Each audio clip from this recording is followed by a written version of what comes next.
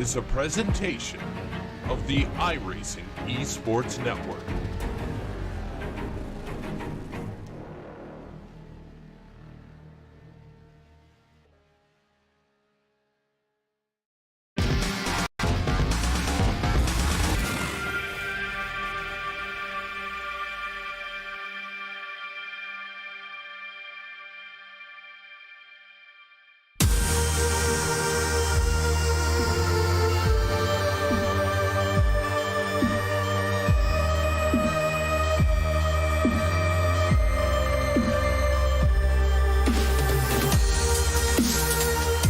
Hello everyone and welcome to round number 3 of the Sports Car Open, and this time we're going to be heading to the Nurburgring, to Germany.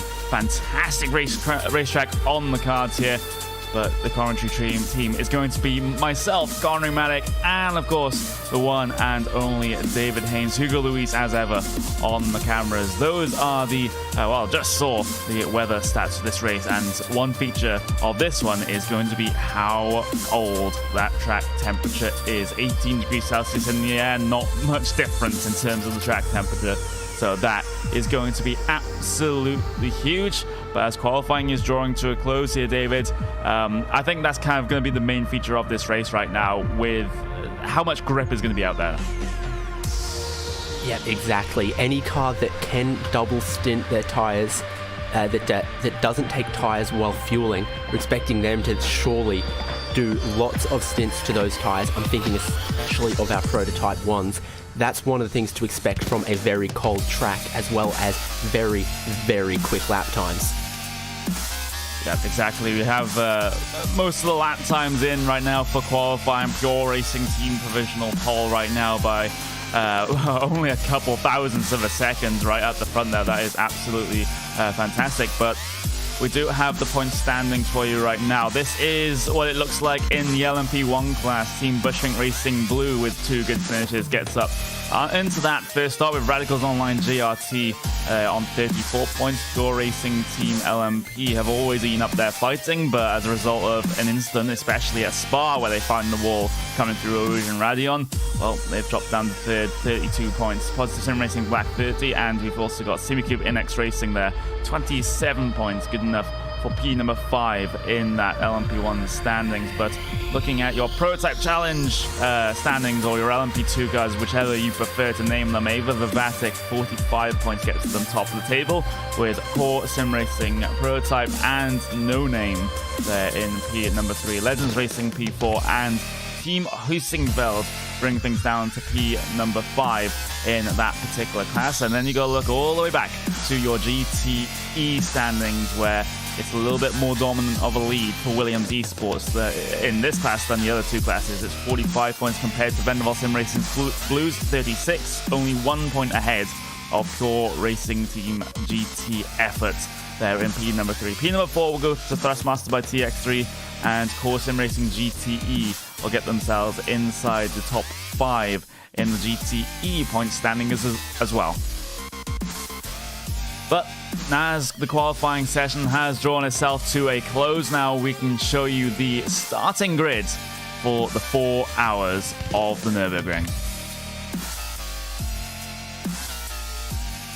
In your LMP1 class, that's not the LMP1 class, that's GT class, but we'll get that switched over for you right now. Excuse us, this is very interesting, but there we go. Pure Racing Team Prototype, P number 1 with Thrustmaster Nirvana Racing on that front row as well. VRS Kind of Simsport, P number 3 with Radicals Online JRT, P number 4. 0.2 of a second separate those top 4 cars. Team 5 there in P number 5, which is very fitting, as we have Team Bushwing Racing Blue, your championship leader, starting P number 6 with Nirvana Racing SEO3 starting 7th, with Cinetalk Esports P number 8 on the grid. Simicube Inex Racing will line up 9th with Positive Sim Racing Green 10th. Team Chimera 24, P number 11 with Positive Sim Racing Black lining up in P number 12 with Race for Cat Endurance, Torque Freak Racing Sunset and Vendaval Sim Racing White rounding out the rest of the grid. Then in your LMP2 class, Ava Vivatic, number 39 there. Pascal Sticks behind the wheel, gaining pole position. With Core Sim Racing Prototype, you've got Team Bushwick Racing Yellow and Inertia Sim Racing Corsac as well in P number 4. First Master Mivano Racing SCO 43 will line up in 5th place, with Team Huizenfeld P number 6, No Name P number 7, with SRN Motorsports lining up in 8th, with Legends Racing, InSim Sailors bringing things down to P number 10. Impulse Racing, SEO, and Legends Racing will get the 11th and 12th spot on the grid, with Hawk Creek Racing and Wilder Sim Racing Team bringing things down to P number 14 in your LMP2 fields. And then you got a glimpse of it at the start, but you'll get the full rundown now. It's Williams Esports, P number 1 in GTEs, with Core Sim Racing GTE only 900ths of a second behind them in P number 2 in qualifying, with Radicals Online Turn Racing there just slightly further back by 2,000ths of a second, P number 3, with Pure Racing Team GT P number 4. SimRT.de Crimson 5th, with Glacier Racing, Vendaval Sim Racing Blue, and Thrustmasters by TX3 there further back. We've got Hellenic Racing Red, Core Sim Racing GTE 1, we've got Obsidian Racing, and Porja Basel by Sorg Rensport Esports. They're the longest name in sim racing, but Triton Racing and Movano will get themselves 13th, 14th, and then you see these positions further back as well. You've got the likes of Team Bush Racing Pink and Positive Sim Racing Blue right at the end of the field. We had to run that through rather quickly because they're going to get themselves started right now, and field under the control of Patrick Wolf. He will go pretty much immediately. There goes the green flag here for the 4 hours of the Nurburgring. Fantastic start for Viras kind of Simsport, 3 wide for your overall race lead, down in towards turn number 1 on lap number 1. Coanda will look towards the inside going through the Mercedes arena, but the door will be shut by Patrick Wolf, as P number 3 is going to get challenged right now by Marcus Hamilton from Movano Racing. But here comes the start now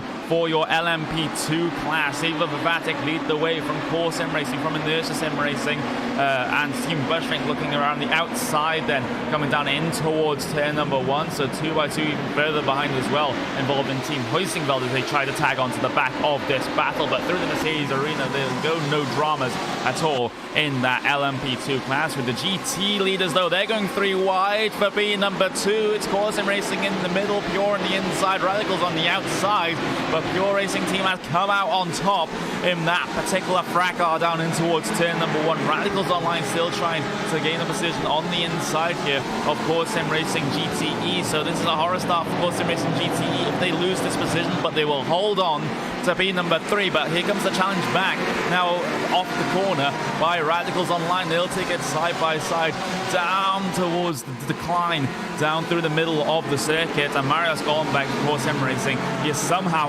held on to P number 3 here, David.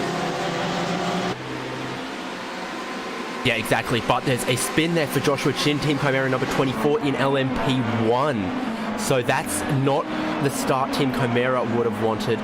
Might get a replay of that one, but it's in the final chicane right before the final corner, and that's cost them big. It has cost them really big. Let's see what happens. They head their way up in towards the VDOL chicane, the NGK chicane, whichever you want to call it, down towards the inside they go. Do they overdo it? Oh, they overdo it over the curb, not on the brakes, and that spun Joshua Chin right towards the grass, and it drops him all the way to the back of that LMP1 class. So not the best of starts, a little bit too aggressive at the start of a 4-hour event, and that does not just go for Chimera. There was so much battling throughout your 3 classes coming on that race start that I was scared there was going to be a major incident, but it seems like everyone's got away with it right now. Yep, relatively clean start most of the way through the field, which is good because we've got plenty of racing to go and we want to see them go close. You really do. This is the mid-pack of your LMP2 field. This is Talk Freak Racing Skyline just getting themselves involved in a bit of a train here back in this LMP2 class, and let's see if they can move up further through the field. It's P number 11 in class right now, but they have positions for the taking, especially early on here. They've already gained a good couple. I think they gained, well, looking at this, they have actually gained 3 positions. I should be very much more sure of myself as they head their way down in towards Dunlop then.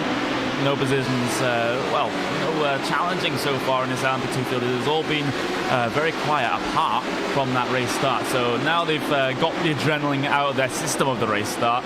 They've calmed down a little bit and on towards lap number 2 and 3, and they will set themselves into a rhythm. And Connery, I have to imagine in the P2 class, a lot of the teams will have looked at how the race was won last race out in Monza, and that in the P2 class was fuel saving. So if they're clever, if they've done their research, quite a few of them might be taking it easy on this first stint, see how far they can take a tank. Because if they're like Ava Vivatic last round and they get caught out having to make a splash and dash, that's not the clever way to go about it. It's not. We're having a look at the front of your LMP1 class right now because Mac Backham leading the way in that VRS Quanta Sim Sport number 18 machine from P number 3 on the grid to P number 1. That is the most ideal start you can probably imagine for VRS Quanta Sim Sport. Radicals Online gaining themselves a position up into P number 3 from P number 4. But one of the big losers out of this one, out of that start, was Trustmaster Movano Racing SEO because they went from 2nd to 4th. And, when you talk about Radicals Online, you usually sort of mention that they are one of the best teams in terms of this LMP1 effort. They figured out they figured out so many things with the car, how to set them up properly, how to use the ERS in the most effective manner. And you could say that some other teams are trying to play catch-up, but the thing is, when you have race starts like that, it doesn't matter how you set up the car if you're just going to get swamped. Precisely, and even with all of the work that a team like Radicals have done, it hasn't fully played out for them in this series in the Sports Car Open. The case of the P1 class in this series is that there's quite a few teams, a lot of pace, really quick driving, a lot of promise, who really need to get a good result on the board here in round 3. They really do. We've had a car that's quite slow out there on circuit. This is the number 94, the UI1 Positive Sim Racing blue car that is having a couple of issues right now. Very, very slow letting those LMP1 prototypes by. So it's going to be a long way back for Positive Sim Racing blue. Bradley Haley currently behind the wheel of that one. And it's not the ideal situation when you're close to close to about half a lap down already, coming on towards lap number 3 of a 4-hour event. Yeah, time to potentially make that up, but whatever issues have put them back there might not be particularly easy to recover from. Though we've got a great battle for the lead of the P2 class. Yeah, we do. Ava Vivatic versus Court Sim Racing Prototype. That is a very interesting prospect because they're the two leading this race. They're the two leading the championship as well. So this one can definitely make all the difference. Sven Neumann had a little bit of a moment there coming down in towards the right-hander, but managed to recover it on entry there. So Santeri Kolonki piloting the Court Sim Racing Prototype, trying to give chase right now, but we've still got Team Bushing Racing Yellow in play for in P number 3 as well. So this isn't just a 2-horse race at the front. You can arguably say it's 4. Yep, exactly, and I'm sure Fraser Williamson in that Team Bushfig Racing P2 car would like to emulate some of the success that the P1 bigger brothers are having in this series lead.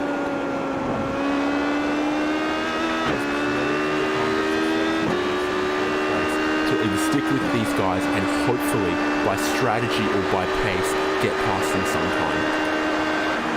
Exactly, the front of this LMP2 field, very, very competitive indeed. Up towards the NGK chicane they will go, and you do have to be very, very careful with those high curves on the inside of both apexes coming through that corner. We already saw Team Chimera have a couple of issues with those early on in this event, but on towards lap number 5, these LMP2 leaders will go. A little bit of swerving down the straight, hit no one as they tried to break the draft down in towards turn number 1, which is one of your main overtaking opportunities on this track. And I noticed the car third in line, Fraser Williamson, so much better on the brakes coming down in there, into there, able to close the gap. But through the Mercedes arena, he does start to drop back just a little bit. Right behind him, he's also got Ossian Puhaka in the Inertia Sim Racing car there as well. Those 4, nothing separating them, pretty close behind them as well. Yeah, exactly. Through the middle of the lap they'll go, and once again, this battle is pretty important right now between Batek Core Sim Racing. It is for positions further up your point standings, and a good points haul on the cards for Bushring and Inertia Sim Racing as well, since they didn't really have the best first 2 rounds, because Inertia Sim Racing, for example, only scoring 4 and 6 points respectively in the first 2 rounds, and they're looking to score a lot more here if they can get themselves inside of that top 3.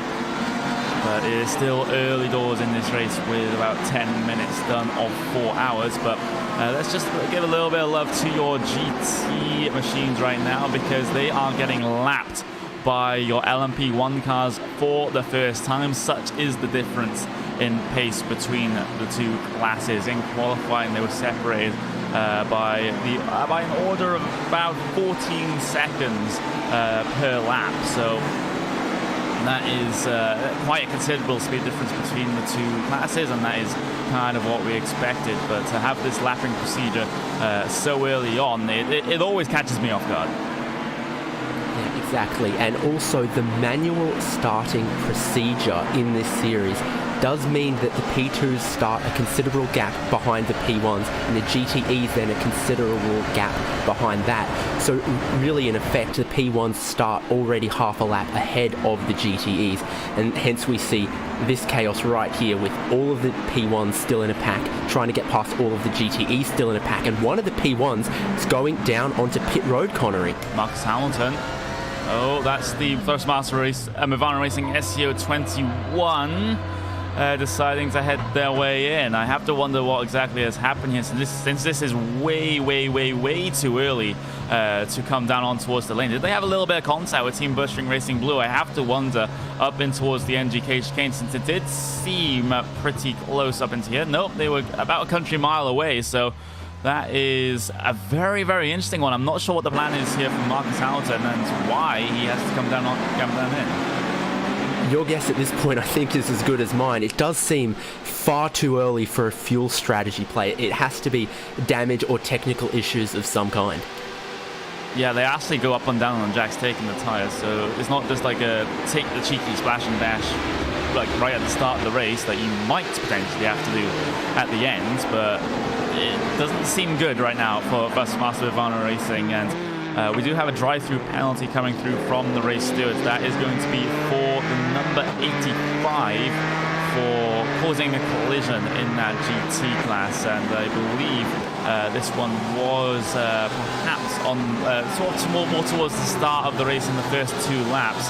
I'm just trying to find the incident on my screen right now to be able to tell you exactly what has caused them to get this penalty, but a penalty nonetheless, and they'll have to serve this early on, which is again, you're put into a position where you just have to race from behind for the remaining 3 3/4 hours. Yep, absolutely not ideal whatsoever. And neither is quite the situation Fraser Williamson finds himself in, dropping a teeny bit further back from the Core Sim Racing car and on board now with Inertia Sim Racing Corsac. And Ossian is significantly closer and probably giving a little bit more stress to Team Bushwick right now. I've just seen the incident that resulted in Obsidian Racing getting that penalty, and it's not a pretty incident. It's down the inside of NGK chicane on Zenith, and then they completely overcooked it, launched themselves over the curb and into the side of Triton. Yeah, that's not the prettiest of instances. It's at the end of lap number 1, so we'll probably be able to try to line up that replay for you in just a couple of moments, but that has actually ruined not just Obsidian's race because they got the penalty, but Triton as well, just the completely innocent bystander in that one, as we will get this one up on the screen.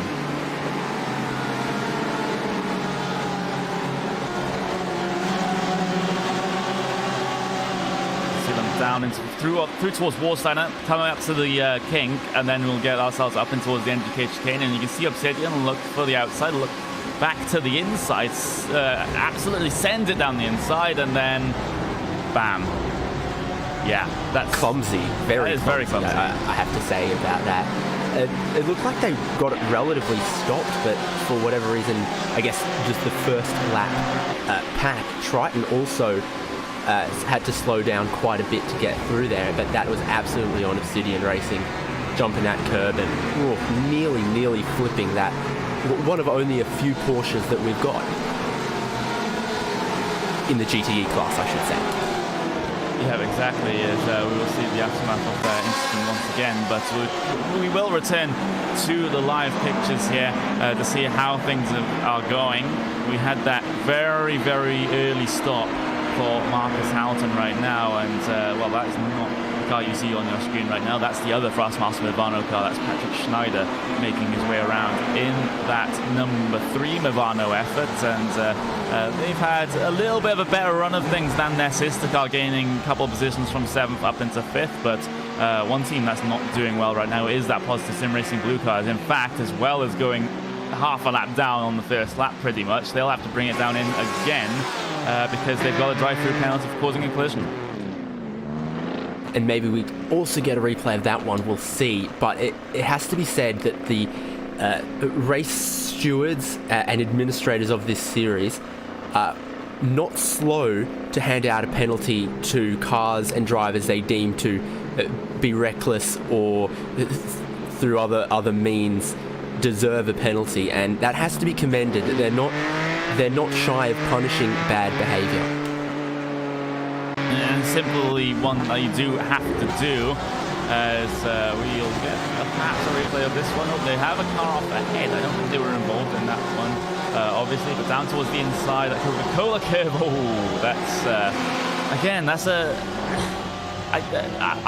Probably the strongest word I can use is stupid, because you know, you're going too deep onto the brakes in towards the Coca-Cola curve. You're just completely rear-ending that car of Chimera. I don't see the objective there. What's the end outcome you're planning there? Yeah, the Team Chimera car, maybe a little late on the brakes, struggling to turn in, maybe setting up a late apex to try and make their own pass, but there was really no point that the Positive Sim Racing car had any overlap going into that corner. Again, I'm going to say clumsy, and just too much risk early in the race like that. If it was the last lap, you know, you'd see why someone would do that, dive to the inside late on the brakes, hope to get it pulled up. But early in the race like that, it's just foolish and too risky. Yeah, way too risky. The thing is, it's a problem that does it does happen not just in the SEO but in other series as well, where some drivers, some teams do like to go very aggressive, make up positions, make up track position very early on, but sometimes it just results in situations like that where you're just going for moves that are simply not on. It's a 4-hour event, not a 4-lap event here in the Sports Car Open, but we're riding on board right now with the Wilder Sim Racing team as they try to challenge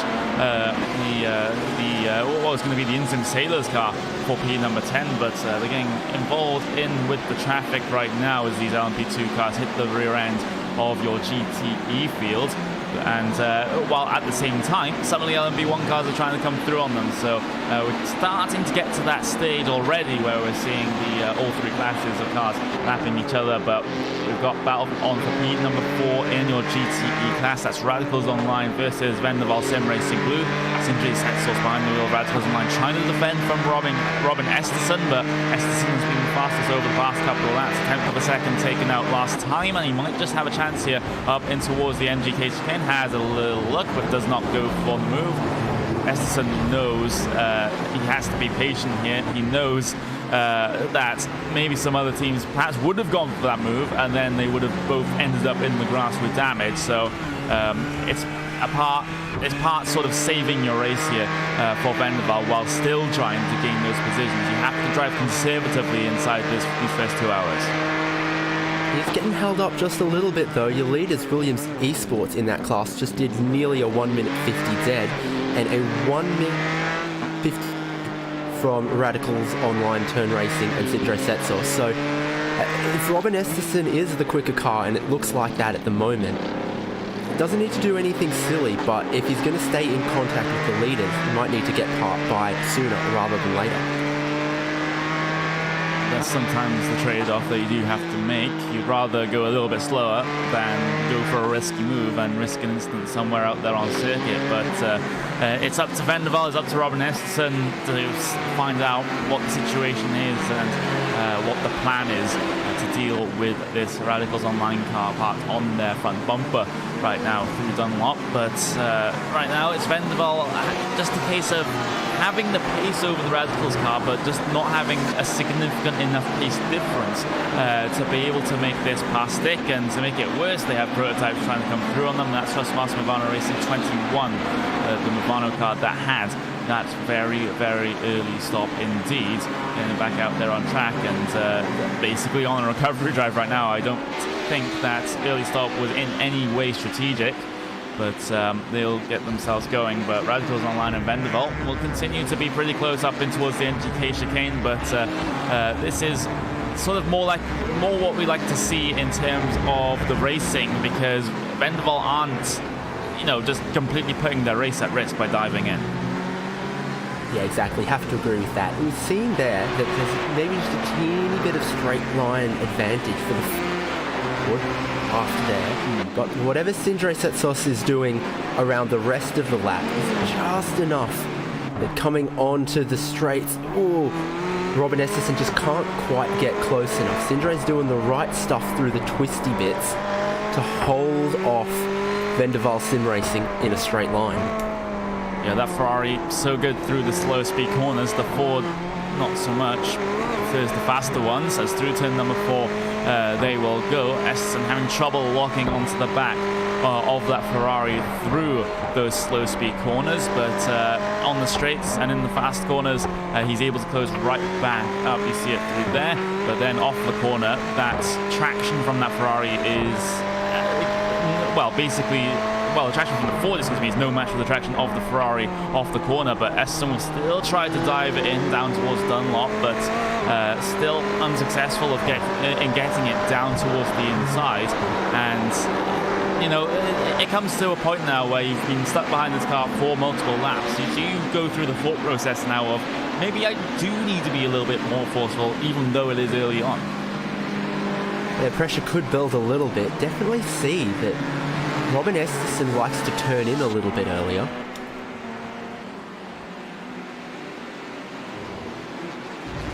Yep, he does, but this time he might just go for the move up in towards the NGK chicane, send it down the inside, able to make the apexes there. A little bit of a slide over the second one, but Esterson has managed to make his way through on Sindre Setsos, and he's able to pull, probably able to pull away with the pace difference that he had before he got that pass done. But Radicals Online, they might even try to get a couple of good laps in and be able to challenge a little bit later on, but it doesn't seem to be the case right now, heading themselves down in towards turn number 1.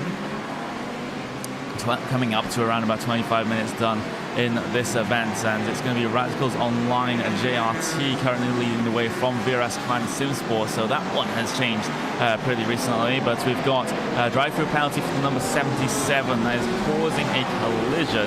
That's going to be the Zenith Esports car that has gotten that penalty there from the race stewards. So the race stewards have been very, very busy early on at this 4 hours of the Nurburgring. We'll get a replay up on screen for you now with the contact, I believe, because this was Sorg Rennsport down the inside, and bam, straight into the rear end. And we're being told that wasn't the incident that they got penalised for. It was one directly after that penalty came through. Yeah, I think we started looking at them because they got a drive-through penalty, and while we were talking about it, it was a second incident potentially that they were involved in. So lots happening, I guess, in the GTEs then to unpack. It really is. We see Sorg Rennsport there hooked on the exit of the corner, trying to get their car spun back around and back out there on circuit. And let's see if they do get themselves rejoined safely. I believe they do. But we had, speaking of rejoining safely, we've had a penalty, or warning, excuse me, for the 127 for an unsafe rejoin. That's Simitalk Esports there as all. They're off again on the live pictures as well. They're off into the grass, into the gravel. The 127 car, Simitalk Esports. So getting the warning for an unsafe rejoin, and then immediately they're already back off the circuit through the gravel at the top of the Senna S's. They actually had a little bit of contact there with the Wilder Sim Racing LMP2 car that did send them off into the gravel, and I have to wonder, did they safely rejoin this time? And technically yes, they took the tow back to pit lane though. Yeah, rather a nuclear solution to safely rejoining the racetrack, and not one that will save you much time at all. If anything, it typically costs you about a minute. Close battling on screen though, with live pictures in the P2 class. That's yep, as we get that on screen there. So Thrustmaster Movano, Carlo Labate potentially just getting past Impulse Racing SCO's Timo Hayden. I'm not 100% sure that was the order, but Timo looks like he wants to get the nose back through as well, as Carlo Labate runs a little bit wide of the apex. Just a little bit, but he will recover that one.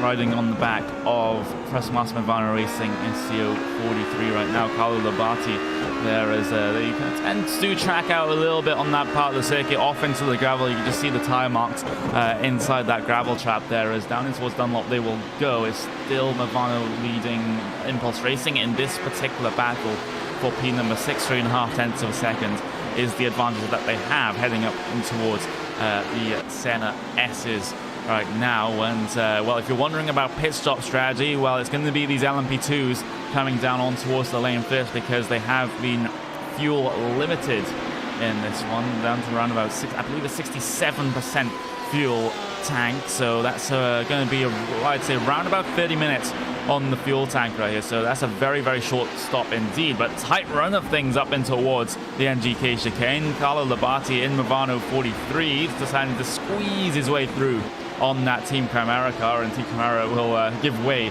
to the prototypes further behind as well. So a little bit of an aggressive move with the traffic, but sometimes you do have to be a little bit forceful so that you don't get held up. But some drivers fall foul of just completely thinking that the GT cars aren't there.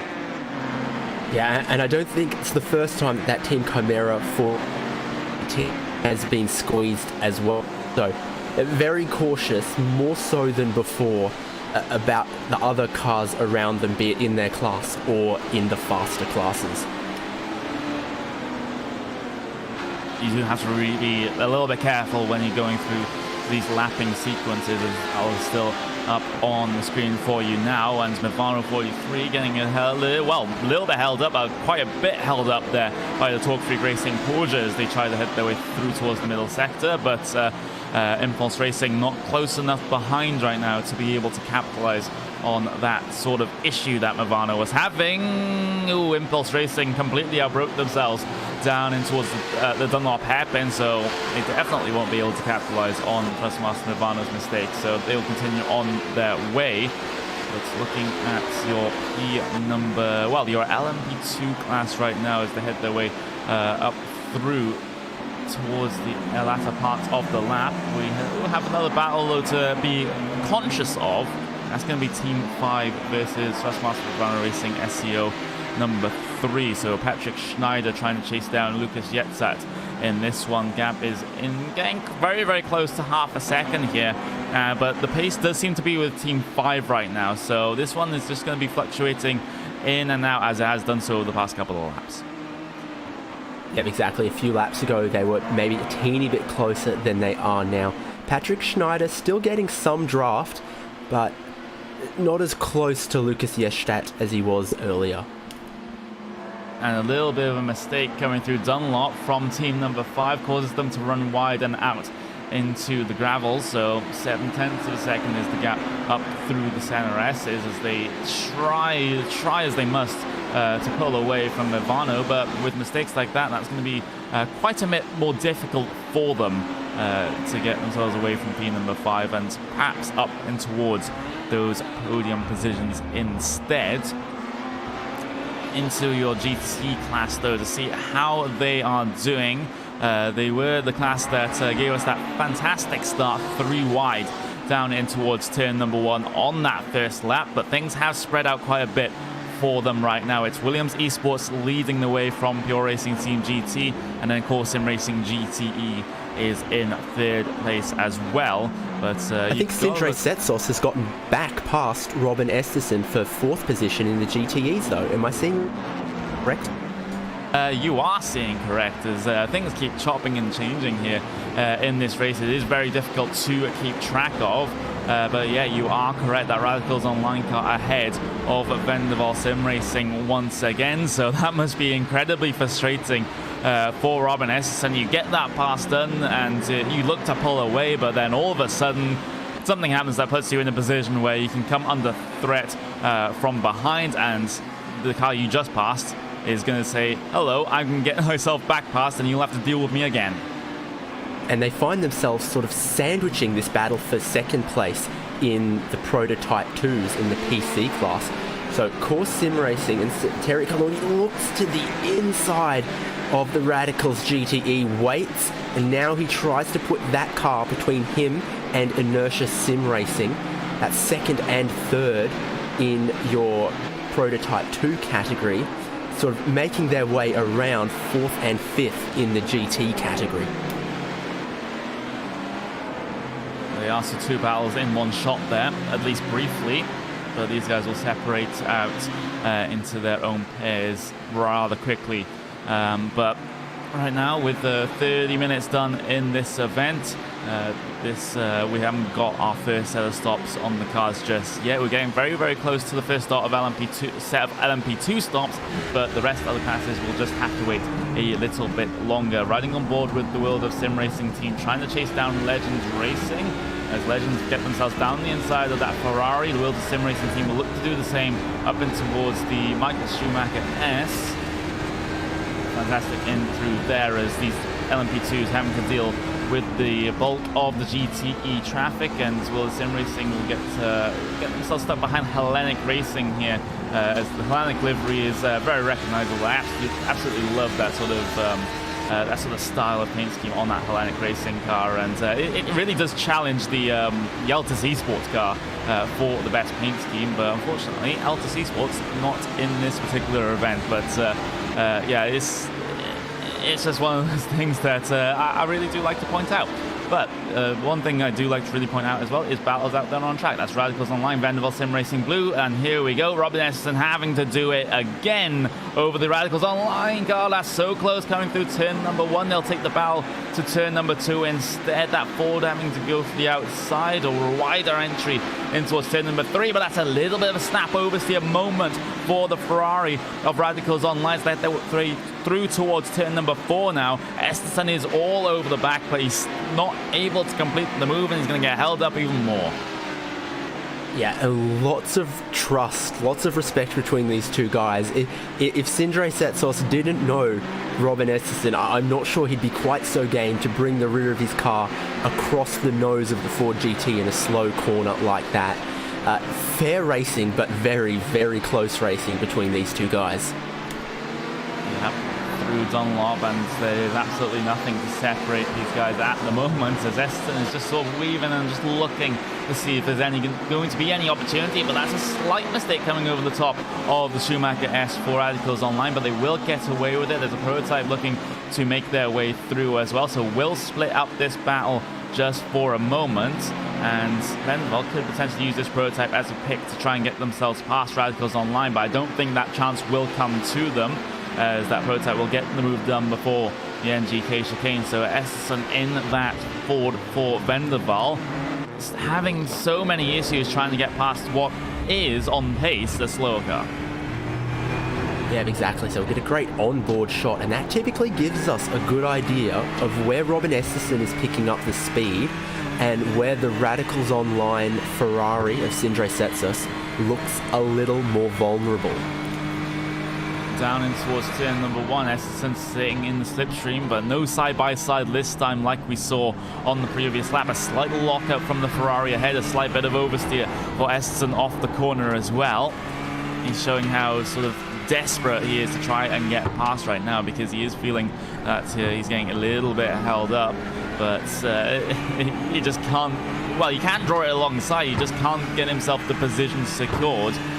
just for this moment, but he might get a little bit of help. It might be a hindrance, that prototype car trying to make their way through, as they'll park right between these two battling GT cars, and then Timo Hayden in that Impulse Racing prototype able to get their way by through towards Dunlop. So it's like every time it seems like these prototypes are heading their way through, it's always Vendaval that's come off the worst.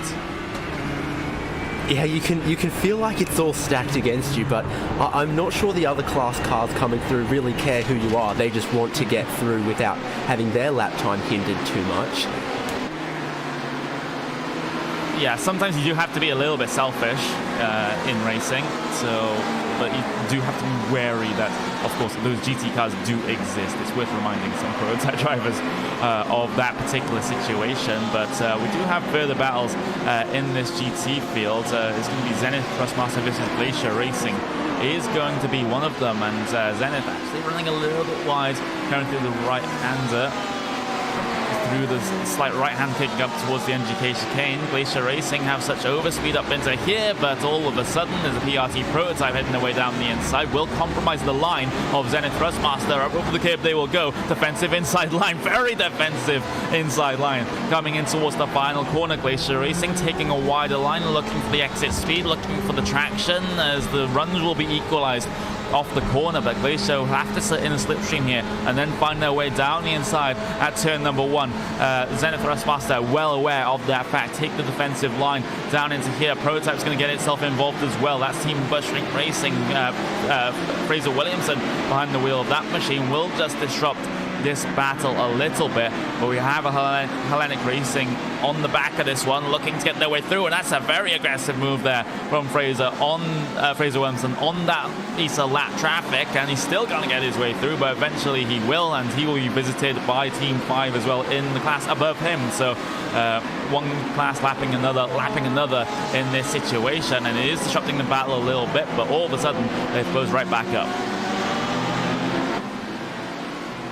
They were all stacked right together, one big coagulated mass of GT car, and then these other classes have come through.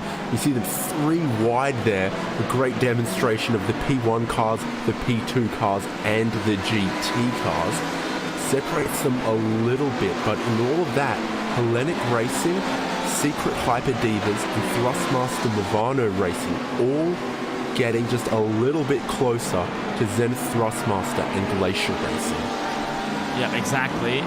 The lapping process is not exactly helping the mid-pack GTE cars right now, and it is kind of just stacking them up all together as they get slowed down because of the whole lapping procedure. But right now, it is still Zenith Thrustmaster leading this particular train, Glacier Racing behind, with Hellenic Racing, the Secret Hyper Divas, Movano as well involved in this particular scrap in the mid-pack of your GTE field.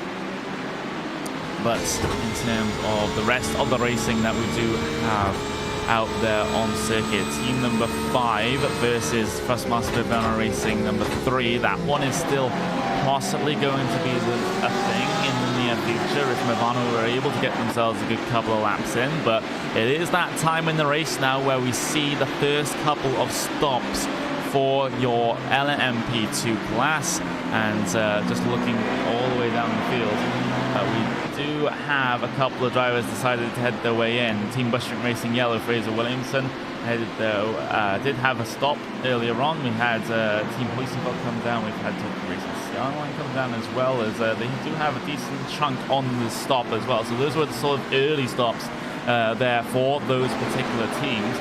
But most of the front runners, they have still yet to decide to head their way in. Yeah, potentially a bid to take the short stop early from Team Bushwick Racing Yellow, or they ran into some trouble we didn't see. I imagine the per hour fuel consumption for these cars is a bit lower here than it was at Monza, so maybe not quite as much of a stretch for the P2 cars to not need to take a splash and dash. As I say that, Ava Vivatic, Core Sim Racing and Inertia Sim Racing all come on the lane.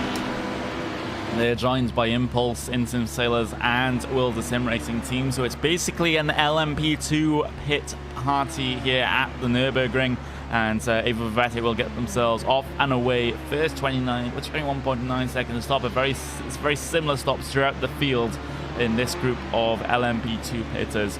We've got Core Sim Racing Prototype, we've got Inertia Sim Racing and No Name in that order coming off of the lane, and they're going to get involved in a little bit of GT traffic here, so that's not the ideal situation. There's been a hit down in towards turn number 1, and Inertia Sim Racing are involved in their number 59 LMP2 effort, and that is sometimes the issue with this pit exit. We'll see it coming off the lane right now. Inertia Sim Racing Corsac staying within that pit lane. They are entitled to do that, and all of a sudden they get turned in on. Yeah, by an LMP1 car as well, who maybe thought they were clear, but the braking performance, race for cat. So braking performance not too different really between the P2 and the P1 class cars. It's really in a straight line that the P1s blow them away. So maybe that's what caught them out. Well, more in the acceleration zones for the LMP1 cars, since they can just basically launch themselves off the corners with their hybrid power, but we did see a couple of good replays up on the screen of that particular instant involving the Finnish sim racing team of the Inertia sim racing effort. But team number 5, Ivano, this gap has been fluctuating in and out. It's just staying on the border of a second or so, and Ivano, it doesn't look like, surprisingly, that they have the pace in this one. They've had the pace in the last couple of races, both in this series and others, but right now, it doesn't seem that they're all too comfortable. And could this be due to the very, very cold track conditions that we have here? Could certainly be a factor. They might have practiced and set up for and don't quite have the setup or the downforce or something else to take advantage of these high grip conditions and switch on the tyres and make the most of the ample and available grip. As Inertia Sim Racing took that hit on the pit exit back on the pit lane again, presumably for some repairs, and they're hoping that when they leave the pit lane after this, there's no such repeat. Also, they love Megan Fox. Yeah. That's nice. Yeah, I was just about to mention it. The whole story with Inertia Sim Racing is they name all of their cars, all of their teams that run in these sorts of events after kinds of Fox. So they've got a Corsac there, which is a particularly exotic kind of Fox, but we've also got Megan Fox on the car. So that's the that's the sort of I know which one I'm more interested in. I know. I know. I very much know. But the thing is, this sim racing not having the best of races as a result of that instant, they will get themselves hopefully back out there on track at some point. But it's still going to be a case of a recovery drive for them. But there is a little bit more scrapping going on out there on circuit, especially in front of the Will the Sim Racing team there, with the Legends Racing white car directly ahead of them. Might just be able to challenge coming down in towards the left, but not close enough to be able to do so. That line was covered off by the Legends Racing car as well. You can see how aggressive that Andreas Quintana is being right now, as they'll head way up the hill then towards the NGK chicane. And this is where some drivers do like to hashtag send it, but we won't be seeing that one from the Will the Sim Racing team just yet. We might see that in battles inside the final hour of the event, but down the inside of that traffic they will go. And so what is the sort of overarching attitude right now of Will the Sim Racing? Because you've got yourself up, not too many positions. You did start very, very near the back of the grid, so in qualifying you didn't have the best of times already, and at the start you have gained a couple of positions. But is this just a case now for Will the Sim Racing team just to see how far up they can get after a horrible qualifying? Yeah, potentially. Both of the Legends Racing P2 cars, Legends Racing and Legends Racing White, which we've got our eyes on, both went one lap longer on the fuel stint than everyone else. So this Legends Racing White car has come out in front of World of Sim Racing, and they probably definitely want to get past. I think for a race strategy, World of Sim Racing are following what everyone else is doing, and unless they can make huge overtaking moves on track with great pace, then if you do what everyone else does, you'll get what they get, and you'll stay put. They might need to have to do something different potentially.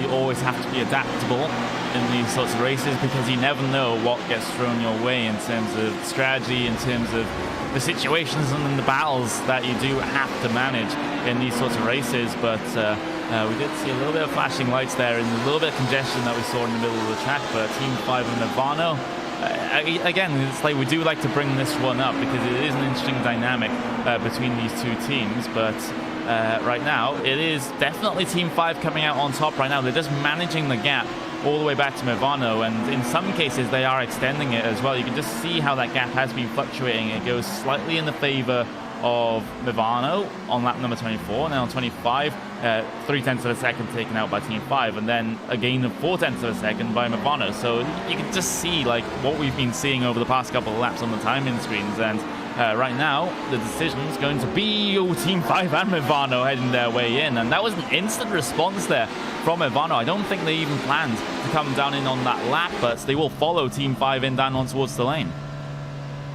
Yeah, precisely. Team 5 going early for the pit lane, taking the regular pit lane entry. Patrick Schneider was going to continue on, and then either he realised or a team instruction came through, box this lap, do the same as Team 5. So both these guys taking pit service now, neither going up on the jacks like we thought, just fuel, no driver swap. These tyres in these cool conditions probably can go quite some distance. Kawanda out ahead, a country mile ahead of your previous race leader. That is an interesting issue because I'm just going to watch their pit stop back, because it might just be a situation where they had a skip of service in terms of getting the tyres on that car. That is a no tyre call for Mac Backham and BRS Prime Sim Sport, and if there's a time that you're able to do it in these stove cold temperatures, that is the time. Yeah, precisely the point I was getting to, as it is demonstrated right in front of our eyes. These P1 cars, they fuel first and then take tyres, and they fuel pretty quickly, not big tanks. And the tyres takes a little bit longer. There's quite a significant difference. 15 seconds stationary for Mac Backham, 40 for Carl E. Janssen. So definitely, if you could, you'd potentially think of only changing the tyres once at your driver change in these P1 cars, if you could get away with it in these cold conditions. That would definitely be the plan. It does save quite a bit of time, but we do have to keep a close eye on the sort of lap times that Coanda is able to pull out on those double stinted tyres, because this could well just be a gamble depending on if we see some other teams going for it. We have had actually Team 5 go for that sort of strategy, and Positive Sim Racing Black as well go for it. But some other teams have gone for the more conservative option as well, just taking the tyres on the stop. We've had Radicals Online do that. We've had the two Movano cars, the one Movano car do that, because the previous one was the penalty when they came down, or was the unscheduled stop, when they came down on towards the lane. So sort of split strategies already in this LMP1 field with these cold temperatures, allowing potentially a double stint tyre. Yeah, and we haven't talked about them much in this race yet, but Team Bushfink Racing Blue, Tom Michaelmore behind the wheel, and I believe our championship leader in that class, he's still out, going at least 2 laps longer than some of the other cars we talked about. And maybe they've got a strategy masterstroke there at Team Bushfink Racing Blue, because they've got a habit and a knack for stealing some points out from underneath bigger or more established in a hybrid car like this, of VRS Coanda, of Radicals, of Pure Racing Team, of Thrustmaster Nirvana. They're doing something interesting with strategy here at Team Bushfink Racing. Yeah, they are. They haven't got a race win so far this season. A 3rd place and a 2nd place has got them into the position that they're in right now, at the top of the point standings. But that'll just be the gradual improvement. 3rd place, 2nd place, 1st place for this one. Yeah, it seems natural. I can't argue with that. Pencil it in already. 3 hours, 15 minutes to go. Team Bushfink Racing Blue to win this one, Connery. Yeah, it's the 500 IQ prediction right there. Just best analysis ever. Bookmakers hate him.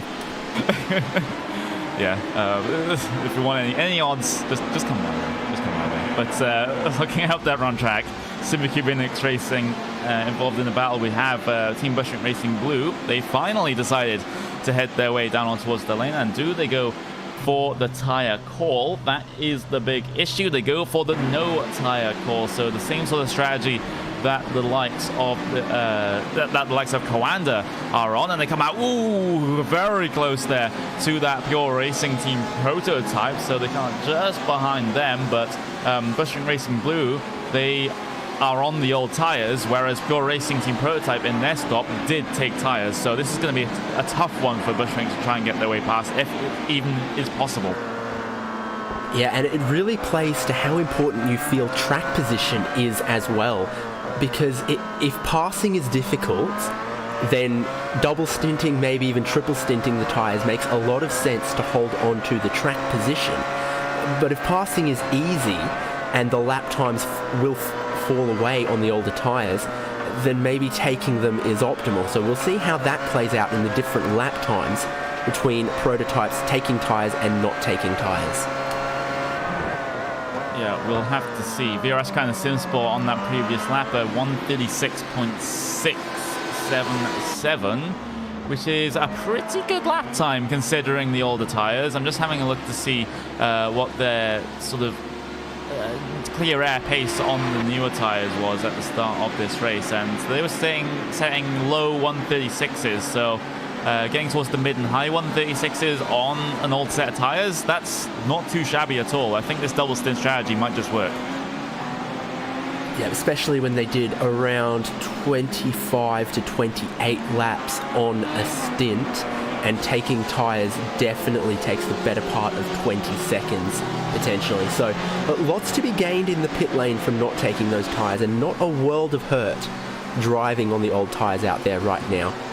Warning for the number 59, that's the Inertia Sim Racing car who had that incident coming off of the lane, and they have actually been warned for that one instead of the car coming across them, which is it's going to be a decision that can go either way. I can see definitely why they would punish the car pitting out rather than punish the car that's maybe not expecting a car to come off the pit lane. But some people may just have different views of that one. But in this Sim Racing, they have managed to get their damage repaired to their car, and they are back out there on circuit, albeit quite a bit down on where they once were. But they're not last place. That will go to Movano right now. At least off the car's still running because SRN Motorsports has retired. But I'm just interested to see where Legends Racing is. The car ahead of them. They're just hanging their way down towards turn number 1, whereas Inertia heading through the last turn right now. So still positions on the cards here for Inertia, so it's not the end of the world.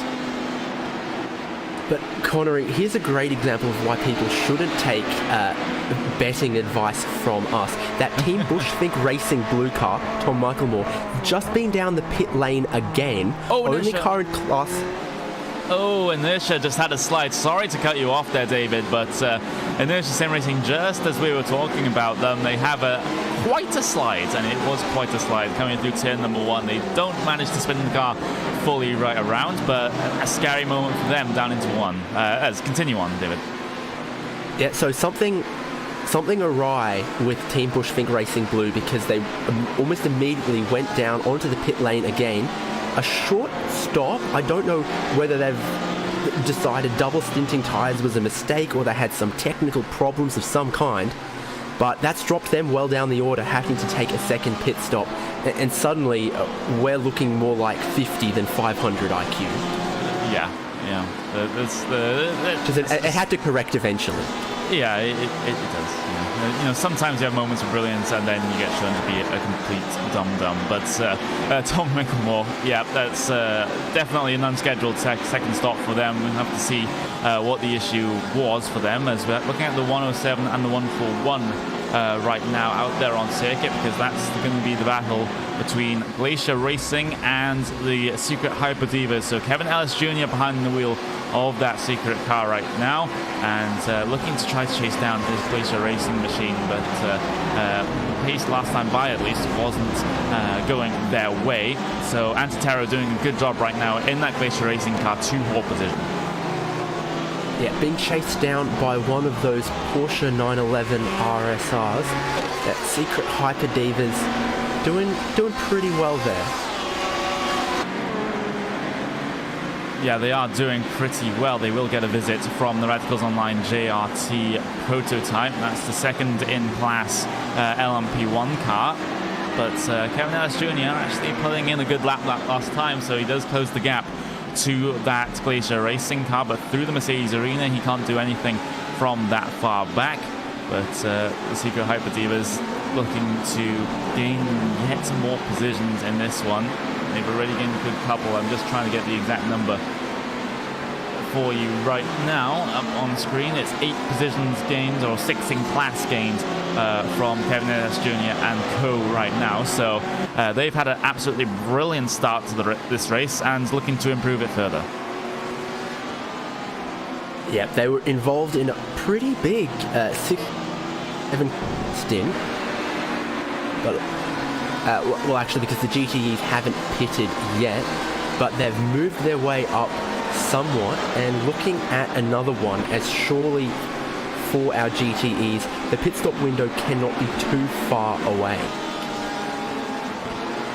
Exactly, we usually see them come down towards that hour mark, maybe slightly over the hour mark, getting more towards the 65-minute margin.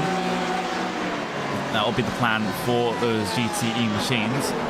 But in terms of these first couple of stops, we have a car off. That's SimRC.de Crimson car, the number 76, having a couple of issues coming through the NGK chicane, and they've lost a good couple of positions as a result. They get up onto the brakes into that section. You can see the car ahead skipping themselves over the curb. That's team number 5 in that LMP1 car, and SimRC run into the back of them. So that's a GT car running into the back of a prototype.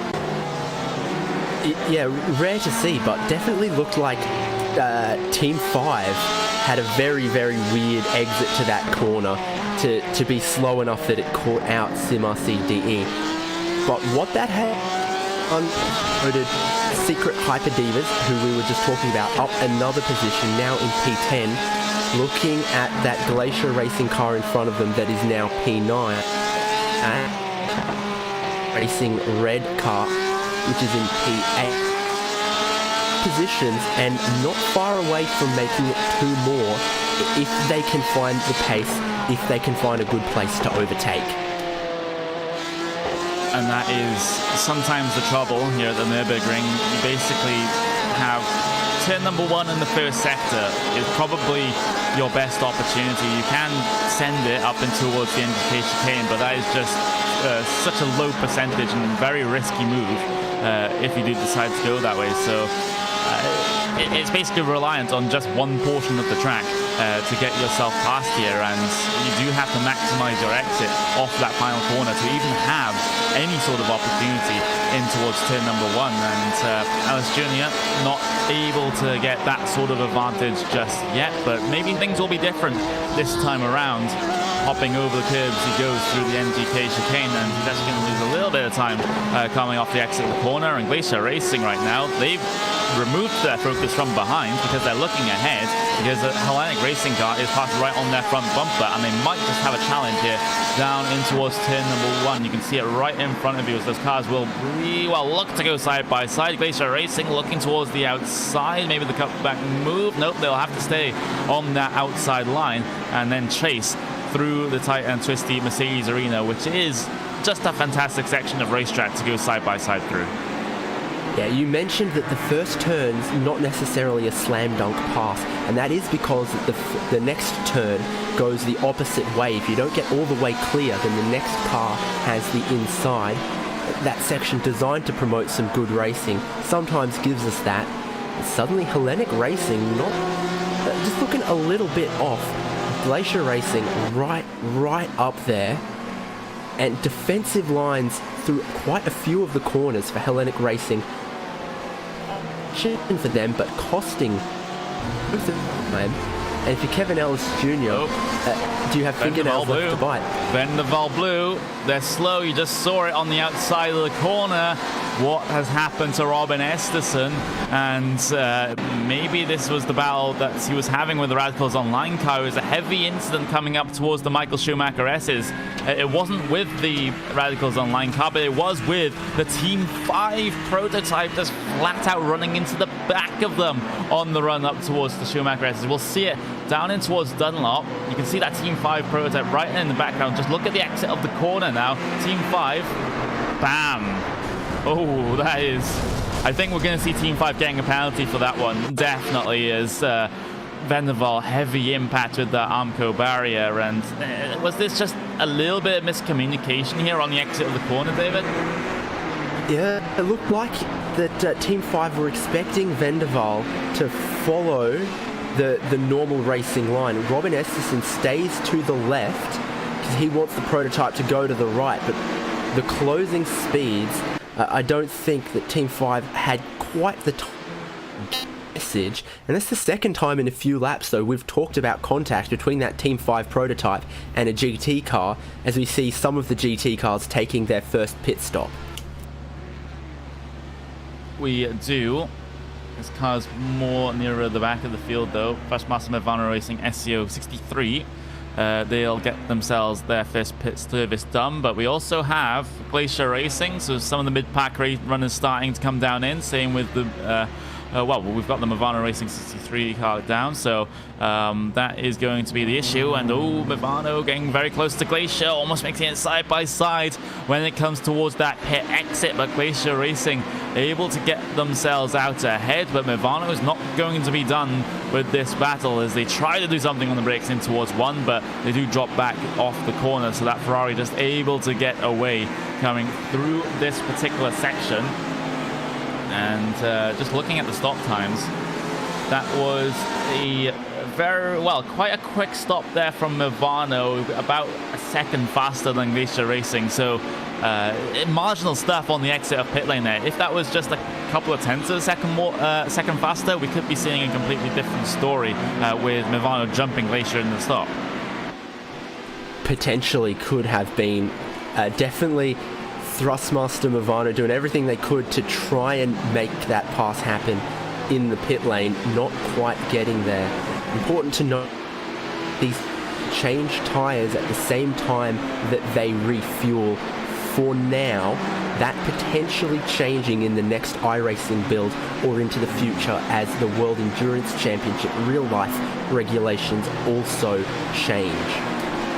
Yep, exactly. The FIA once again changing the pit stop rules, or potentially changing the pit stop rules for these GTE machines, going back to the old system of not being able to take fuel and the tyres at the same time. And if that change does go through, then hopefully iRacing will be on the ball enough to get that changed for us in the simulator as well. And I would think it would be a very good change to go back to the old system, because taking fuel and tyres at the same time makes the strategy a little bit more boring, because the double stint strategy and the triple stint strategy isn't as, you know, it isn't much of an option when you can just take tyres while you're taking the fuel, and you basically get, you know, no advantage for double stinting in terms of the overall stop time.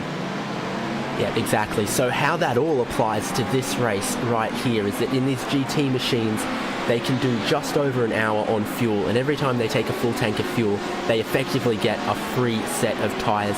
So there's not a whole lot of strategy to play with in the GT class. Or taking the fuel and tyres just past the hour mark, we basically expect them to take a pit stop just after the hour mark till the end of this race. Easy. In the prototypes, the two prototype fields we've got, that's where it's more interesting, where they've got to decide, do we take tyres every second stop, take tyres every third stop, or like some might be doing, take tyres every stop. They've got decisions to make, and there's not those decisions, those choices, those different tyre strategies in the GT class right now. Yep, and that might just all change when it comes towards that next build. And this December patch for iRacing, David, it's going to be a big one. Let's just say that. It's going to be a big one. Multiple pieces of new content, and of course the long-awaited feature of the day-night transitions, which should just bring in an entirely new element to these endurance races that we have, both in the private leagues and of course in the official iRacing races as well.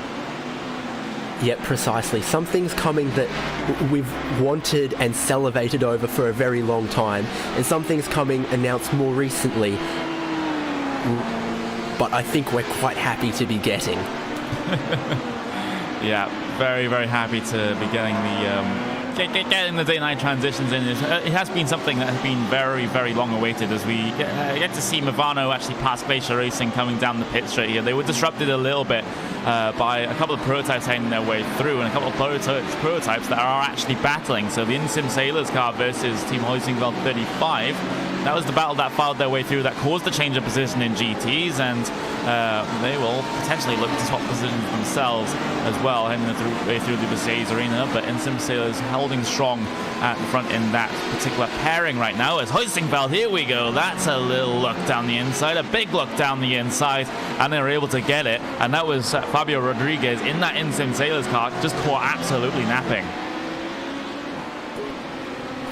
Class race like this, if you're the driver of one of those P2 cars, you've got cars putting laps on you, you've got cars you need to get past, and then the ones in class that you are racing, and maybe they were just looking at the wrong place at the wrong time, got surprised, and that's a position lost, but a position gained for the other vehicle involved, the Hoisingveld car.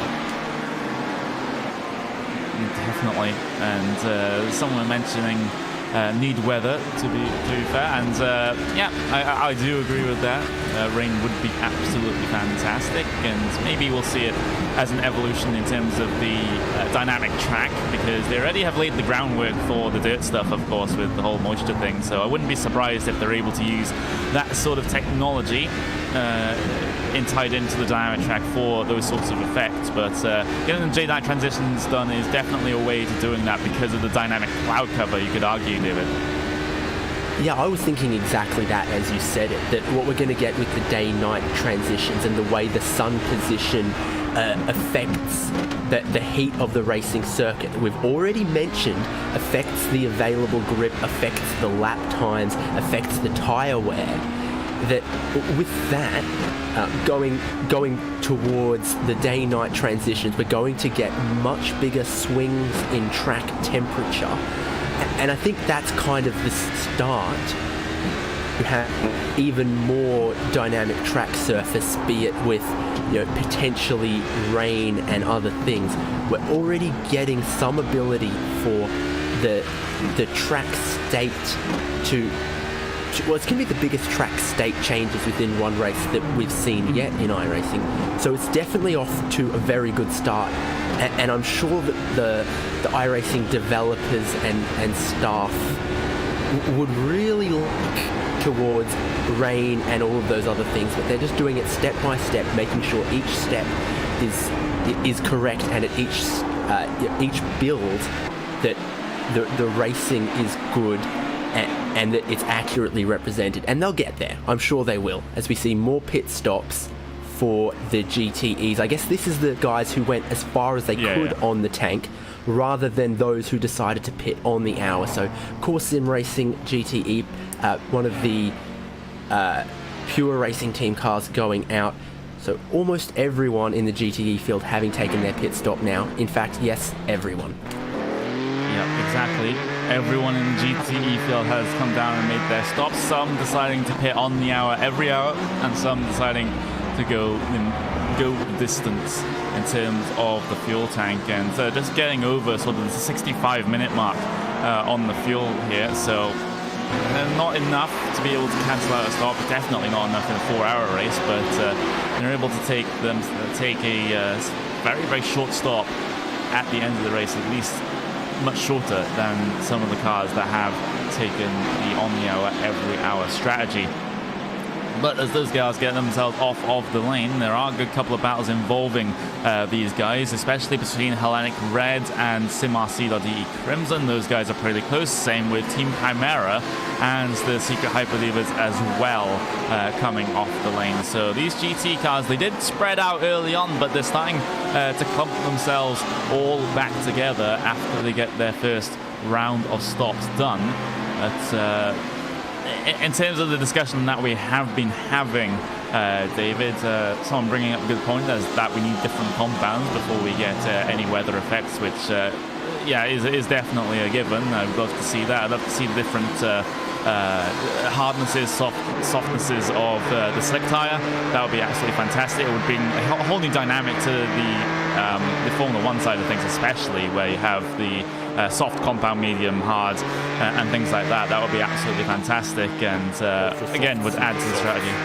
Well, super soft, ultra soft, hyper soft. Yeah, I mean that Formula 1 themselves are changing that for next year. So unfortunately, we won't be able to see the rainbow of slicks. But I do completely see the point of having the compounds in before we get any sort of weather effect in. But there is dynamic weather in the sim already, because you have the slight fluctuations in temperature and wind, but they're not really all that much compared to what we'll be getting in the day-night transitions patch. Because I think over a 24-hour race, I think it was the Neo 24-hour race, David, where we had a fluctuation of about 6 degrees over the course of the race, and that's 6 degrees Celsius on the track. So that is not all that much, but whereas with the whole but it's partially due to the cars running over it and partly due to the natural fluctuation in the air temperature that is built into the dynamic weather. But once we get the dynamic time of day in, then we'll see temperature swings of upwards of 20 degrees maybe day to night, and that can very much change fundamentally how these cars handle, and you've got to consider that in your setup. Exactly. I'm sure when we get a word from some of the drivers later, potentially like Tommaso Carla or Joshua, as in that Thrustmaster Movano Racing P1, has just gotten by for 11th place. They have. So Movano Racing 21, very, very, very much on the recovery drive, and Hamilton has actually given way to Tommaso Carla in their pit stop. So maybe there might be a couple of issues for Hamilton. We did get some word of maybe they were involved in an incident a little bit early on with some GT traffic, which could be the issue. But either way, the result is the same, that Movano Racing are in this position with one of their stronger cars, which is definitely not the plan, especially when you only have a 6-round season like we have here in the Sports Car Open. If you have a bad performance in one round, then that's going to really, really hurt, because you don't have 20 races, for example, to recover. Yeah, exactly. And that's what has put Team Bushfink Racing Blue Car in a good position in the first 2 rounds. And the 3rd round here, unfortunately, they're not looking in quite as good position to capitalize on it. But weird things have happened in the fastest prototype class in this series, and I would not rule out more happening once again. So whatever the issues Team Bushfink Racing Blue had, I'm sure that was factoring into their decision making to get the car back out on track, even despite having to take an extra pit stop. Yeah, let's just see what the plan will be for them going forward. But we do have a train for position in your GTE field. Hellenic Racing Red at the front of this one with SimRC Crimson versus Movano. That one has been a battle over the past 10 or 15 or so minutes, as they're still stuck together up there on track with Team Chimera, Secret Hyperlevers, and Glacier Racing. So these guys are giving us a little bit of fun here as we get into that 2nd hour of the event. I'm seeing a little bit of shade thrown to McLaren Shadow there, and the less said about that, the better, I believe. Have you seen it, David? No, I'm just aware that in the logo where there's this sort of reflected bit, the McLaren Shadow upside down looks like it's saying Wadans. I actually didn't know that, but yeah, they had a rather interesting broadcast for their semi-finals, shall we say, and I'll leave it at that. But through towards the final corner, the likes of SimRC and Movano will go, since this is a pretty close battle up there in your GTE field, but Movano still not able to make their way by at this moment in time. They may just have a chance in towards one. They actually go for the move, having a look down the inside, not very committed on the brakes though, as SimRC will miss the apex just a little bit, but able to recover coming through the latter part of the corner. And turn number 1 is such an interesting corner, especially on exit, because even if you do go a little bit deep, you can still recover. Even if your line is not perfect, you can still recover coming through turn number 1 because of how turn number 2 comes up on you. Yeah, like using a plastic bag to pick up some dog droppings. The outside becomes the inside from turn 1 to turn 2. And I don't think that was as much Thrustmaster Movano not being deep on the brakes as much as Claudius Veed for SimRC DE Crimson was very, very deep on the brakes defending. And the positions stay put, but this is a cracking battle here. All of them on screen, all the GTE cars for position from 8th through to about 11th or 12th, potentially even 13th. An hour and a quarter in, and you cannot separate that mid-pack. They are glued together, even as this Prototype 1 car from Pure Racing works its way through. That's not enough to break the draft and separate this just black hole mass of GTE.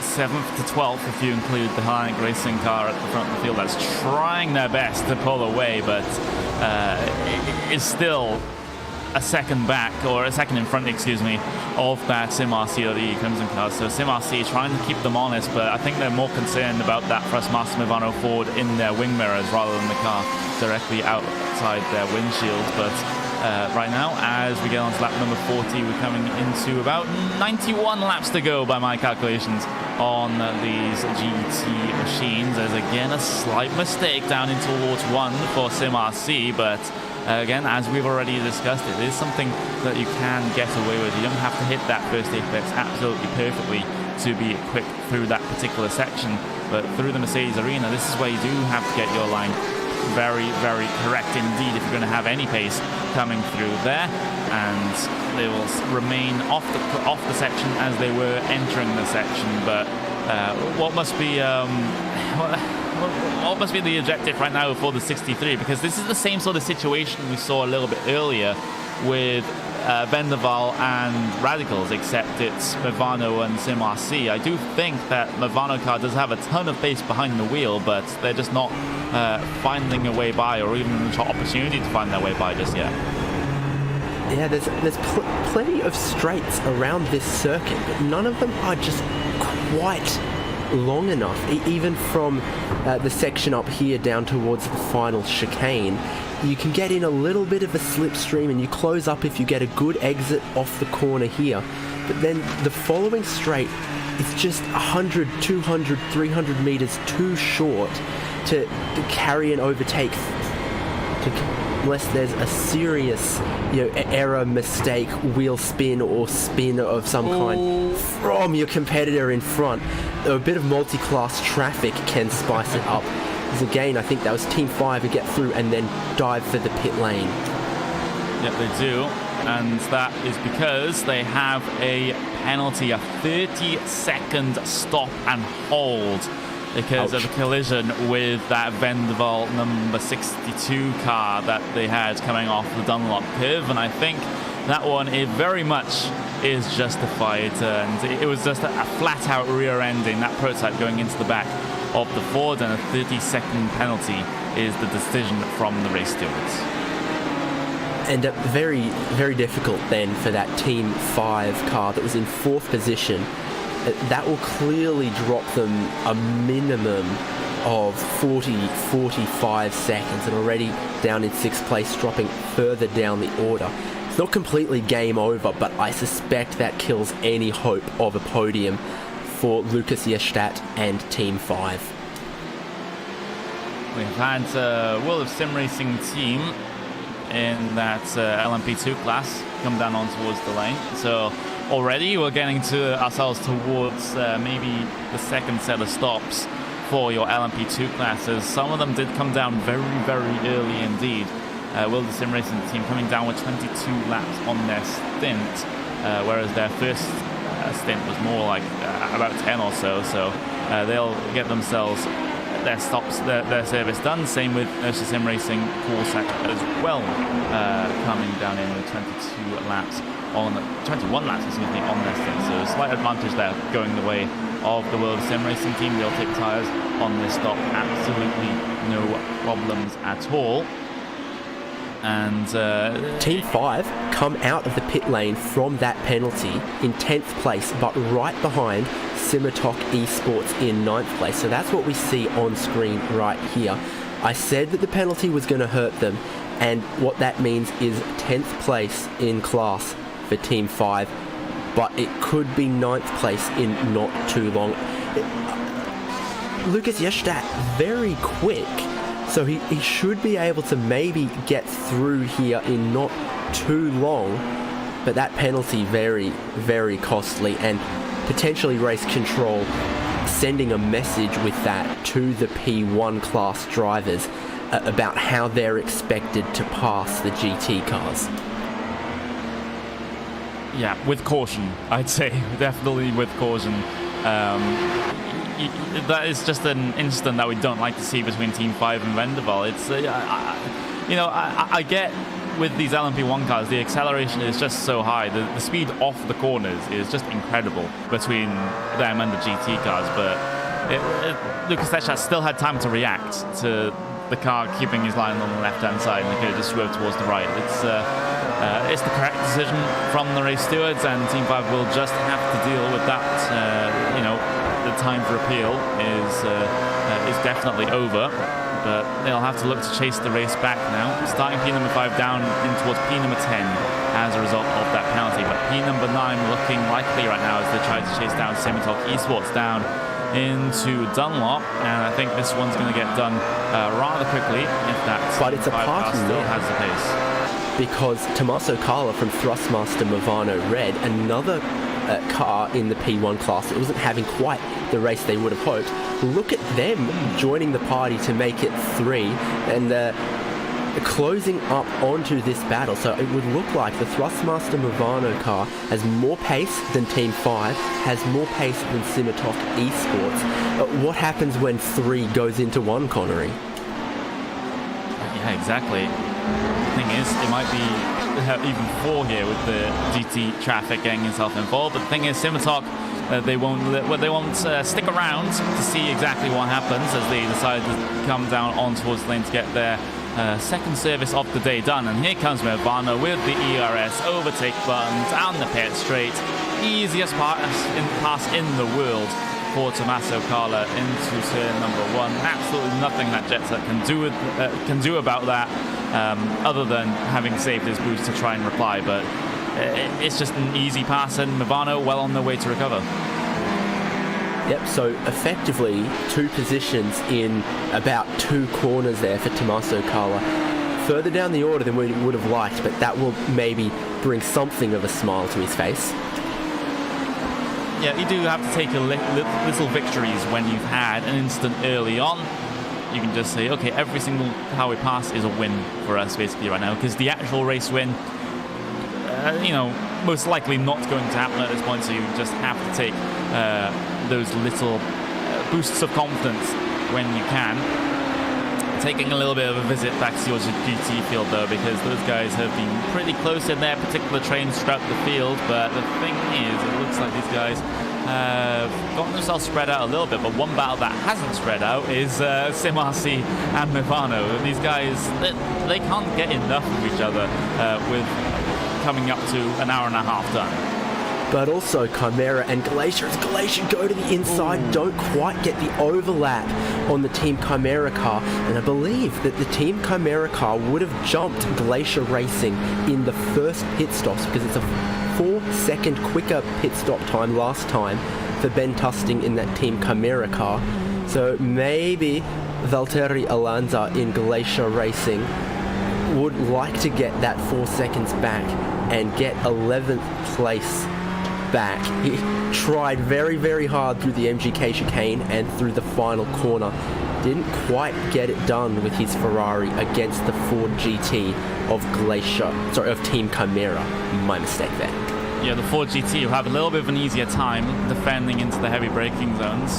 They have the overall straight line speed advantage, of course, so the Ferrari having to gain its time through the twisty bits instead.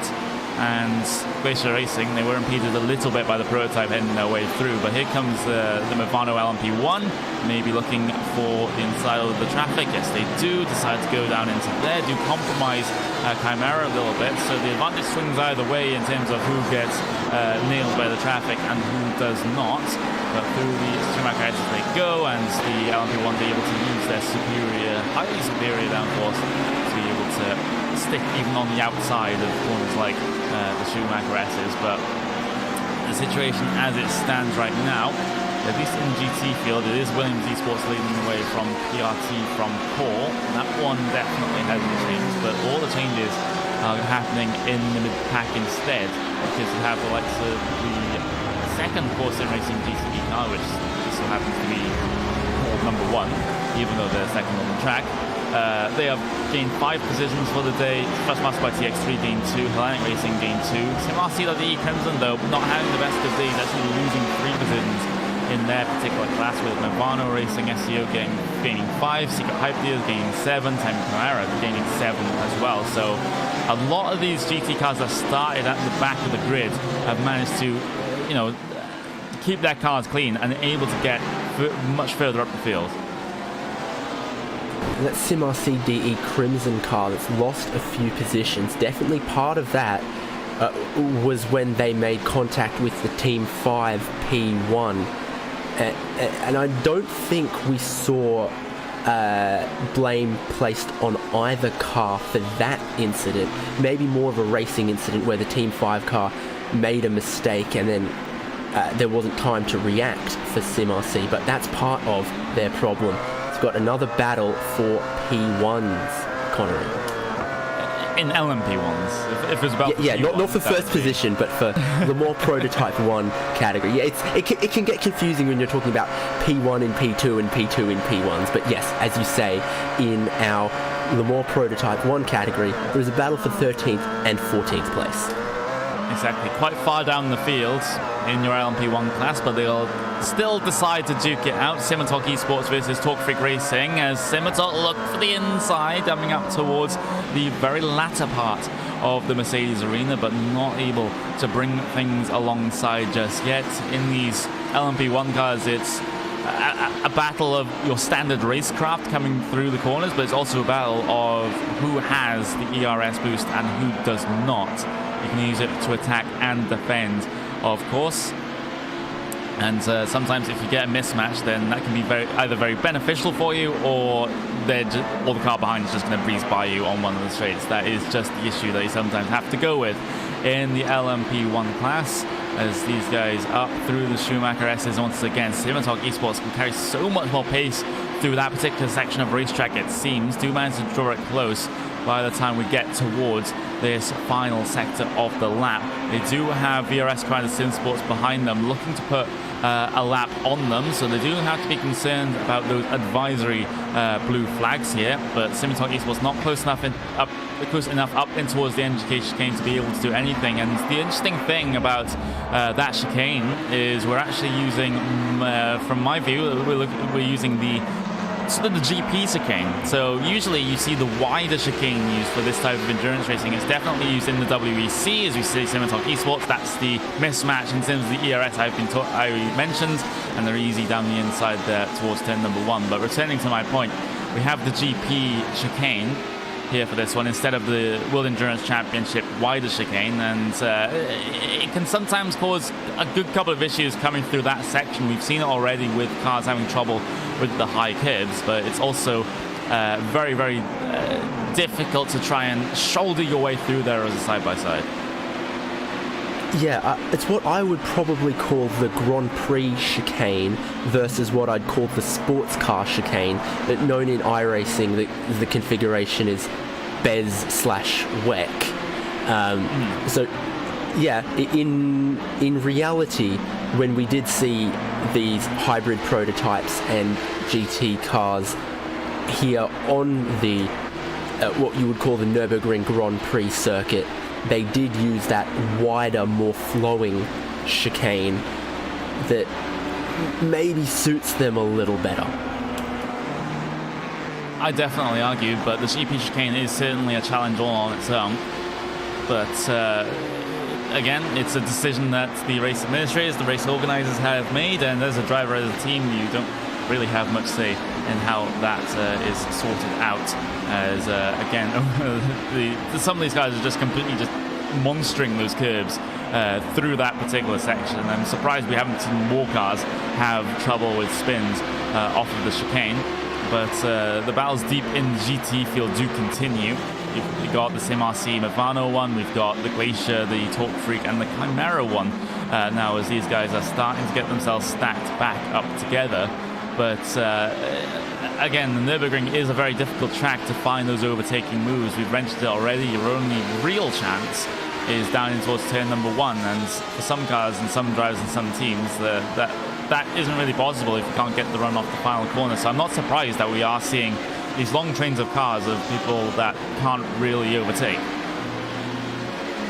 Yeah, and another driver who can't quite overtake yet is Marcel Tai in the Team Hoisingfeld 35, closing up on the back of Core Sim Racing PC, battled for second place in the PC class car as it formerly is here in the Sports Car Open.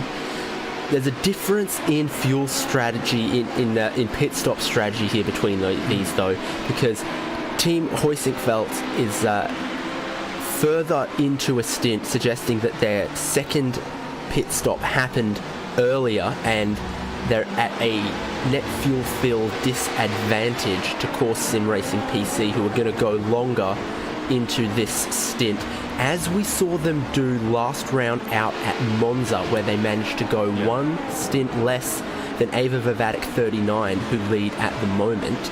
And Core Sim Racing managed to snatch that win on going long on that fuel, but not as long in this race as Legends Racing, who in the first stint were the only team to go a lap longer than the whole rest of the PC field.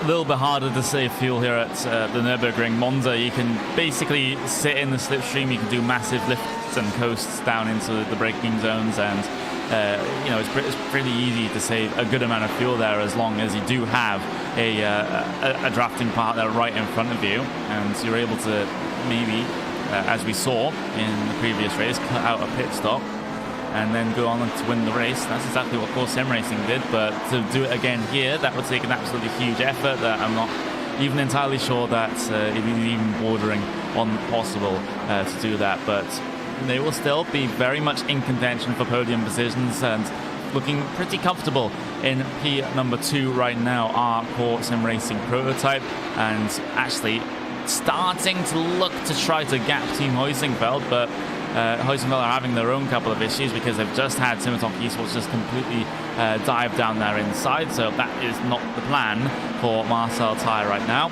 but they'll get that one over and done with. But this is the closest battle, in fact, in your LMP2 field. Everyone just running sort of on their own, just focusing on their strategies right now. These are the only guys that look maybe to go side by side at some point, but to be able to do so, Marcel Tai definitely needs to be so much closer. Yeah, and part of that goes to where the lap traffic falls between them, and it's not really come to the favour of Team Hoisingfeld here yet. Lap traffic, other class cars, is sort of like I don't know quite how to say it, but it giveth and it taketh away sometimes. For every time you feel like you're wronged by where the lap traffic or other class traffic has fallen, eventually it has to swing back in your favour, even though it never quite feels like it. LMP1's Radicals Online number 4 versus Inex Racing number 10, and it's going to be the latter of those two cars that is trying to defend right now, as these prototypes deal with a considerable amount of GT traffic, but they'll get that one over and done with. as they head their way through the S's and come up on traffic of their own glass, which is a pretty difficult situation sometimes because you don't have the innate speed difference to help you try and get by those cars. You just need to rely a little bit more on the other driver just slowing down and getting themselves out of the way, but the traffic definitely has fallen in the favor of iRacing in this particular battle for P number 3 in LMP1s as it stands. But Jack Cedric for NX going to decide to head his way down towards the lane instead. So the next set of stops for your LMP1 class starting to get themselves sorted. We already had Nirvana number 3, come down in. We had the 2 positive sim racing cars and Team 5 as well decide to get their service done. So that is the situation in LMP1s. We had Pure Racing Team come down in as well very, very recently, and it's going to be interesting to see who goes for the no tire strategy here once again, because Pure Racing Team prototype, they actually skipped the tires on that one. VRS kind of Sim Sports actually came down about 7 laps ago and they took the tires. So on their second stop, they're not looking to triple stint the tires, are VRS Grinder. So, and I think that is a reasonable option. We don't usually see it. We used to see it in GTEs though when they first came out, because those tires were pretty much bulletproof and were able to go so deep on multiple stints. But that one did get changed, of course, and the double stints, though, still very much possible in your LMP1 class. Yep, and beneficial for plenty of track position, but if you're going to do a driver swap, like Simicube iRacing did, taking Jack Sedgwick out and putting PJ Sturgios in, you definitely take a tyre change then as well, because the driver change takes longer than just the fuel fill. So, if you're taking a driver change, then that effectively gives you the time to take tyres at that stop. So a few cars out there still in the P1 field, still with the driver they started with, but a few driver changes, particularly Simicube iRacing. I was about to interrupt because I had a sense that maybe Team Hoistingfeld 35 could challenge for P number 2 into the NGK chicane, but they will not, and instead they'll decide to come down in as well. So LMP1 pit stops and some of the LMP2 pit stops happening at pretty much the same time as Hoistingfeld will get themselves stopped for the lane. 60 km/h speed limit in this one. And if you step a foot out of that margin, then you're going to get yourself a 15-second penalty. And it's usually, if you're going to speed on pit lane here, David, it's better to do it on entry than on exit. Because if you do it on entry, then you can serve the penalty in the same time down on towards the lane. If you do it off the lane, you're going to have to come back down in.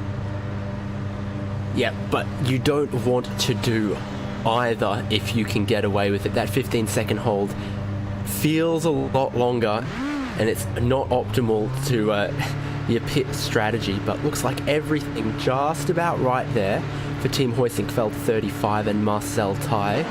So they're going to come back out on what I'm calling the alternative strategy in Prototype 2 in the PC class that Team Bushvink Racing Yellow are also on, because other teams like Ava Vervatic, like Core Sim Racing, like No Name, and Legends Racing are about halfway through a fuel stint right now. Yeah, exactly. And for the first time here in the Sports Car Open, I think we should go ahead and do a little bit of the Resport TV fan immersion. And I'm going to choose to go on board here with the VRS kind of SimSport number 18 machine. This is your LMP1 effort for VRS kind of SimSport, and it's Pashalis Jurgis behind the wheel, on board with the 18.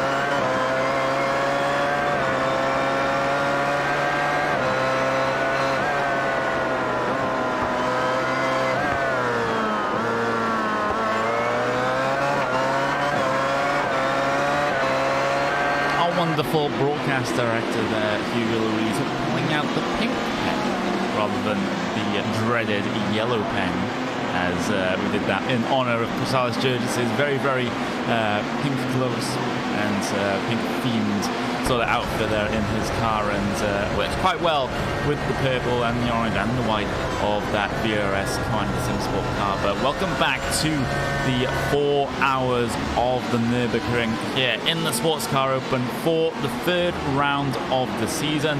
We're coming up to around about 2 hours and 15 minutes remaining in this one, and I think this is as good a time as any to go through the top 8 in every single one of your classes here today. And if you're going to be looking at LMP1, we're going to see Radicals Online JRT leading the way right now from P number 4 in the grid. Fantastic effort early on to get themselves that far up, but there's a battle going on right now for P number 2 because VRS Commander SimSport has made their way through on the Pure Racing Team prototype. Absolutely fantastic stuff for VRS Commander SimSport, able to get that pass done on the fresher tyres. So that is a change of position in P number 2. So that's going to shuffle Pure Racing Team back down into P number 3 with Thrustmaster Movano Racing SCO21 in P number 4 with their number 3 effort in P number 5, as that has also just swapped around. So I picked a completely wrong time to be doing this, but I'll continue on anyway. Inex Racing P number 6 with Bushring Racing Blue 7th with Positive Sim Racing Black 8th, and then into your GTE field, which has seen quite a bit of action here today. LMP2 field, excuse me. Ava Vatic will be leading from Core Sim Racing prototype from No Name, Impulse Racing, and then we've got Legends Racing, Team Hoistingfeld, Inertia Sim Racing, and World Sim Racing team as it stands. And then in your GT division, who I kind of rushed into a little bit there, Williams Esports leading from Pure Racing team from Core Sim Racing in that one with Radicals Online Turn Racing P number 4. Core Sim Racing, then Thrustmaster by TX3. Hellenic and Secret Hyperdivas will bring things down further to P number 8, as we're seeing a car come down on towards the lane for your GTE field, because Glacier Racing have got themselves a drive-through penalty for causing a collision. I don't think it's one that we saw, David. Certainly not aware myself, but this is a great idea. Anytime we're short of action, just do a whole field rundown, and all the drivers out there will do something to make sure by the time we get to the end of the list, it's no longer current. Certainly, some of the fields are partway through a stint, relatively cleansed, as they say on SimSpeed TV, and a good time to run down those fields.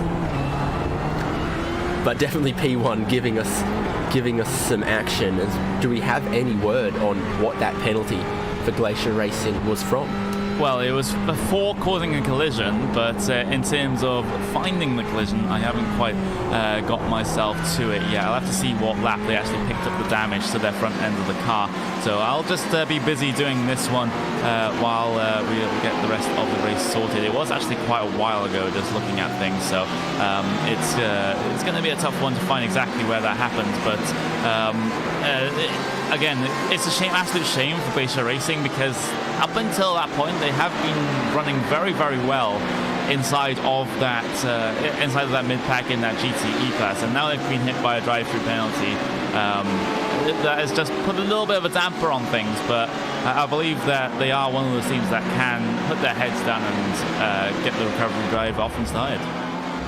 Yeah, they were part of our favourite mid-pack battle pack in GTE that still contains Secret Hyperdivas, SimRC DE, Thrustmaster Mavanos. On screen right there's the Pure Racing Team prototype trying to work their way through that battle. Those two GT cars being, they go side by side, as maybe there's a slowdown potentially for the SimRC DE Crimson car, Claudius Veed. Regardless, he loses out there to Thrustmaster Movano Racing, who gets through. There was a bit of prototype traffic making its way past there as well. So Yep. just as I said, there was a mid-pack battle, boom, something happens there. Yeah, exactly, and that's the battle that we've been watching for quite a while at this point. It did seem that they were always in this sort of status quo, but finally Thrustmaster Nirvana find a way to get themselves by, even though it was more of a mistake from that Sim RC car, but still, they definitely wouldn't be complaining in that sort of situation, so they can get themselves looking to try to gap that Sim RC car right now as I still continue to try and find this incident with the Glacier Racing Machine. I am struggling to try and find exactly what has happened for them to incur the particular penalty that they have just served, as I'm feeling like I'm very close to getting to it, because they were involved in the battle with Zenith Thrustmaster, and I have found it. NGK chicane, lap number 25, so it is a decent chunk of time ago. They completely spun Zenith Thrustmaster up and towards the NGK chicane. So finally we get some resolution as to what that penalty was actually for. Contact with Zenith Thrustmaster, end of lap 25.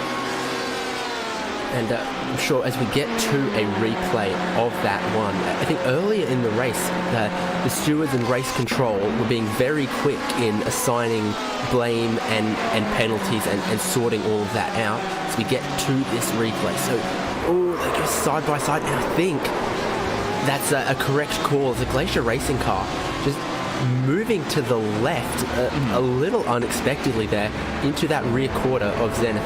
Get another angle. How do you read it, Connery?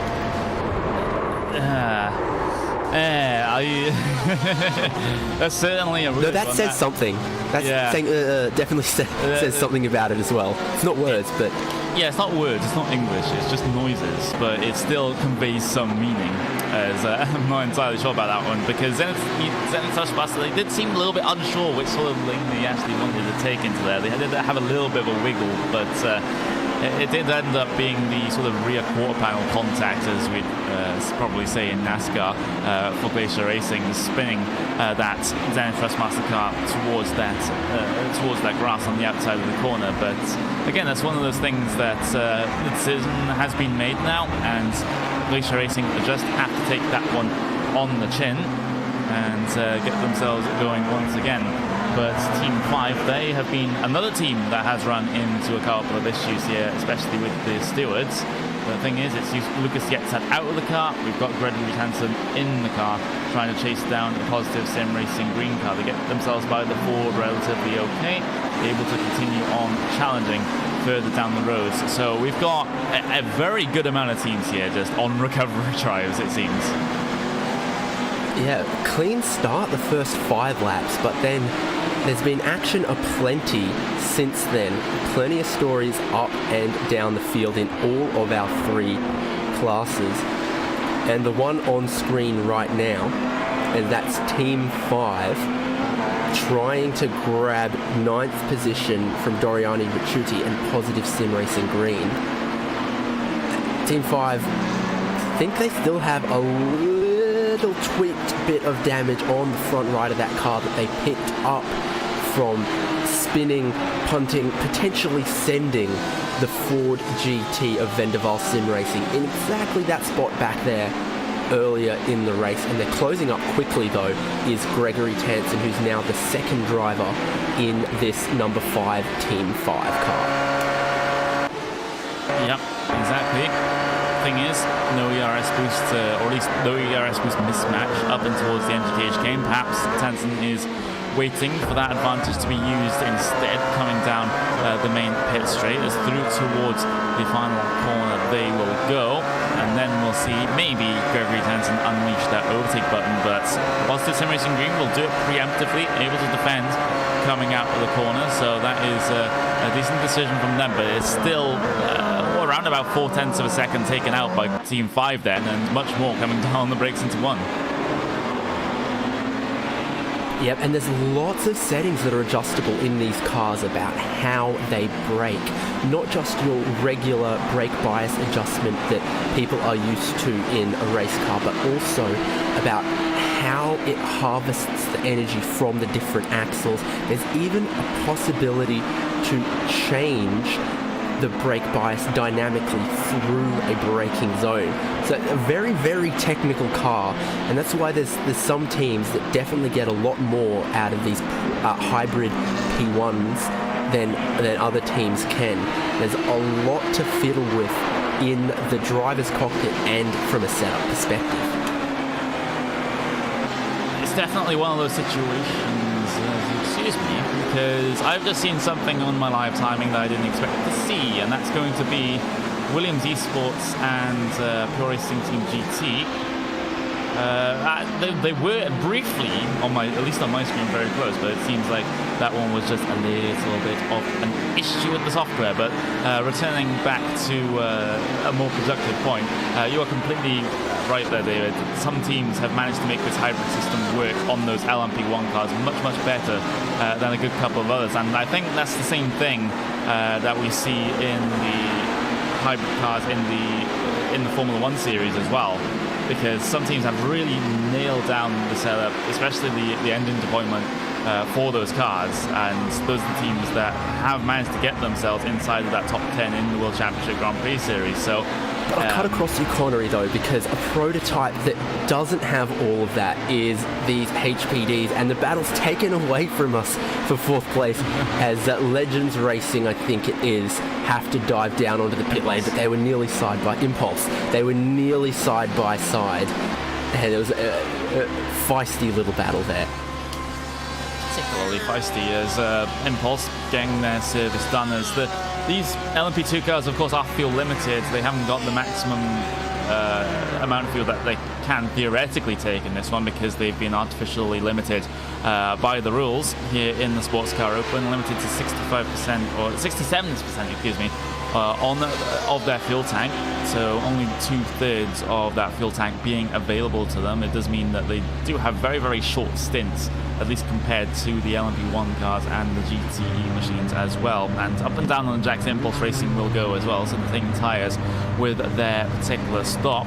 But, and a driver change. And a driver change as well. So we will see multiple changes going on for Impulse Racing. Marco Jäger behind the wheel of that one now as he finds the pit exit. But guess who are close in GT class? I'm genuinely going to guess and not look. Is it Thrustmaster, Movano, and Simasi? Yes, it is. Oh, and a lovely little flash of headlights on the Porsche there from Claudius Wied as he tries once again to close up for 9th position on Luc Vankmuller and the Thrustmaster Movano Racing SCO 63 Ford GT GTE 2017. Yeah, you have to get the full name in there. You absolutely do have to get the full name in there. But SimRC, though, they did get past a good couple of laps ago by that Thrustmaster Movano Ford because a little mistake they made that sent them over a curve and then maybe had to serve a drive-through penalty as a result of that. But they're starting to work themselves back in right now, and it's going to be the case of, was Movano getting held up by the SimRC car, or are they truly this close on pace together? Well, the amount of time it took Thrustmaster Movano Racing to get by, there can't be too much of a pace difference. And even though passing isn't easy here, in these GT cars particularly, there's still a certain amount of draft effect that likes to clump the cars together in a group and makes it difficult for the leading car to shake off the chaser and get away. So if they're particularly close on pace, be it just plus or minus 1/2 of a second, then that's where the draft comes into play, and will keep two equally matched cars like this stuck together on track for what's now nearly been 2 hours, Connery. Yeah, they haven't seen enough of each other, I have to feel, but there we go.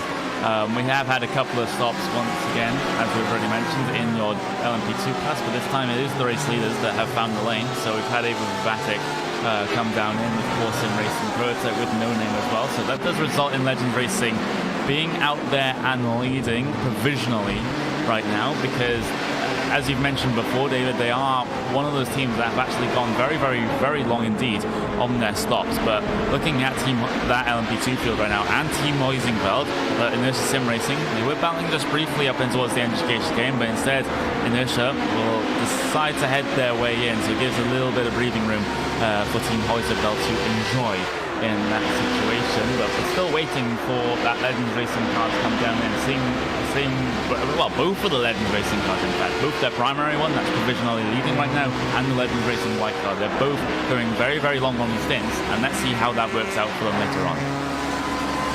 Certainly, if the form in last race in this series is anything to go by, stretching your fuel stint out long as you can in these non-hybrid prototypes can't be too much of a bad strategy. And now the second place battle for this class is Team Huizenveld 35 being chased down by the pole sitters in class, Ava Vivatic, and these two on a different fuel strategy once again. Team Huizenveld taking a rather short stop last time. I'm not quite sure how this will all shake out, but Ava Vivatic recently out of the pit lane, now trying to chase these guys down for second place. Provisionally, net could be for the lead. Could well be. It could come down to the varying fuel strategies that we are seeing in the LMP2 class. That one will get itself all sorted out inside of that final half an hour, I suspect, when those final pit stops come through, and we can see where they are in reality on track instead of theoretically in terms of the numbers. But Legends Racing finally head themselves down on towards the lane.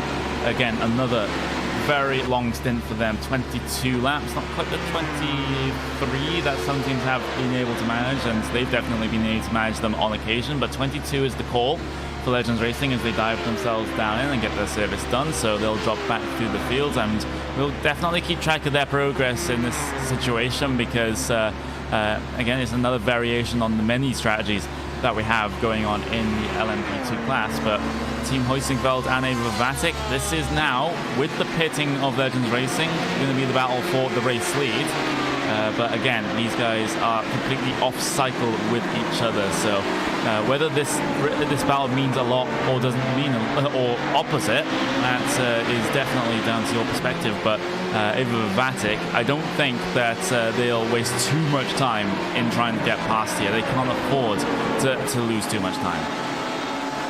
Yeah, and now we see Legends Racing White also on the pit lane. So those two Legends Racing cars now 2 laps longer into the fuel stint than the other leading cars of Ava Vivatic 39 and Core Sim Racing PC, our winners at the last round. Team Huizenveld 35 in front here, I am seeing as 11 laps worse off on fuel. So when both of these cars fuel to get to the end, when they take their last stop, imagine Ava Vivatic will have to take 11 laps less fuel on board as things stand right now. And at the rate of fuel fill for these cars, that's probably about 5 or 6 seconds in the pit lane that Ava Vivatic won't have to take, the Team Huizenveld will. So at this stage, the now midway point of the race, clock chime ting, Team Huizenveld 35, their best strategy, as Ava Vivatic goes side by side with the Team 5 prototype coming out of the pit lane, their best strategy right now is to hold Ava Vivatic up, not let them through, not let them build a gap, and hope that Team Huizenveld can find that 5, 6, maybe 7 seconds out on track sometime later, not let Ava Vivatic build a further gap. That could well be the plan for Team Huizenveld against the Ava Vivatic team right now. But Ava, they've been very, very strong indeed in these LMP2 cars. Just having a look at the point standings, they are of course top of the standings in that one. They won the first round of the season. They actually got second place in the second round as well. So they are no strangers to finishing inside of those podium positions, but to be able to do it again in this race won't be too shabby at all. And would be able to actually extend their lead at the front of the standings, because Core Sim Racing Prototype are, as it stands, behind them. So I think that would be the main objective for Ava Vivatic right now, extending the gap over Core Sim Racing and not being all that concerned over Team Hoising Club. Yep. And the battle on screen right now is in our overall fastest class, and it's for 6th place. So Team Bushfink Racing Blue, Matt J. Farrow in that car now. It was Tom Micklemore that started, and being chased down by Simicube Inex Racing, PJ Sturgios in that one now, in what we've previously described as the business up front, party up the back livery, the mullet car. The mullet car? Yeah, business up front, party up the back, mullet haircut. Yeah, I understand. I was just we've said it before here on Race Spot and iRacing Esports Network, and no one's contacted me angrily yet. So they can't be too unhappy with us mentioning that. But whatever it is, it's definitely quick, but not quite quick enough. This Team Bushfink Racing pulling out some gaps in that last few laps, unless I'm reading the graphic the wrong way around, which is also possible. You're reading it the right way around. Those red numbers are from the perspective of the car behind, and Team Bushfink Racing Blue are the car ahead. So that red numbers are good for them in this situation with the graphic the way they are. So that is a good job being done right now for Matt Farrow, just pulling away from that Simicube NX Racing car at a good rate of knots as well. 2 seconds on the last lap. Points leaders. That Team Bushfink Racing Blue car is the points leader in class as well. That needs to be mentioned. So grabbing another position and hoping that in the remaining race more things fall their way. Hopefully another podium. Imagine leading a points charge at the championship without a win, just on consistency. That is potentially what could face Team Bushfink Racing Blue, the points leaders in that Prototype 1 class. The thing is, the situation isn't really that favourable for it, because the point standings in your LMP1 class are so close. They're so close at the top, because you have Team Bushfink Racing 36 on 36 points, Radicals Online on 34, Pure Racing Team on 32, Positive Sim Racing Black on 30 with NX on 27. Like, the ones at the front of the field are like 2 points away from each other. Coanda are catching right.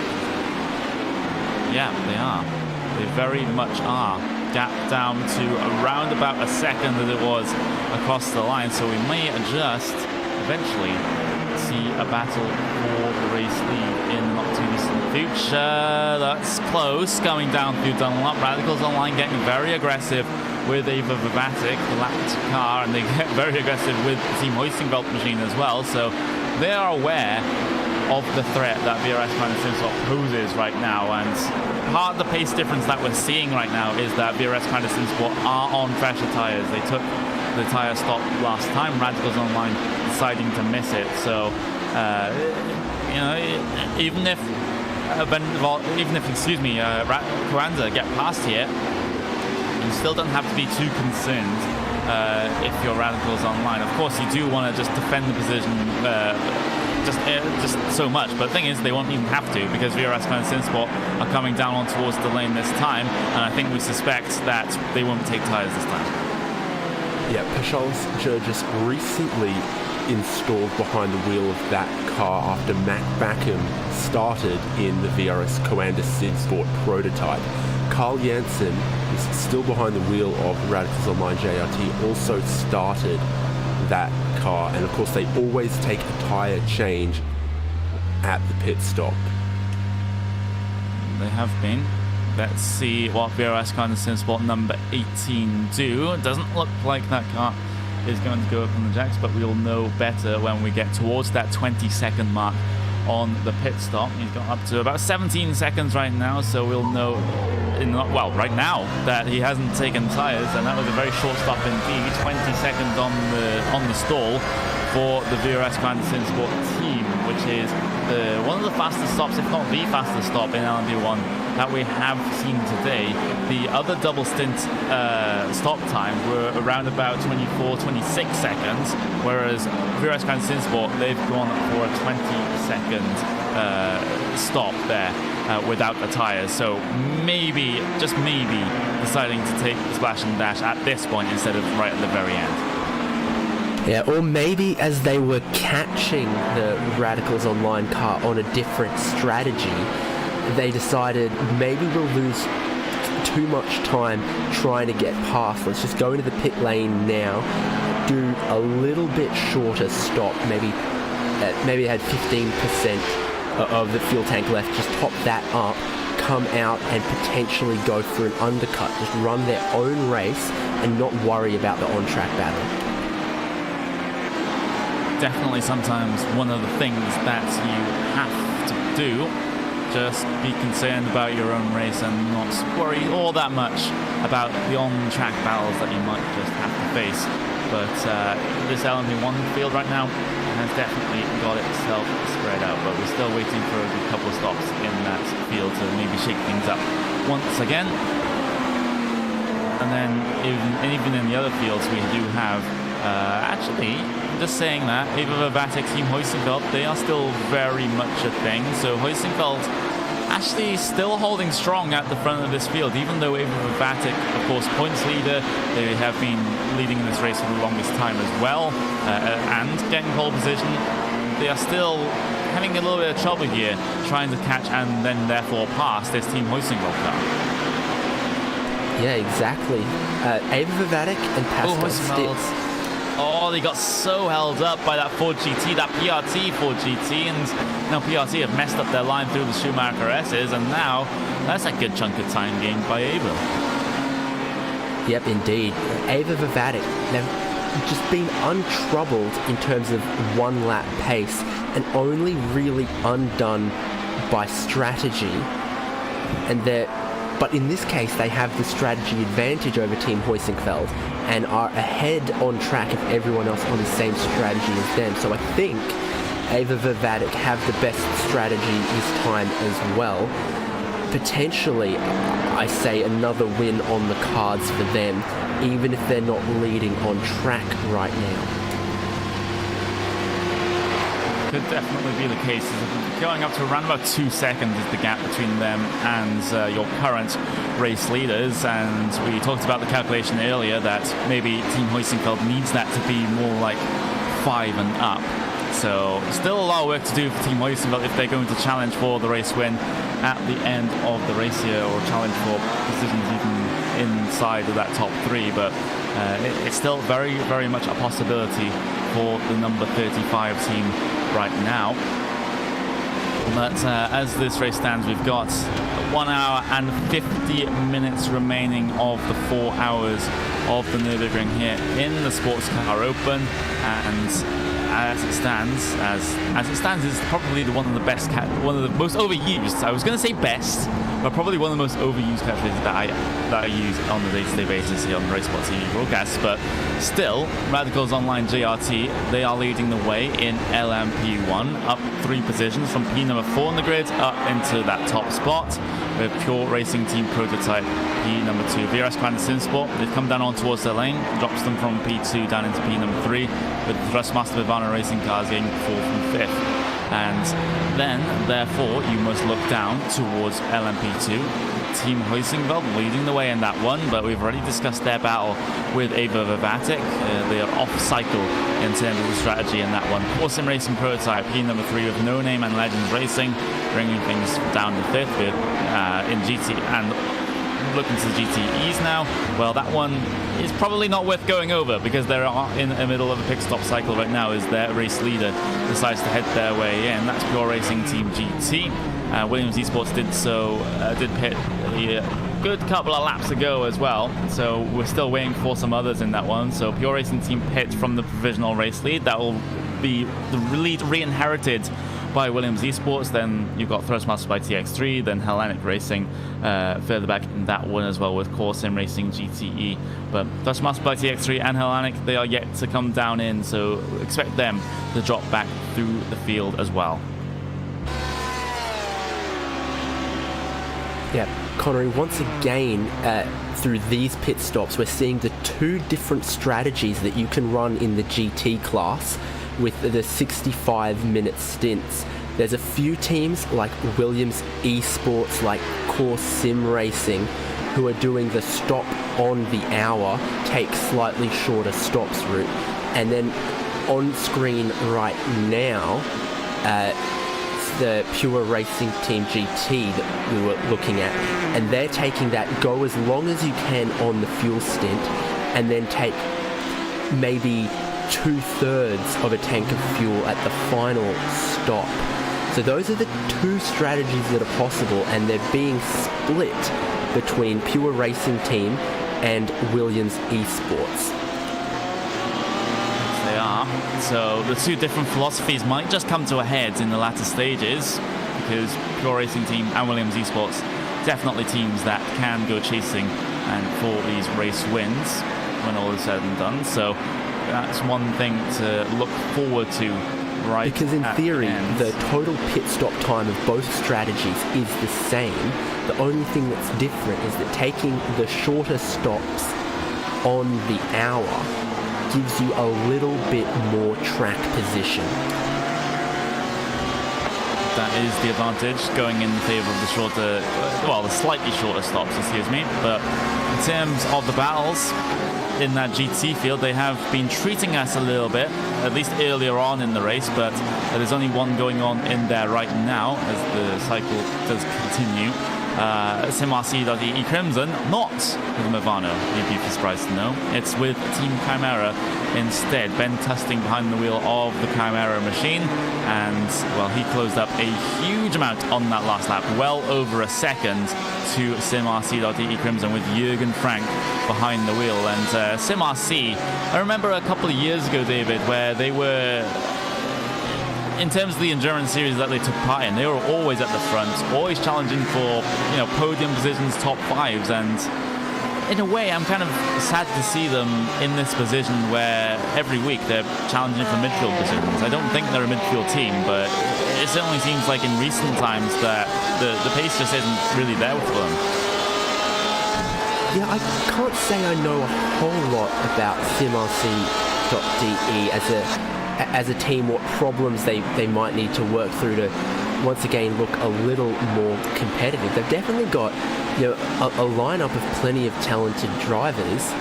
They're just, maybe they've stood still in the last 12 to 18 months as other teams like Williams Esports, like VRS Coanda and all of those World Championship ilk have signed, you know, big names, brought in new talent, shuffled it up and gone, you know, one step ahead, moved the competition up one notch. Because definitely no slouches here, but they're just not really quite on the level to match those names like Core Sim Racing, like Radicals Online, and those kind. It's like it is in motorsport sometime, where if you stand still, you're going backwards. It definitely seems to be the case, as, you know, for example, the Williams Esports team was actually, of course, the ex-Huizinfeld Core Motorsports team, which was always SimRC's challenger, you could say, at the top of the GT standings. But it seems like ex-Huizinfeld Core, Williams Esports, whatever you want to call them, have continued to improve and continue to get faster, whereas SimRC have kind of just stood still in a way, like you just mentioned. Yeah, also Team Huge Ass poached Sven Demmel from SimRC. Oh yeah, that's it. So yeah, that's probably nothing else had to do with it except that one singular driver that doesn't drive with them as much, and drives with us from time to time, and may in fact do so in the real world at Virginia International Raceway next year. So he'll be coming stateside to join us for that. Why did you say stateside when you live in Australia and don't live in the United States? Because the rest, I was speaking more from a team perspective, where everyone else is based in the US. Okay. I'll forgive you for that one. But still, this GT battle still will rage on. Ben Tusting, again, continuing to make inroads on this Porsche, on the SimRC Porsche, and he gets a fantastic run through the final corner, able to use the slipstream down towards the inside. Ben Tusting will go free wide briefly with Marcus Hamilton on the inside there, but SimRC are going to fight back on the outside of the corner, and that's a good thing because you can see that they gain the advantage on the second corner. Change of direction, defensive line taken as well, as Tusting outbricks himself on the outside line and has to be concerned about the Simitalk Esports LMP1 car trying to come through on him as well. So that was an attempt by Tusting, but look at where it's put him. He's actually come off much worse. And that's kind of the thing I guess I was imagining when I was looking at the P1 field and why Paschalis, Sturgis and VRS Coanda would pit early instead of, trying to make a battle of going to the lead. I was thinking of maybe another team in the P1s, but I definitely mentioned it, that you want to get ahead, but anytime you go offline or you make any kind of aggressive move, you open yourself up to losing more. You do. And side by side through a corner is definitely not the fastest way of going through a corner, and any sim racer, any real life driver can even tell you that, even spectators. If it was, they'd make the cars twice as wide. I mean, yeah. Yeah, why not? And but the thing is, side by side is where it's at in terms of the spectator enjoyment. So there we go. But Team Chimera not able to make it work just yet. Of course, they had that attempt, but not very fruitful when you consider everything that's happened. But they'll work and get themselves right onto the back of that Porsche soon enough, though, because at least in clear air, they do seem to have a pretty decent advantage over their competitors. This is pretty much the closest battle that we do have out there on track. As a very quickly check if what I'm saying is correct. You do have to fact check these things every once in a while, but yeah, Team Chimera and SimRC.de Crimson definitely the ones that to watch, at least right now. But the thing is, though, prototype leader and overall leader has just come onto the pit lane. It's Patrick Wolf from Pure Racing Team. Not much to mention other than that, but it plays into the strategy of that prototype class. It does, and it means VRS Coanda through to the race lead once again. Pure Racing Team still on the lane. And Fabrice I think Cornelis going into that car, so a driver change for them just past the halfway. I did notice that he was streaming on his Twitch channel, and I was wondering if he was going to turn up for this one, and he has. Gets in the car for Pure Racing Team LMP, and they'll take the tyres with that one as well, as you usually do with the driver change, and he will be off and away. And what can he do behind the wheel of that Pure Racing Team prototype? Because the last time he did at Spa, it didn't exactly end well. Did create some very nice Twitch clips, though, as you mentioned. Yeah, but that was a rather uncharacteristic error, I would say. Most of the time, if you're thinking about a quick driver to put behind the wheel of a prototype car, you might think of Fabrice Cornelis, certainly. And you'd also think of this battle we've got deeper in that field, though, as Positive Sim Racing Green's Doriano Ricciuti has to try and hold off Simitalk Esports Emmanuel Gallina. And that's a battle that I'll have a look maybe how quickly that Simitalk Esports car has been closing up to give us an idea of how soon the pass might be made. We'll have to check that one, but it does seem that Simitalk Esports, they did qualify much better than that Positive Sim Racing Green car, about 0.5 of a second faster in qualifying, and it looks like they have the overall race pace as well, unless you can correct me there, David. No, I was only going to say that Doriano Ricciuti is relatively recently out of the pit lane. This his first flying lap since his service, so either warming up those tyres or just getting back into the swing of it, compared to Simitok Esports, who are 10 laps into a stint and maybe with a little more momentum behind them and a slightly lighter car on fuel. As they get very, very close under brakes into the chicane there, Connery. Very close indeed, as we have seen that sort of thing in towards the NGK chicane on occasion. Thankfully, they don't make any sort of contact whatsoever, but here we go. Simitok Esports unleashing the hybrid energy into turn number 1. They'll get that pass done, but they've overdone it into the corner.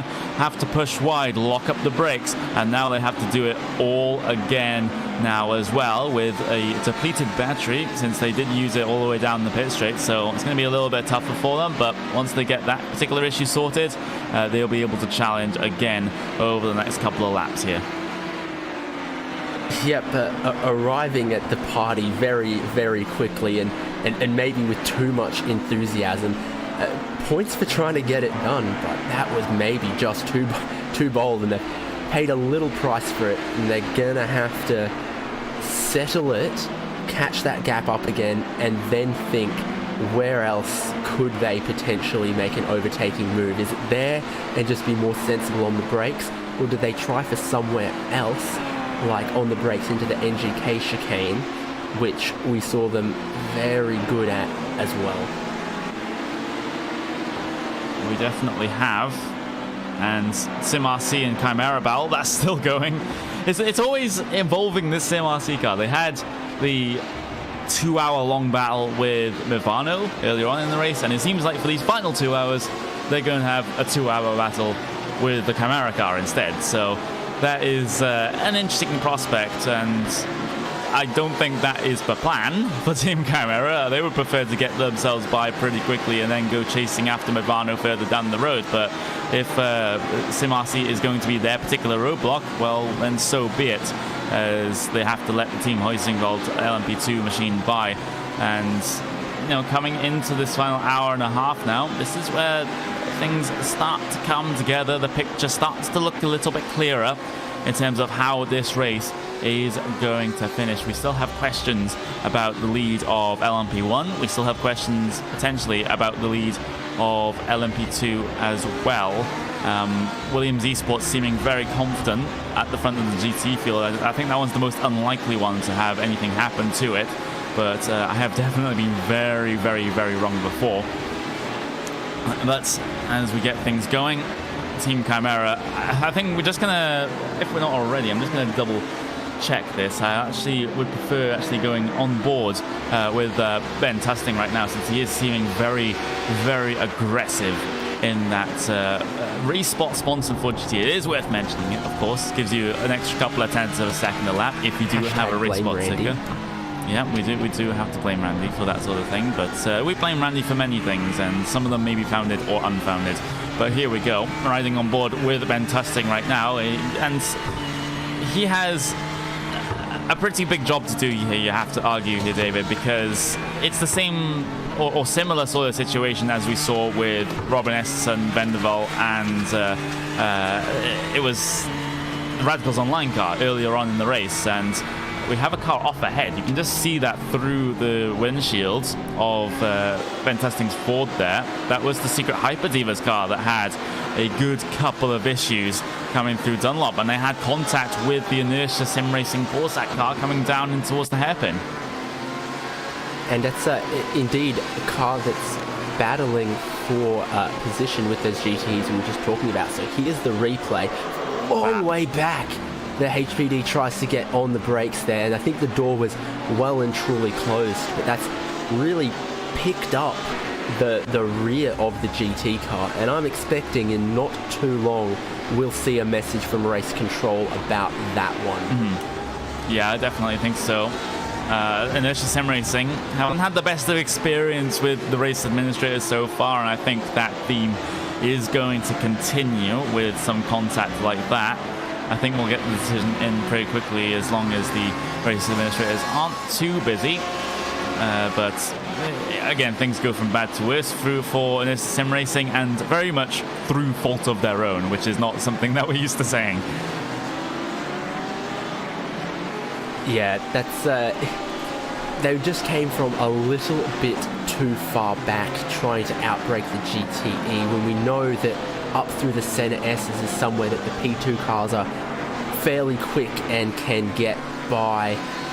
The really low nose of that P2 really picking up the rear of the GTEs as well, sort of threw it off the racing line, and that's not what Secret Hyper Divas want. And then now only just a little handful of seconds ahead of SimRCDE and Team Chimera here in this GTE battle for 9th, 10th, 11th, or around that.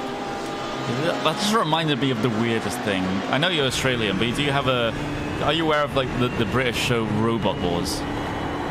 Yes, I'm aware of Robot Wars. It's Yes. hosted by Dara O'Brien. It is now, yes. Yeah, And, that kind of thing happens in Robot Wars now you mention it, yeah. With big spinning things on the robots with a lot of inertia. Oh no. We've gotten to that point in the broadcast now. Oh well.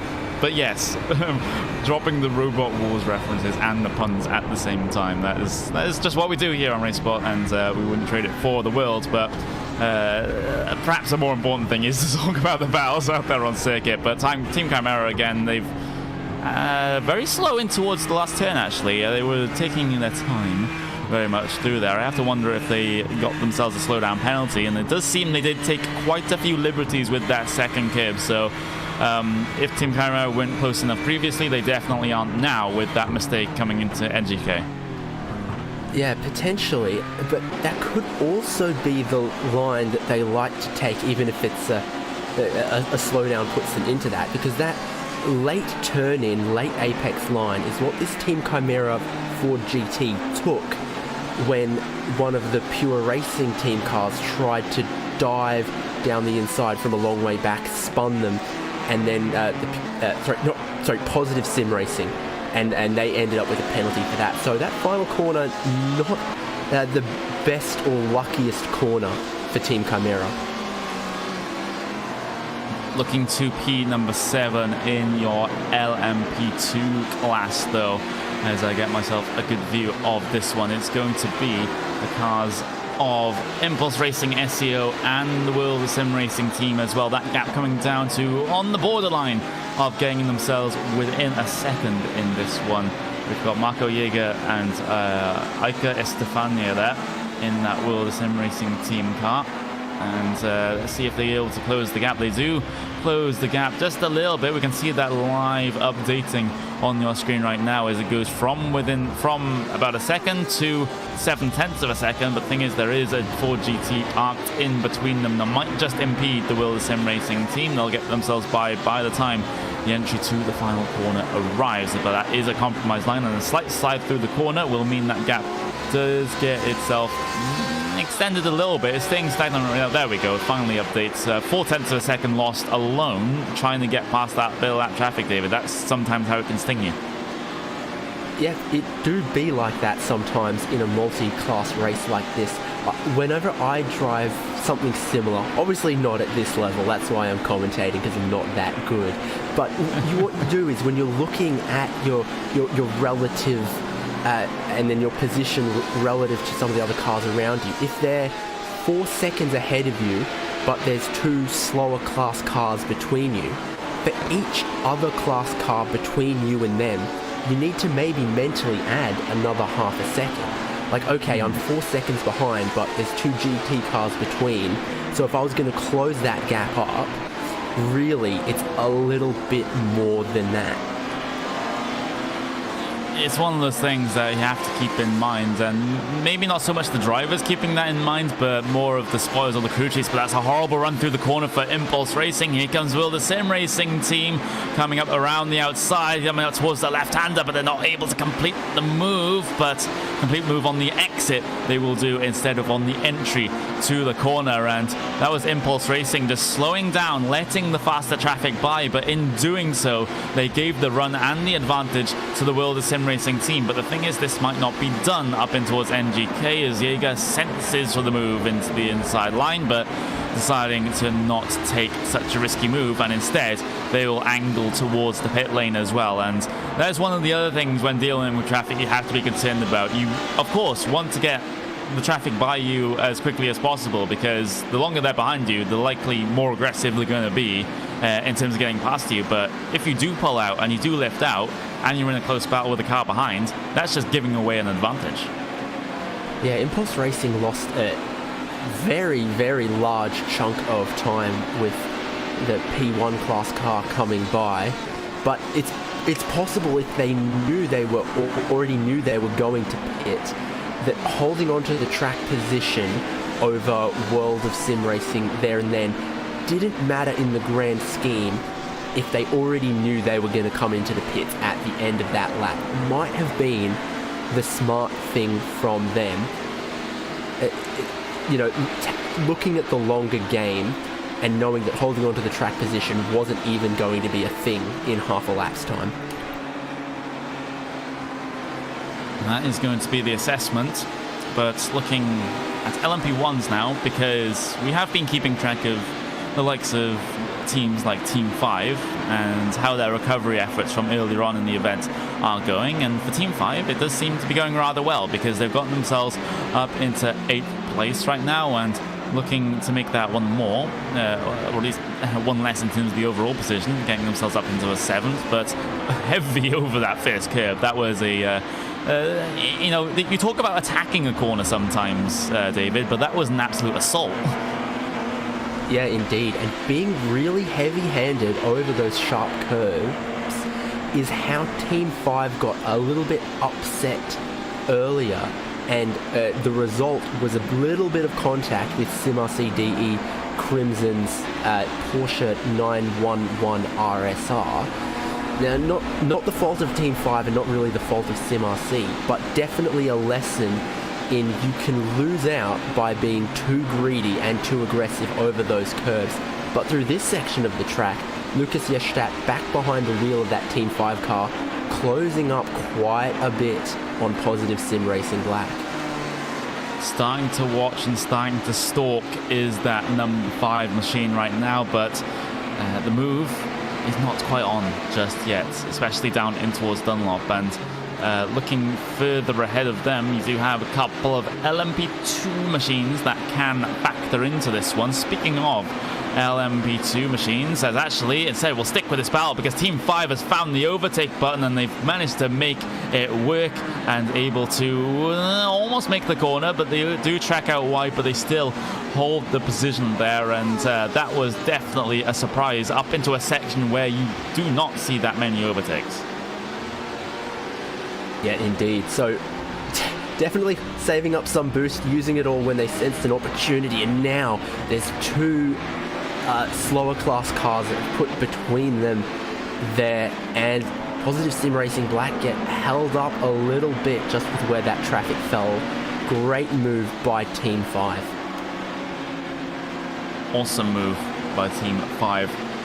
But just as we were commentating over that battle, we did have some of the LMP2 leaders decide to head their way in. We had Ava Vavatic in, we had Core Sim Racing Prototype in as well, and with them we had World Sim Racing Team and Insim Sailors as well, in more towards the mid-pack side of things. So yet another pit stop cycle for your LMP2s. They have, they've got their 4th in progress right now in what has been 3 hours and a half, so that's a quite fast rate of pit stops, but that is just the way of things when you have a severely fuel limited car. Only 67% available to them in this particular series.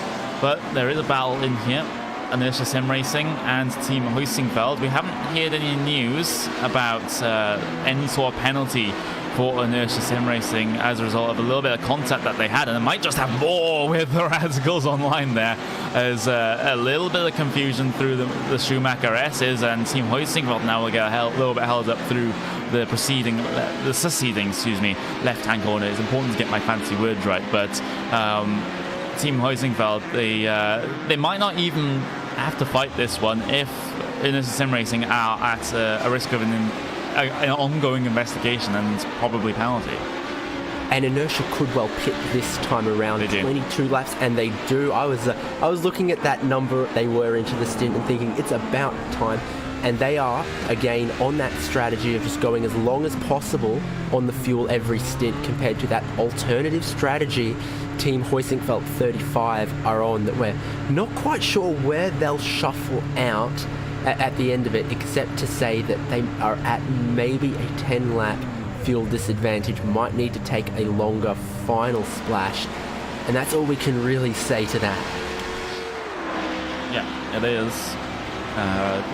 The mental maths is not able to be done by mere humans. So there we go.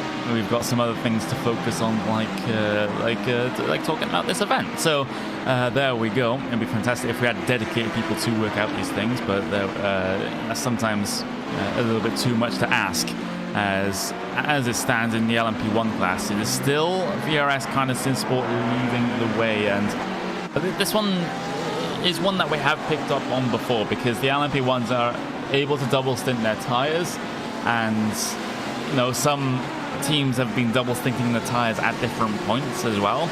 So it does mean that we have a very, very mixed up LMP1 field right now. VRS kind of Sim Sport were the latest team to double stint the tires, and they're currently on their double stinted tires right now, whereas Radicals Online, currently P number 2, took tires that last time by, and it seems like fresher tires have I'd say maximum half a second advantage a lap, or 0.4 of a second advantage. It definitely seems to be that way.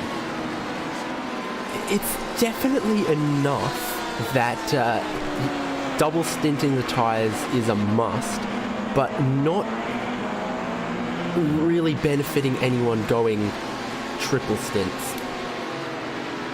Yeah, definitely the triple stint isn't going to happen, as we see a huge swerve from Simitalk Esports down towards turn number 1. I don't think you're fooling anyone there, Galinier, if you're that far back and still trying to swerve towards the inside. So not entirely sure what the point in that move was down in towards turn number 1, but they will close up on the car ahead coming through the Mercedes arena. That's going to be the Simicu NX Racing car in that number 10. A little bit of a wiggle off the corner for Simitalk Esports, but no problem at all for the driver at this moment in time. There's a battle behind these guys as well. Race for Cat Endurance versus Team Chimera. That one's getting pretty close to the Mercedes arena as well. So these battles starting to develop once again, and we will keep an eye on them as ever. But Josh Chin closed near a full second on the last lap to get right within a draft range and within the mirrors or reversing camera, whatever the case may be, of Javier Sola and Race for Cat Endurance. Starting to make some inroads, continuing to make some inroads, Team Chimera, after their earlier dramas, dropping back from P number 11 to P number 13, but working their way back in with the help of iRacing Indianapolis 500 winner Joshua Chin. We do have to mention that every single time we mention him, so because it is a fantastic accolade. But the king of chins, the prime king of chins stuff. Yes. I do want to take it on the Joshua Chin joke at some point, but there we go. Thinking of the puns already. But he'll continue on his way, and he'll get an LMP2 car in between him and his competitors right now. So that's not the ideal situation for those guys, but just looking at how things stand in the sort of rest of the LMP2 world, Sim Sailors and Talk Free Racing Skyline getting towards within a second, but there is still a little bit of a difference in terms of the pit stop cycles for these guys, because Talk Freak are on 16.5 lap stint and Sim Sailors on 3.5 lap stint right now. So that's kind of the fuel difference between those two cars. I think they're on the same page in terms of the tyres, both taking tyres last time by, but we'll go towards the P number 9 in LMP1 as well, as these all of the battles we've been having right now have all been more towards the back of the 3 respective classes. It does seem that the leaders have shed themselves out a little bit, but NX Racing looking to make the move here over the Positive Sim Racing Green Machine down towards the inside, and that's a pretty textbook move there. All done and dusted for Jack Cedric in the number 10. Yep, and now it's up to see what Cimatop Esports can do. They were also half a second a lap quicker than the Positive Sim Racing car last time around, so maybe they'll also join the queue of people to move up a position at the expense of Doriani Ricciuti, or was that Danilo Piazza in the Positive Sim Racing car? Yep. Issues getting through on that one, but in terms of positions further up in your LMP2 field, because things are, now I've mentioned it, as it seems to be the case, whenever I complain about something, sometimes magically that actually gets solved, as it is the exact battle that I'm being poked and prodded about right now. It is Team Bushwink Racing Yellow versus Legends Racing up for P number 5. So top 5 battle is more like it, David. Yeah, exactly. So that Team Bushwink Racing Yellow HPD, driven earlier by Fraser Williamson, now Tyler Havias behind the wheel.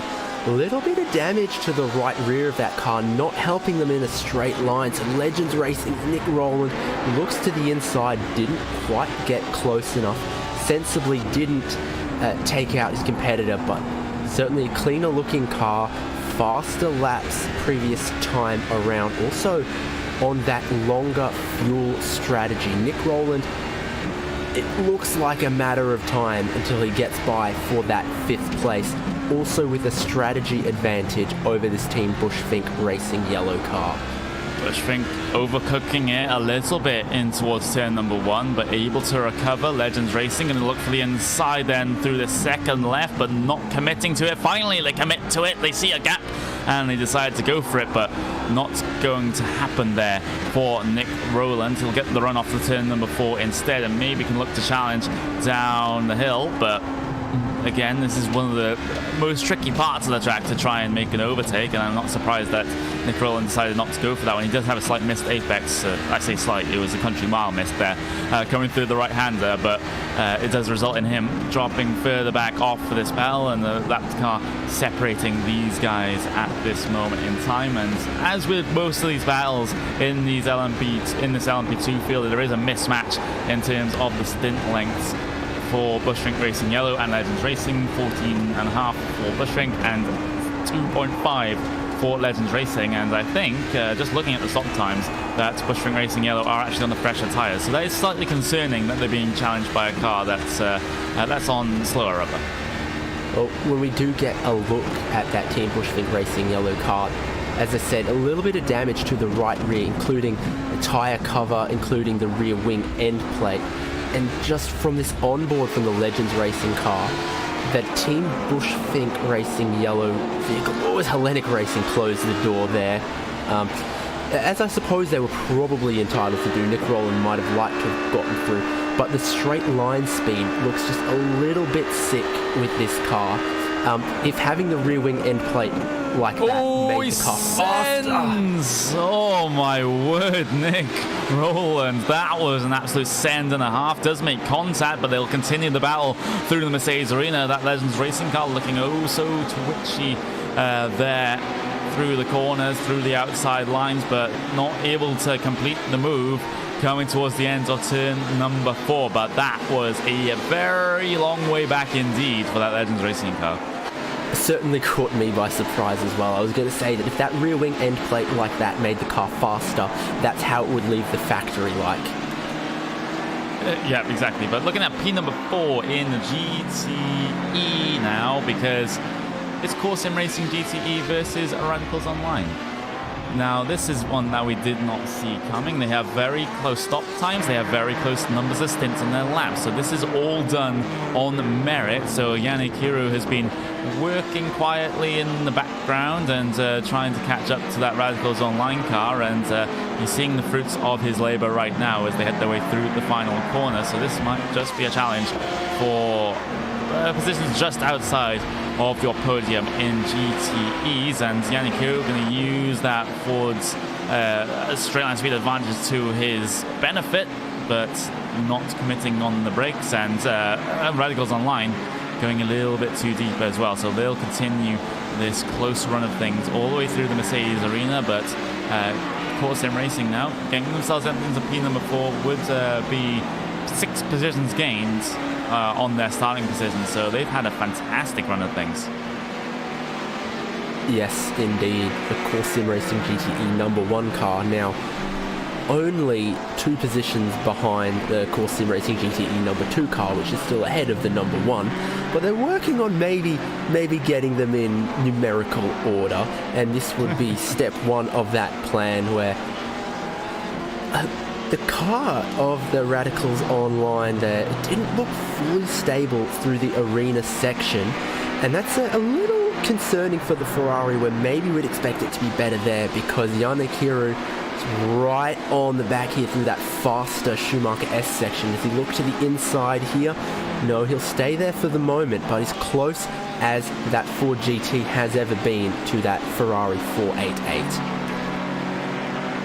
You might just have another look, if not into the energy chicane, into lap number 1 next time by, as Hiro definitely the stronger of the 2 drivers right now. Jesse Stevens has to defend with his life up in towards MGK chicane, and he'll get himself hopped over the curves and skip through there, but not as quickly as Kiru, because he's sending himself down towards the inside through the final turn here at the Nurburgring, and that's a little slide from Core Sim Racing. It does mean they'll have the speed disadvantage off the corner. They'll be best advised to dip back in line and sit in that slipstream, and then challenge once again towards the inside for turn number 1. Jesse Stevens has left the gap here, so for Kiru to slip his way through, so side by side through the apex they will go, almost contact off the corner, but Radicals Online still able to hold on, as that Ford will go for the cutback move then up through turn number 2 and through towards turn number 3 as well. Inside line then becomes the outside for turn number 4, as the vantage swings one way and then the other and then the other, but Kiru has managed to get himself through on Radicals Online to put Core Sim Racing GTE 1 up into P number 4. That was a brilliant sequence of battling. Precisely, it's like a chess move, playing 5 moves ahead, set up out of the final corner, playing through all 4 corners of the Mercedes arena, but in the end the faster car is the victor, and Core Sim Racing GTE 1 now up into 4th place. A good run goes better right now for Core Sim Racing, just in general. They have P number 3, they have P number 4 in the GTE class as well, and by all means that would be a very, very decent result, even though the number, well, the GTE 2 car, the number 81 machine, whichever number you want to use for that team, still losing 1 position on their qualifying, but still that's not too bad at all. It's still a fantastic points haul for them so far in this race, and they've just got to go ahead and convert it now, as the core LMP2 car may have run into maybe a couple of issues. They've lost 10 seconds on that last lap, which is very, very concerning indeed, and it brings them back towards the Team Hoisting Belt number 35 car, so they might just have had an issue on that last lap. Yeah, exactly. I saw that they were 10 seconds off the pace, not from a pit in or a pit out lap. They're 8 laps into a stint. That's getting close to the middle of a stint for these P2 cars. And indeed, once again, now the Team Hoisting Belt 35 car behind. They obviously closed up 10 seconds a lap before, and is now what was just about within 1 second before they had a little bit of traffic. But Christian Kewitt behind the wheel of that Team Hoisting Belt car now. Maxime Pauly behind the wheel of the Core Sim Racing PC car. Separated by an LMP1 right now, but that one will change rather quickly into the final corner, so they can continue on their way. But guess what? it's GTEs. It's a battle. Which car does it involve?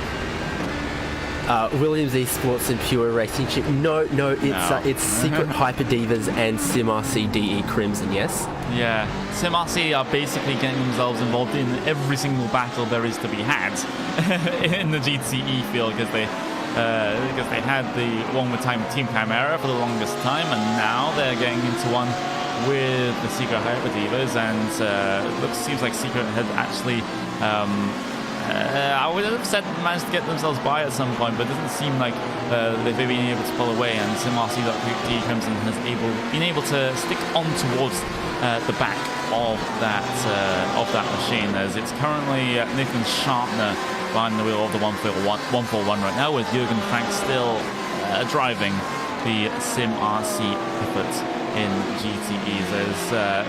As it stands right now, SimRC are down 5 on their qualifying, which is that's no one's idea of a good day. Yeah, we've previously outlined some of the issues with the contact they've had, put them back there. Unfortunate for them, but you know, it's a zero-sum game. Their loss is someone else's gain. So a bad day for SimRC DE Crimson, well, it's helped out some of their competitors.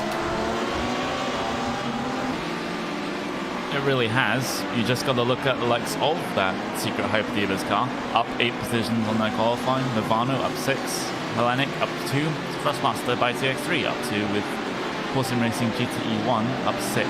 So a good couple of very big movers in this GTE field. Cars that didn't have the best of qualifying, instead looking to the race to gain themselves positions to get inside of those higher point-paying positions. But Jürgen Frank, I don't think he's done right here, because he needs to do something at this point to try to stem the bleeding, for SimRC, and getting the pass done over Secret Hyper Divas, which will be a fantastic step in being able to do that. But with that Porsche, well, it's 2 Porsches, so in terms of the balance of performance between the manufacturers, that's not going to be a factor in this one. It's all driver, it's all setup, as Jürgen Frank brings it very close to the rear diffuser coming through Dunlop. But again, that's one of the places where you can't make those sorts of moves.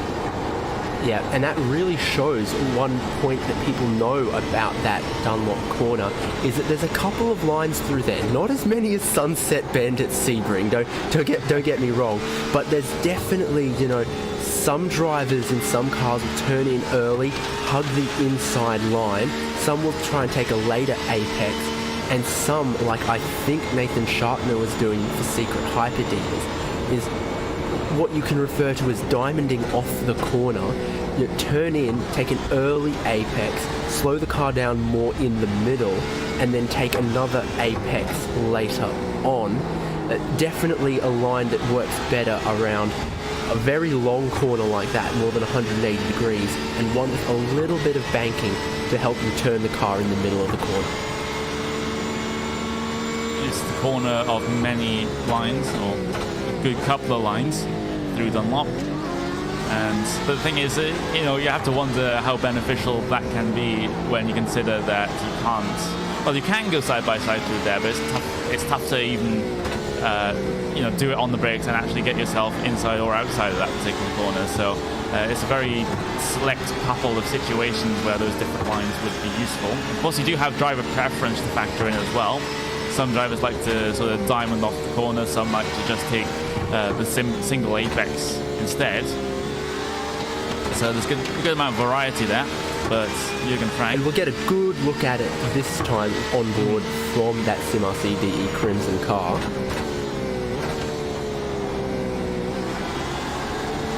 Both single apex. So no one. A little bit of a diamond from Secret Hyper Divas, but not too much. We get a great view of that rear view camera on board that the GTE cars have in lieu of a reversing mirror, and I'd say a good 80-90% of it was filled up with a HPD ARX Le Mans Prototype 2 for a bit there. And here comes another one. It's Course Sim Racing. It is. Makes their way down the inside of Wallsteiner. Not too many problems, and could cause a problem to the Hyper Divas here, the Secret Hyper Divas, but not going to go for the move down the inside just yet. They'll instead wait till the final corner, and then maybe SimRC can look to capitalize, because Secret have gone so wide on the entry to the corner that it was almost a case of cutting off the nose of SimRC down towards the Coca-Cola curve. but now SimRC are closer than they have been on the last lap or so to be able to challenge in towards 1 as they will drag the brakes in and draw themselves ever closer to the rear bumper of that car. You can see on the lap deltas that they have been gaining. They've been gaining 2/10 of a second, half a tenth of a second, and another 10.5 of a second. So they definitely do have the pace here. It's just a case of managing to get your way by is the bigger issue, especially at a track which doesn't offer that many overtaking opportunities. But Frank is one of the most experienced drivers in terms of these GT machines. Maybe not the GTE machines specifically, but just GT cars in general. He was absolutely fantastic in GT1s, for example, when those were a more popular thing, and was pretty handy in GT3s as well. So it's understandable that those skills can transfer over, but he needs all the skills that he can get right now with 0.3 of a second between him and Secret. Yeah, precisely. I definitely can vividly imagine what that SimRC.de livery looked like on GT1 and GT2 cars, and that was maybe a little more of a stronger era for them than the current GTE machines that we've got.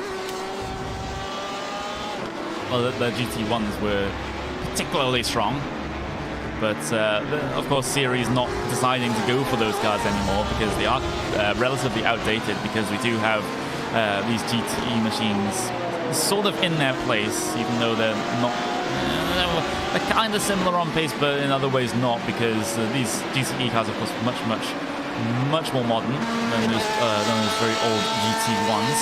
But right now, it's still the stalemate in that particular battle, and Mivano might even decide to try to disrupt it here. That's Walter Goethe behind the wheel, just making his presence known on SimRC, as we're getting very, very close to that hour to go mark now. And you know, this battle in GTEs, I hope at least, won't be the only battle that we'll have to pay attention to towards the end of the race. But the thing is, there's 2 mistakes from both GTE cars coming off for turn number 4. It was Sega Hypertubers running wide onto the grass. It was SimRC having a snap oversteer moment, and again a little bit of lockup from Secret there. Are they starting to succumb to the pressure that SimRC are putting on them? Potentially, but a little bit closer was that GTE battle further up the order, 4th and 5th. So Yanekiru got by Jesse Stevens in the Radicals online racing, but then I'm not quite sure what's going on. They're back together once again. It was a good battle the first time. Let's hope that seconds is just as good.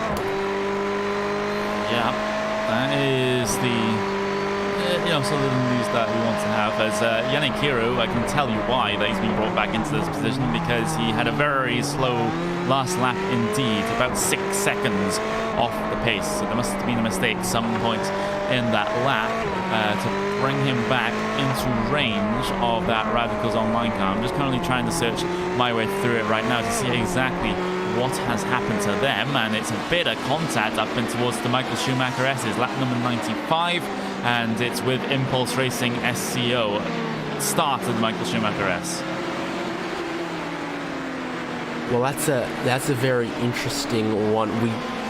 Was it Impulse Racing earlier that made contact with a GTE at Dunlop Curve?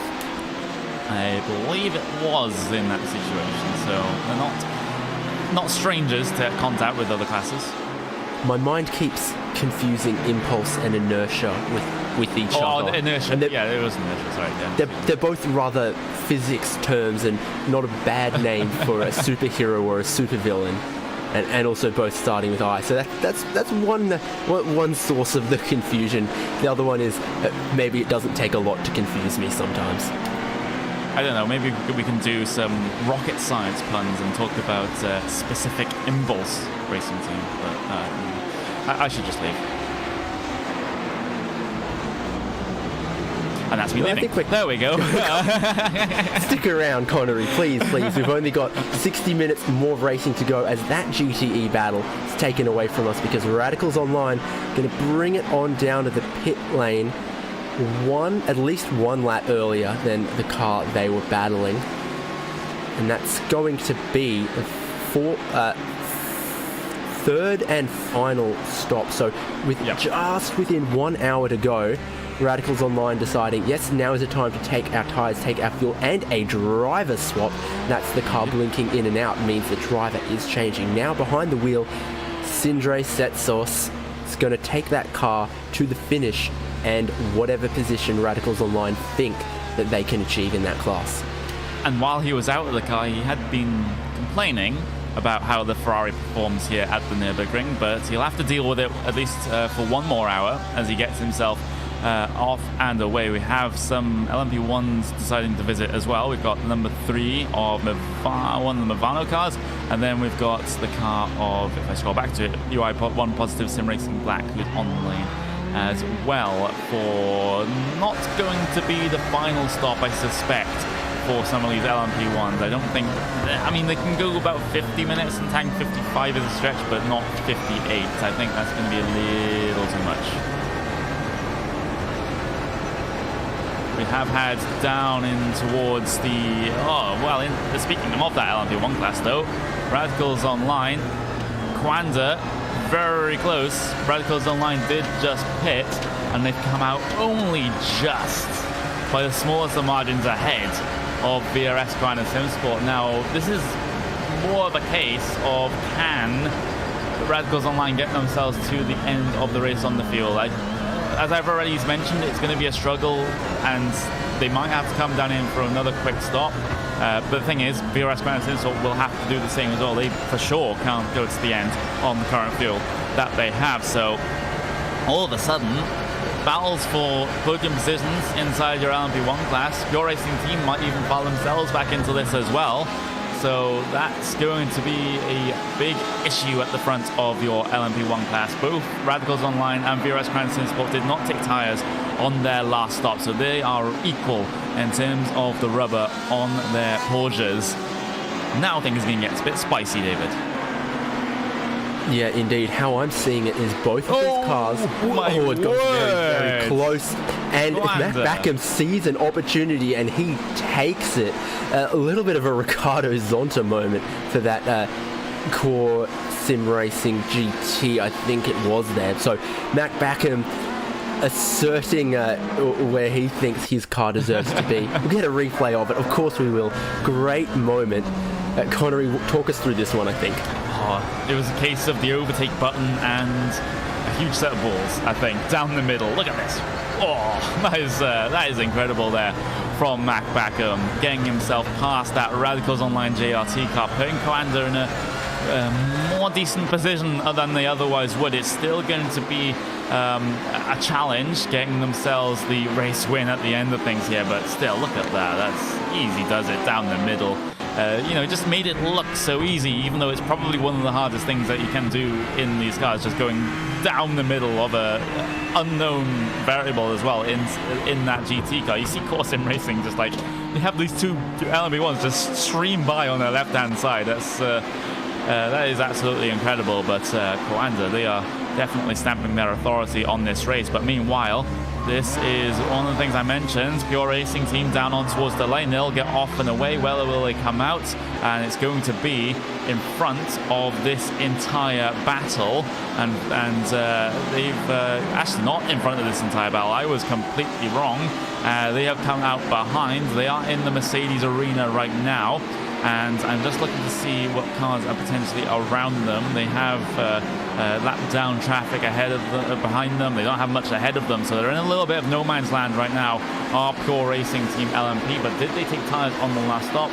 That is the question, and the answer to that is going to be no. So everyone inside of the top 3 cars in LMP1, they have not taken tyres. We're still waiting for Team Bushwick Racing Blue to come down in and get their service. So this is looking pretty good, I have to argue. I think these guys will close up by the time this race is done. We have that huge question of the splash and dashes as well.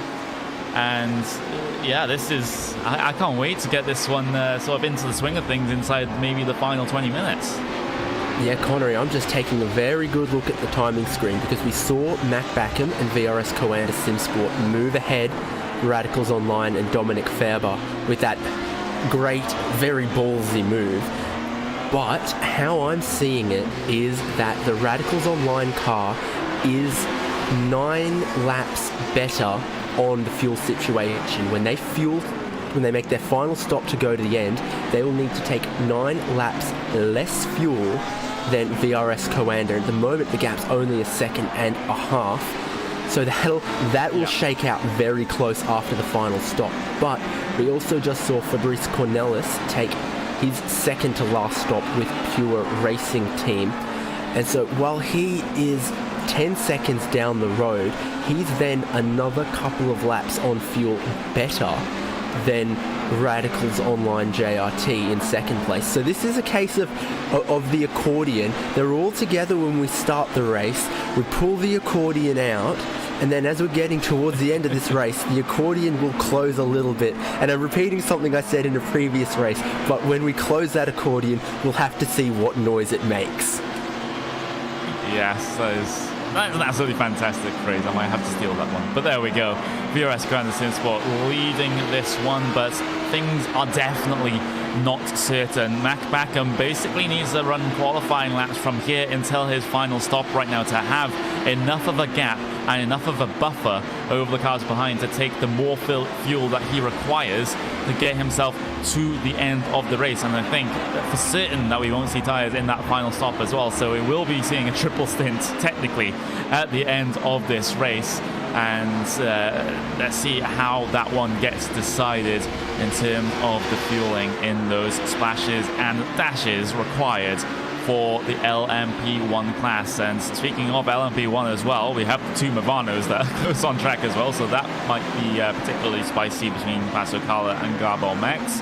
But we have a warning for the number 55 car right now. That is the Impulse Racing SEO car, and that was for unnecessary risk while lapping. That was sort of an incident that we did see about 5 or 10 minutes ago, and they've managed to get themselves a warning for that, which I think some teams will be fine with warnings here because they can have a slap on the wrist, but the last thing they want is a drive-through penalty or a stop go. Yeah, exactly. This will be a fun battle here between the 2 Thrustmaster Movano Racing SCO cars. So the number 3 leads the number 21, but not on this lap, the previous one around. Tommaso Carla set the fastest lap in class. He was the fastest car out there, closing this gap. I don't think they'll have team orders, but the last thing that Thrustmaster Movano can afford in this series is either of these cars not getting to the finish line. Yeah, that's the big thing. I think they'll allow them to fight, but they won't be happy if they wreck each other. So there's going to be quite a bit of room given. Yeah, to jump in on top of you there, because I've just had a look at the standings. So they are 13th and 15th of 16 cars in the standings, these 2 cars, which is not what you expect when you think of Thrustmaster Movano Racing and Prototypes. Both of these cars have been able to put down really quick lap times, but both of them have a DNF beside their name at one of the first 2 rounds of this series, and that's why they are so far down the order in the championship standings in this class, and they really, really need both of these cars to come home in a top 10, preferably top 5 finish, which is what they've got right now, 5th and 6th. Exactly, and Tommaso Carla is closing in on his teammate of Gabo Max. 0.4 of a second was the advantage last time, and I think the pace advantage is getting so big that I think Max might not even fight this and just decide to let Carla through, not as a team order, but just as, okay, you're the faster driver, I might as well just do this and not slow you up.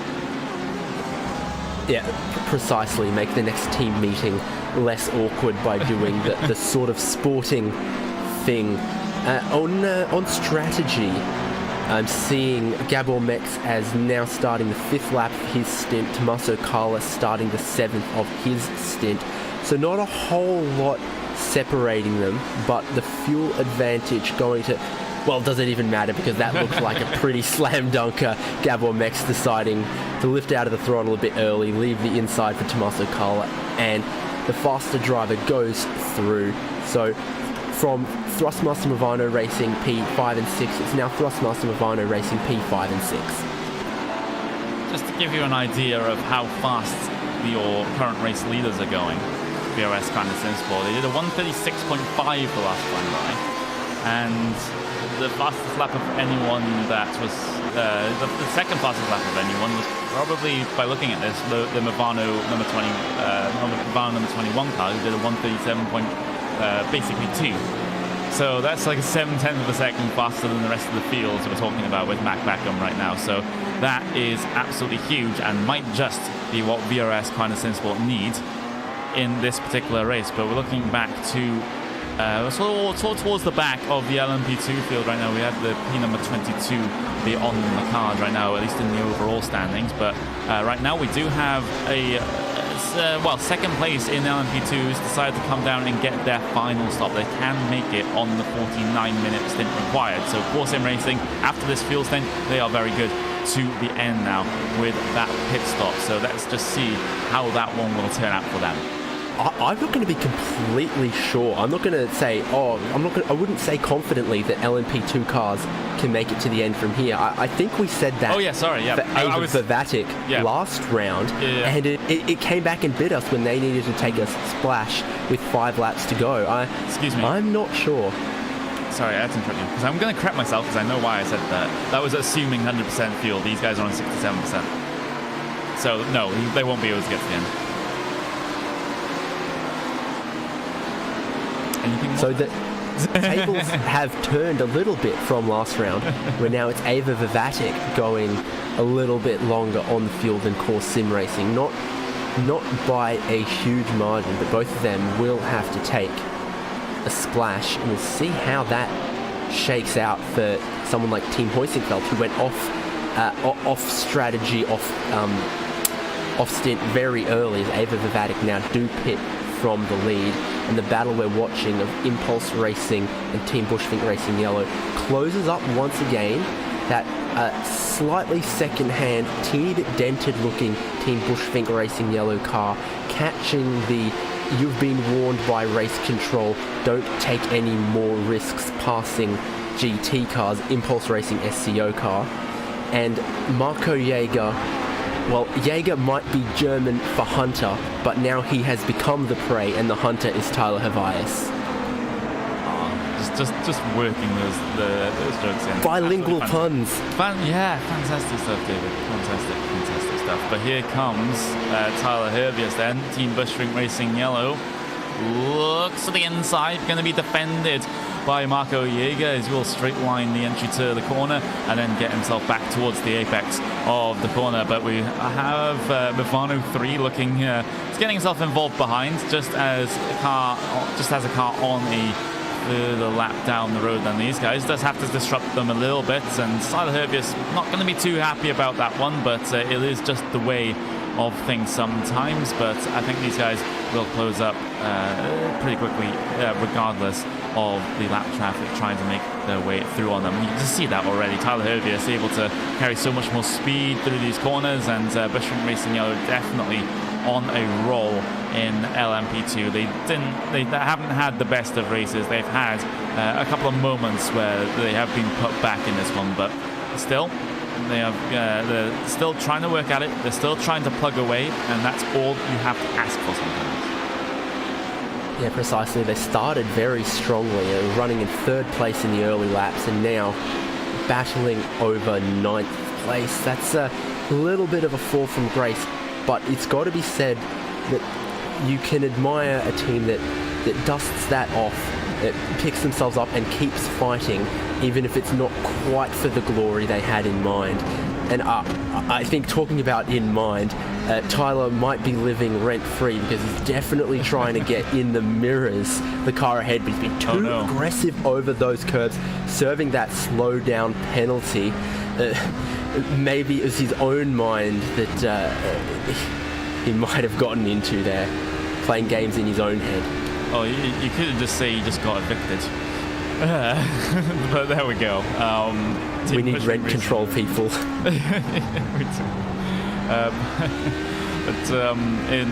In other LMP1 news, it was going to be Team Chimera getting positive sim racing green.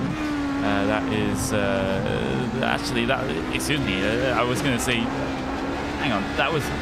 Excuse me. I'm going to have to sort this one out myself.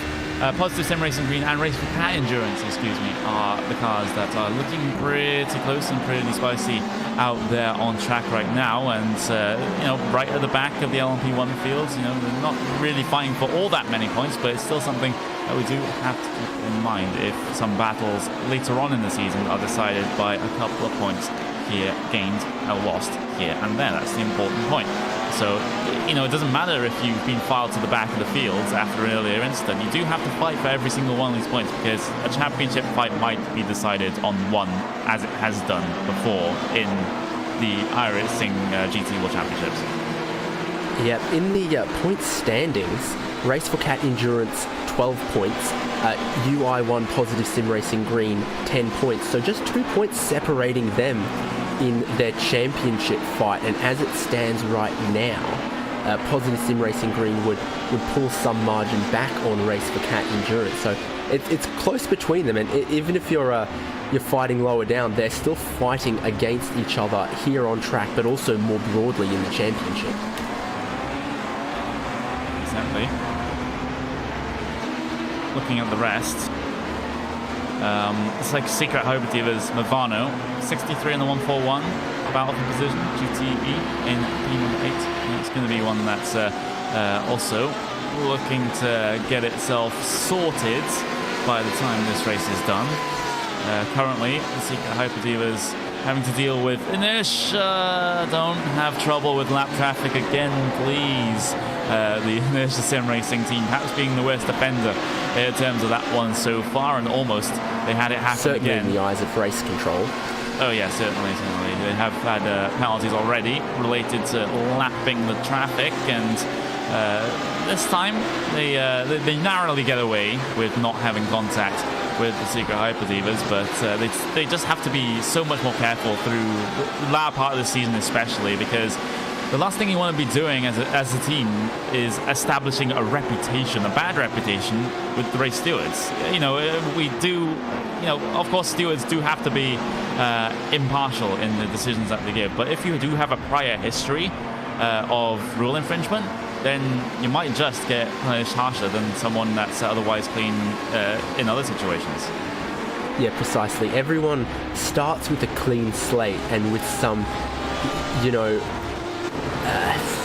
a little bit of leeway, some, doubt in the mind of the judge. But if you're hauled up before them time and time again, or you've got a history, then there's less doubt about your actions. Were they intentional, reckless, or just a lapse in concentration? Yeah, that is the big thing. Radicals Online not Radicals Online. Oh yeah, it is Radicals Online versus Core Sim Racing GTE 1. This one was a thing previously. It's starting to become a thing again. Cindy Source versus Yanakiru this time, P number 4 and P number 5, getting pretty close. So that one will be a fight to the end of the race that we can keep an eye on, as long as Yanakiru is able to make a couple of inroads. But I think the main event here is definitely going to be the battle for the overall race lead, because it's quiet now. It's very, very quiet, but I think the dynamite has been set. Precisely. Mac Backham's pulled out an 8-second gap, and we were saying that the fuel difference between him and Radicals Online JRT behind was maybe 6 or 7 seconds. Hard to precisely say, but definitely some. And you think, if you had to put any driver into that VRS Coanda SimSport 18 car and say, hey, can you go ahead, overtake for the lead, and then pull out a gap of 8 or 9 seconds before the next pit stop, please? Mac Backham would definitely be a good choice for that, surely, of all the names that we have in the field here today. Yeah, and that gap is saying 9 seconds right now, 9.2 seconds, up to 9.3. Could be 9.5 by the time he even gets to turn number 1 at this rate. But VRS kind of SimSport, they are edging themselves ahead. They're edging themselves an advantage in this battle right now. And, they, of course, will be the first blinker in terms of the pit stops. It's just a case of where they come out in relation to Radicals Online, or rather where Radicals Online come out in relation to them, since they will be the latter stoppers. And same with Pure Racing Team as well. We can't factor them out of this one as well. They are 10 seconds behind Radicals Online, yes, and they do actually have to take still sort of the equivalent amount of fuel. So, you know, if Quanda and Radicals are close enough that they start battling, then Pure Racing Team may very much be a factor in the latter parts of this race. But we have a battle looking like it's going to happen for P number 21 overall. So this is going to be Impulse Racing SEO versus Team Bushring Racing Yellow down towards Dunlop. And looking at the times, Impulse Racing faster last time, but I can tell you definitely looking at that gap right now that Tyler Hervius has had a much better current lap than Marco Jaeger has been able to manage. So Tyler Hervius definitely in a position where he can really start to send it if he decides to do so. And this is the point where you do decide to start thinking about sending it. Not the first hour of the event, the last 45 minutes. And he'd gotten so very close, but just where that Simar CDE Crimson car ended up, no fault there, but it's cost a little bit of time to that yellow feathered Bushfink. I'm not going to try a David Attenborough voice for that, but yeah, once again, a GTE car separating this fight. When they've got clean air, Tyler Hervius definitely looks to be a little bit faster. But whatever Marco Jaeger is doing, it's just holding him off, just holding that gap, and just a little bit of a lucky break where the GT traffic is falling for these guys. And before we get our grand finale in terms of the racing here today, I think it's appropriate that we go for the final time in this race. RaceSport TV fan immersion on board with the number 42 at Tyler Hervius as he tries to chase down Impulse Racing in his Team Bushring Racing HPD.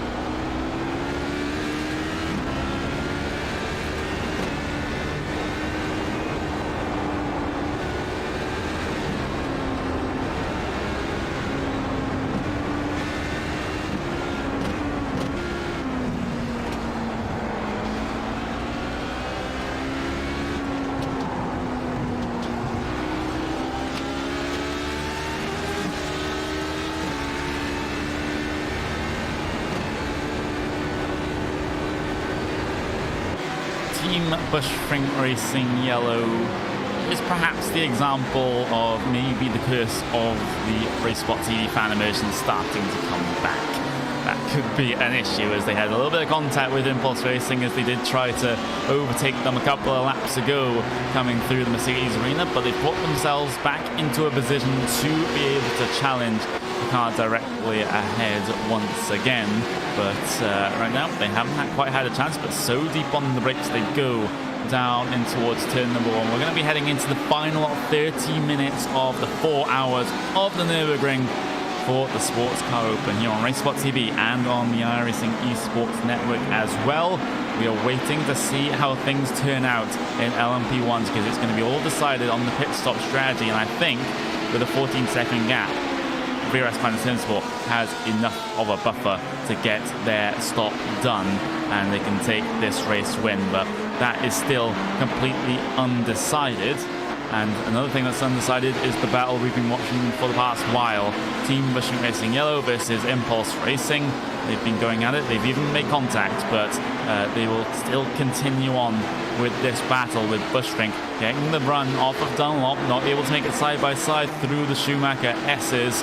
But it does seem at this stage, David, that it's just a case of not if, but when Team Bushfring Racing Yellow make their way by. Yes, certainly. It's looked very, very close for a while, and Tyler Havias is not looking particularly patient, making some big moves out of the draft and weaving around a little bit, but their Impulse Racing will defend the inside line, and if there's a pass, it's not going to be right now, but there is a little bit of a fuel strategy difference between these guys. 8 laps in favour of Impulse Racing SCO. So for Team Bushfring Racing to finish ahead after the final pit stop, they'll need to overtake soon and then be able to scamper away. I'm not quite sure I see that happening, but anything is possible with 30 minutes to go.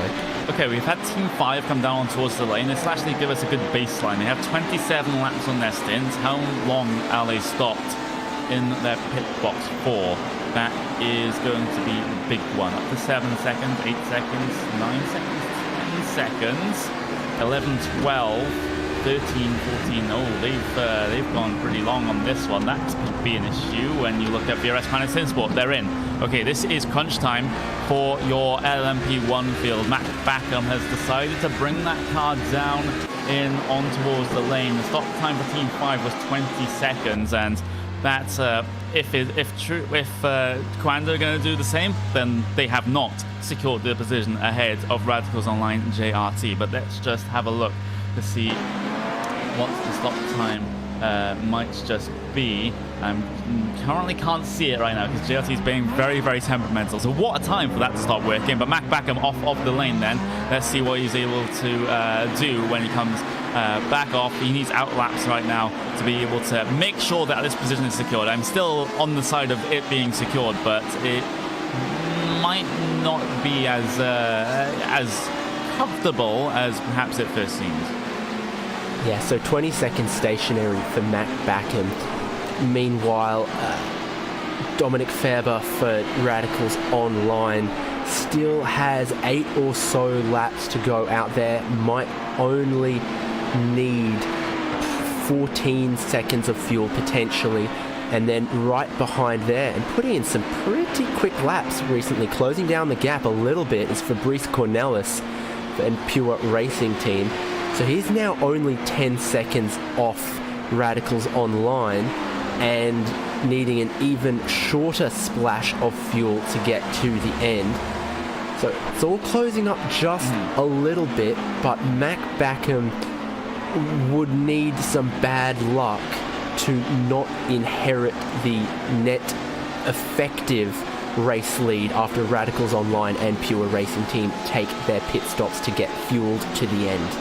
Yeah, I think VRS Commando will still be ahead when the rest of those cars will file themselves down, but it'll be by just a good couple of seconds. And don't get me wrong, a good couple of seconds gap is still very much possible for the cars behind, or at least the car behind, which would be Radicals Online, to be able to do something about it. But with the laps that Mac Backham has been running so far, these out laps look to be the exact same ones that he was doing when he was on the previous stint. So if he's continuing to do those, then this race is pretty much gone for Radicals Online. But the next crucial stage is going to be their pit stop, and they are in control of that. But we have a drive-through penalty come through right now for the number 55 for causing a collision. That's Impulse Racing SEO. That is an interesting one. Was that the one with their with Bushfink?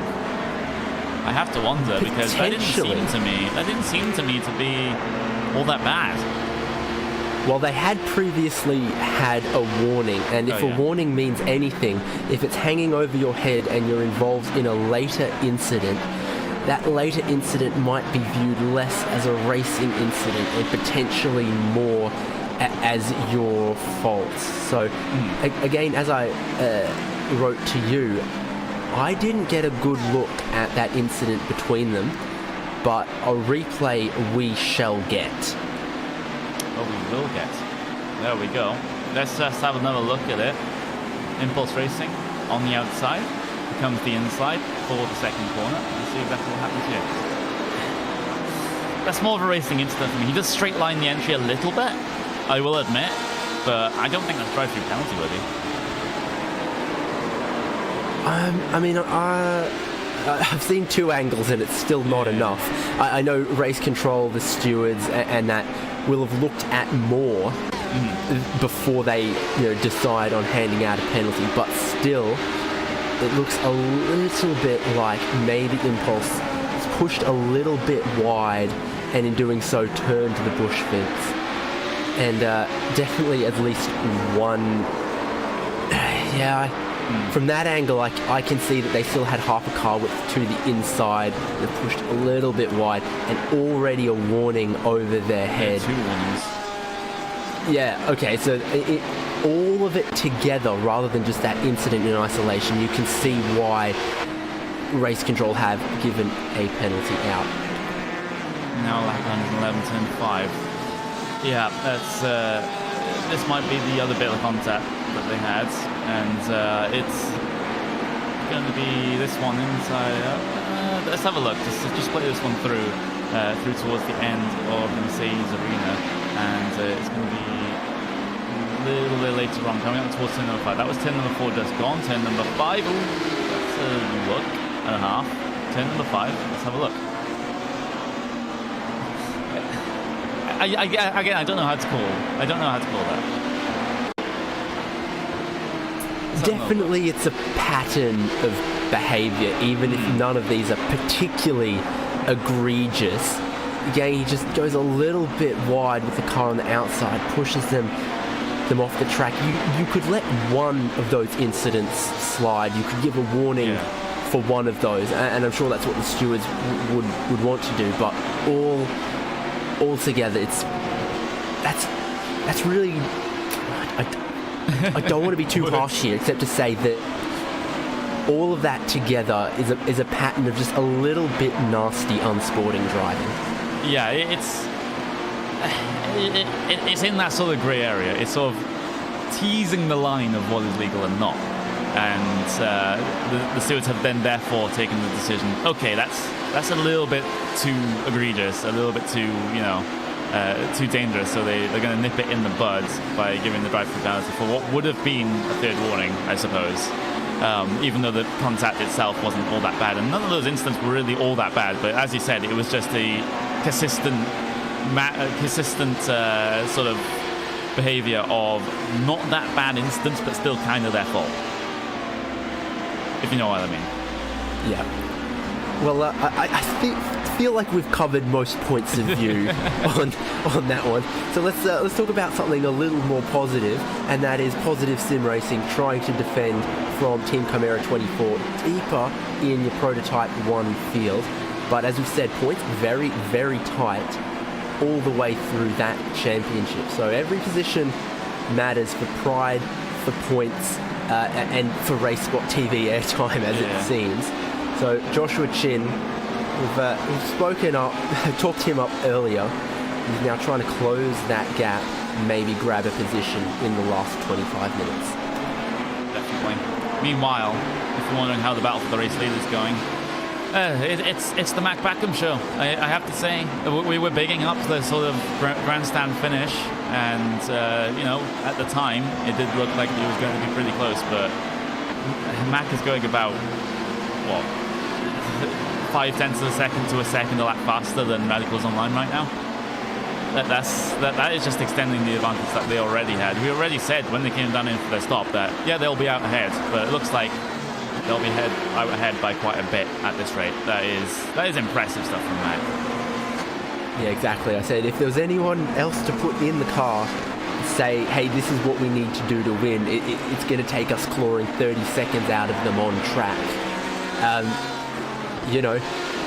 Pick a iRacing World Championship Grand Prix Series title contender, race winner, put him in a hybrid prototype, and it'll do the trick for you, VRS Coanda Sim Sport. They're clever guys.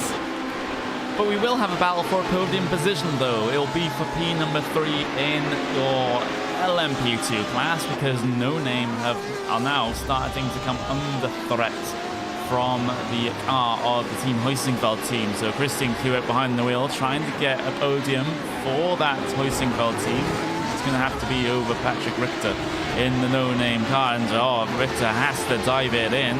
That No Name car not good enough on the fuel to the end of the race, so therefore Team Hoisingfeld has to work his way around, and I have to say that is going to be a theme throughout this LMP2 field, because if No Name can't make it with 16 laps in their stint from last time, then I doubt that the likes of Fortune Racing, likes of Able Batic, will be able to make it on 14 and 15 respectively. So still some splash and dashes in play for your LMP2 field, and arguably Hoisingfeld are in the best spot in terms of those splash and dashes.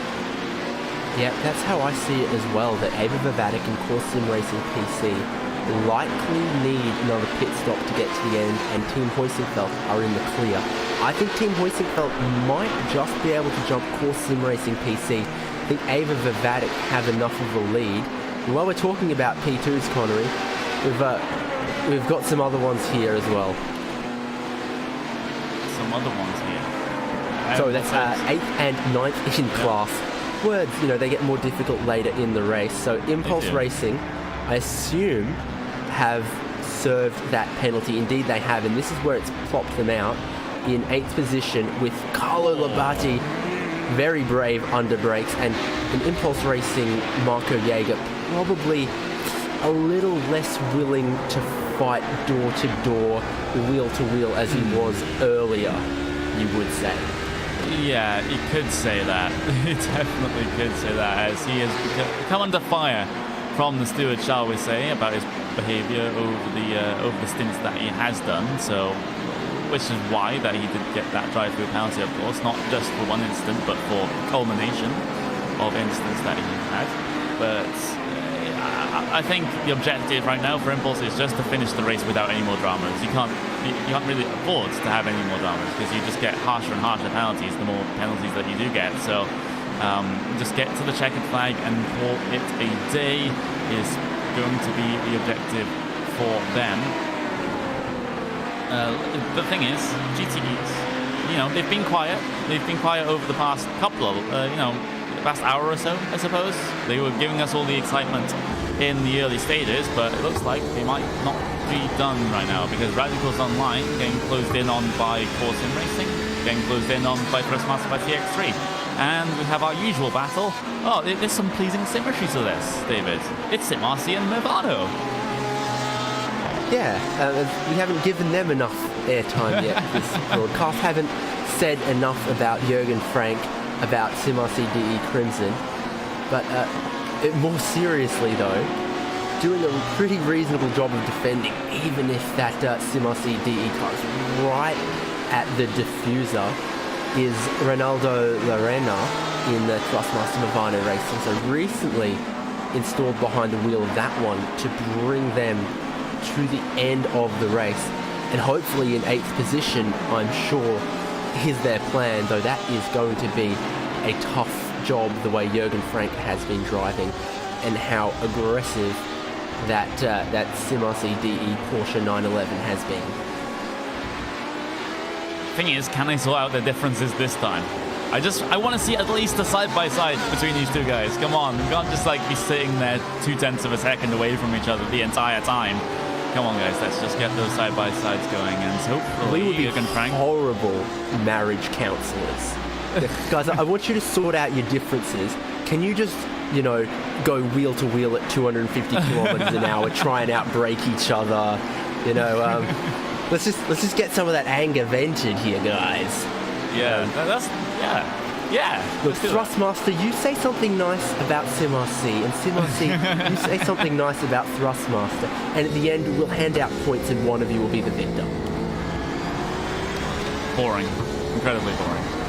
What's not boring is this potential battle that might go side by side. I'm not making any guarantees, guys. But SimRC and Thrustmaster Urbano with a pleasing synergy, battling at the start of the race, battling at the end of it as well. But it's not the only GTE battle, because Radicals Online, Core Sim Racing, Thrustmaster by TX3, that is a battle further up the road for better point-paying positions as well. As that's a nice bit of alliteration, I just noticed.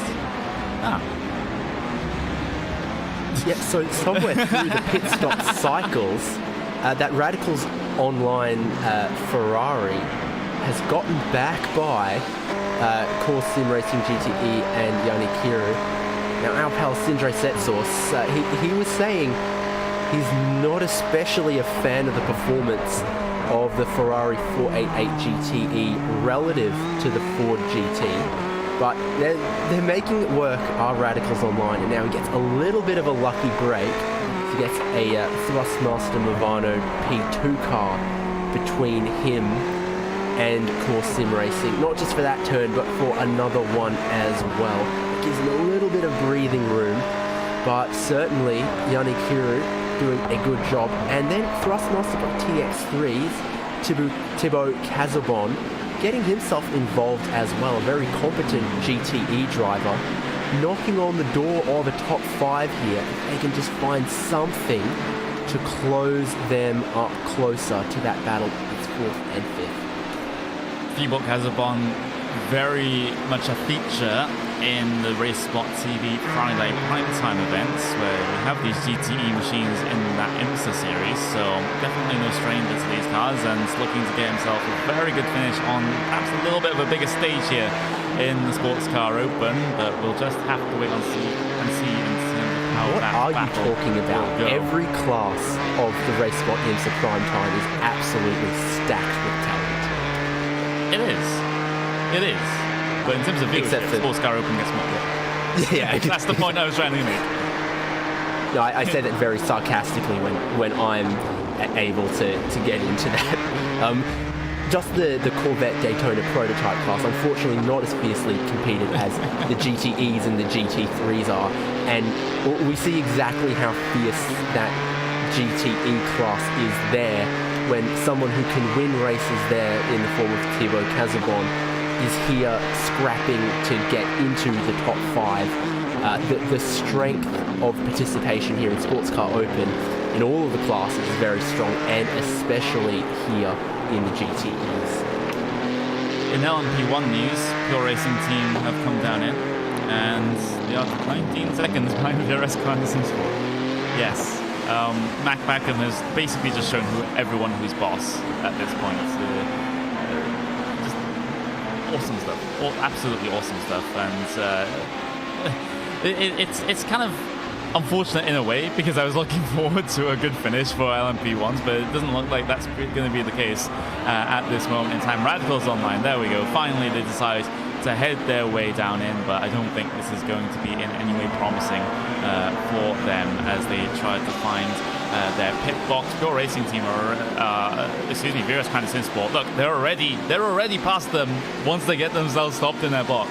That's how good Mac has been on this on these final 2 stints. That is That is absolutely incredible stuff. And Radicals Online, they might even have to be more concerned about Pure Racing Team right now. They're just coming down the pit straight, and they're only just getting themselves off of the lane. Down in towards turn number 1 they will go, and half a straight separates themselves and Pure Racing Team prototype right now. So that is going to be the situation at the front of LMP1's. VRS Commander Sinsport, 14.6 second advantage at the front of the field. That's more than a good couple of seconds, but you know, we do have racing to go here. We do have the GTE fights to be concerned with. Radicals Online, Core Sim Racing, Crushmaster CX3, SimRC Crimson, and Movano. And those latter two, I really want to see a resolution to this. I want to see them fight.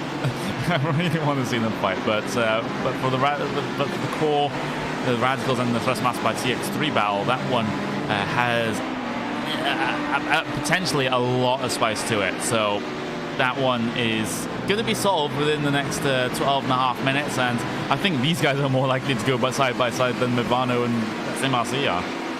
Yeah, exactly. It's got a lot of spice, a lot of potential, but that dish is just simmering on the back burner right now. And in 12 minutes, that dish is going to have to be served. So we'll see how that does indeed go. There's a lot of potential in that. As we've now seen the final pit stops in P1, though, I want to touch real quickly on the sort of the championship standings, where our second and third place cars on track right now, Radicals Online and Pure Racing Team. Radicals Online lead Pure Racing Team in the points as well by just 2 points. Meanwhile, our race leaders, VRS Coanda Simsport, all the way down in 14th in those standings with just 4 points. Had a DNF in the first round and a very poor showing last round out at Monza.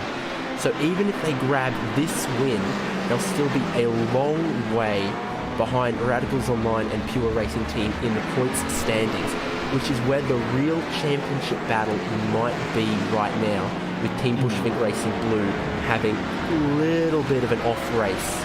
Yeah. It's going to be very close. Yeah, indeed. Can expect Radicals Online to take the championship lead, if I'm correct. In this particular one, if they finish as they are, because they are second in the point standings right now, they'll gain much more than the 2 points they need to overtake Bushvink Racing Blue, and they are staying ahead of the Pure Racing Team. That's very well done there from our one and the only David Haynes. But the thing is, GTEs, that is a much more complex equation right now, because, well, at least in the battles outside of the podium decisions, because P1, 2 and 3 look pretty set right now. Williams Esports, Pure Racing Team, Core Sim Racing GTE 2.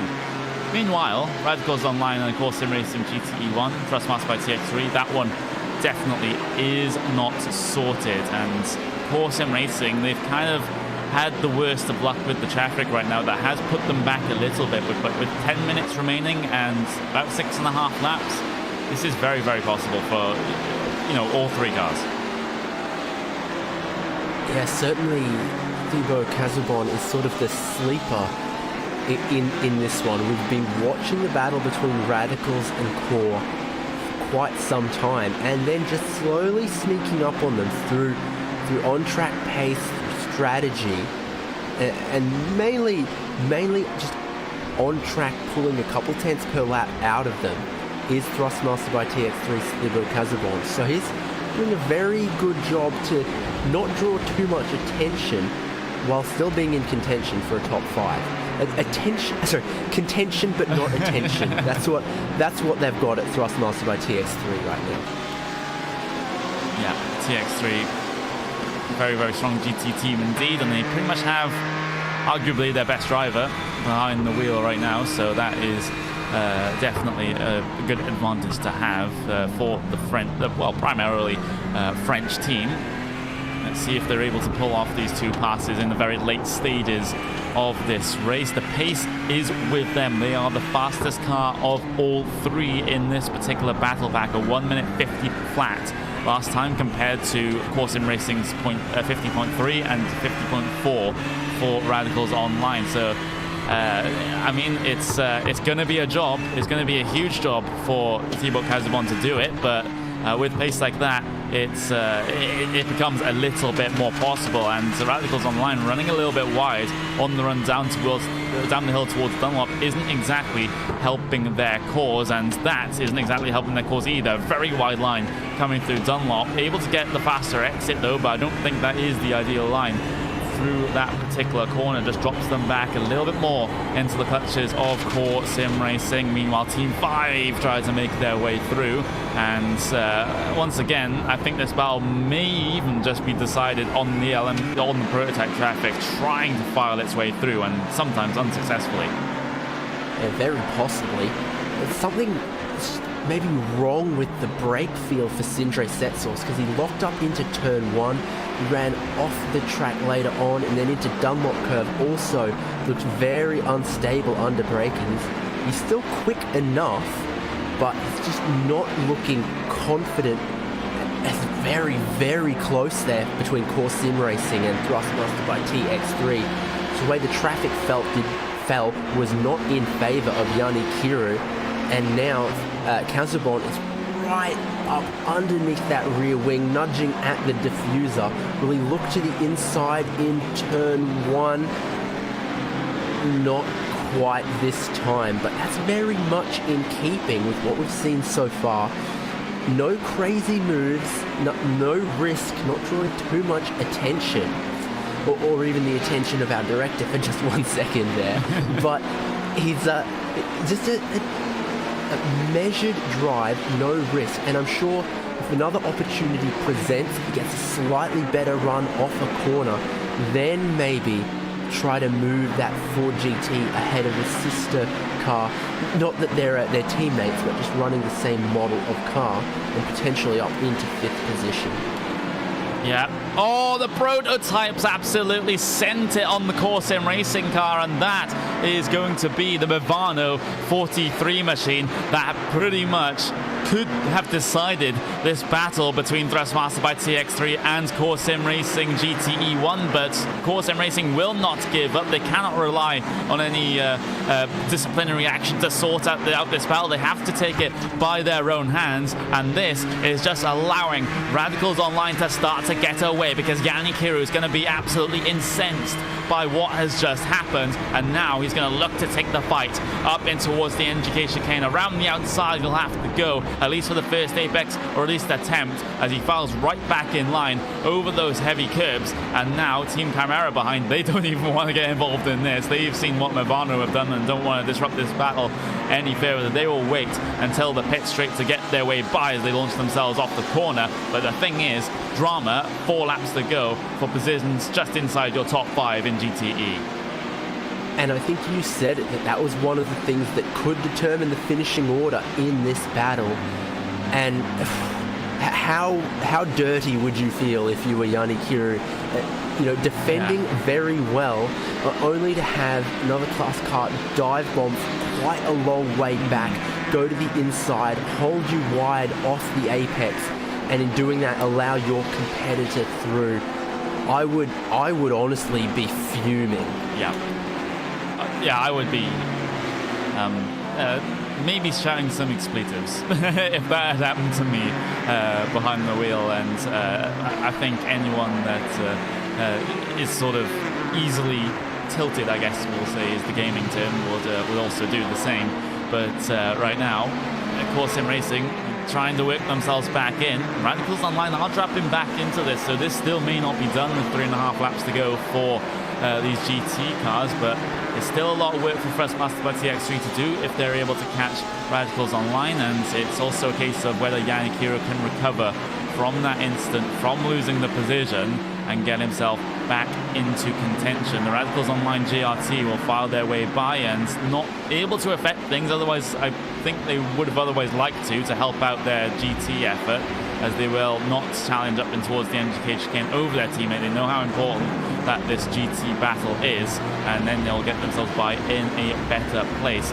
But we do have news that the LMP2 battle for P number 2 may just be closing in, or may just be pretty close. It's currently going to be the car of Core Sim Racing right at the front there, but Hoisingfeld is there ready and waiting that if anything happens to them, they can step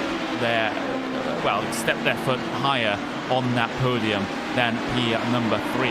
But TX3 now, the ball is definitely in their court, and even if they don't get past Radicals online here, I think this is still a fantastic run for them, gaining 3 positions on their qualifying, getting that top 5, of course, a good points haul for them. Even though the method in which they managed it isn't exactly greatest, but it wasn't under their control.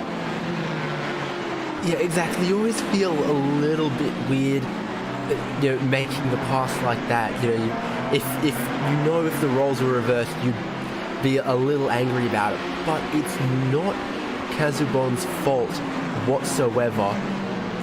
And no matter how much of a gentleman you are, if you've been waiting patiently for a mistake or something from the other driver, and something like that happens, you're gonna take the opportunity and leave it to race control, leave it to the stewards to decide if the other class car actually did anything wrong. And in that case, I don't think the stewards really would intervene in a move like that. Maybe a warning, maybe they'd consider that unnecessary risk in making a pass by the LMP2, but really it wasn't unsafe as much as it was just a little bold.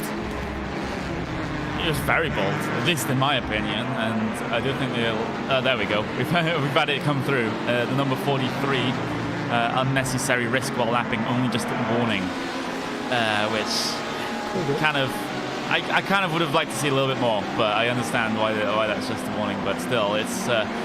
it just is what it is, and now Yanikiro just has to put that out of his mind now and go chasing this race. 2 laps to go for the GT cars right now, as they have the 2 positive sim racing LMP1 cars trying to file their way through. That could very much disrupt things here in the top 5 of your GTE class.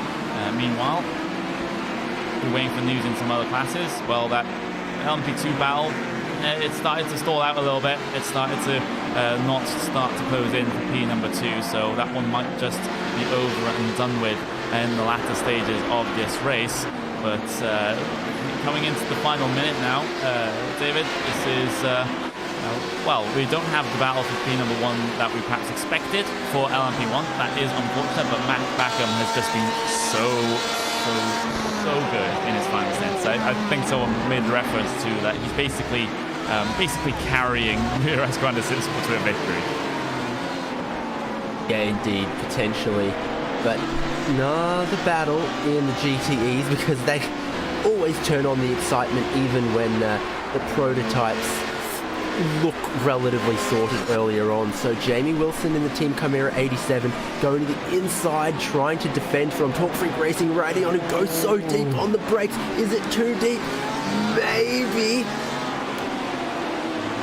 So close. They just hold on to the inside into the left-hander. They don't get good momentum out of there, and Team Chimera get that sort of close off the overlap, get just far enough ahead to be able to take the racing line through the next corner.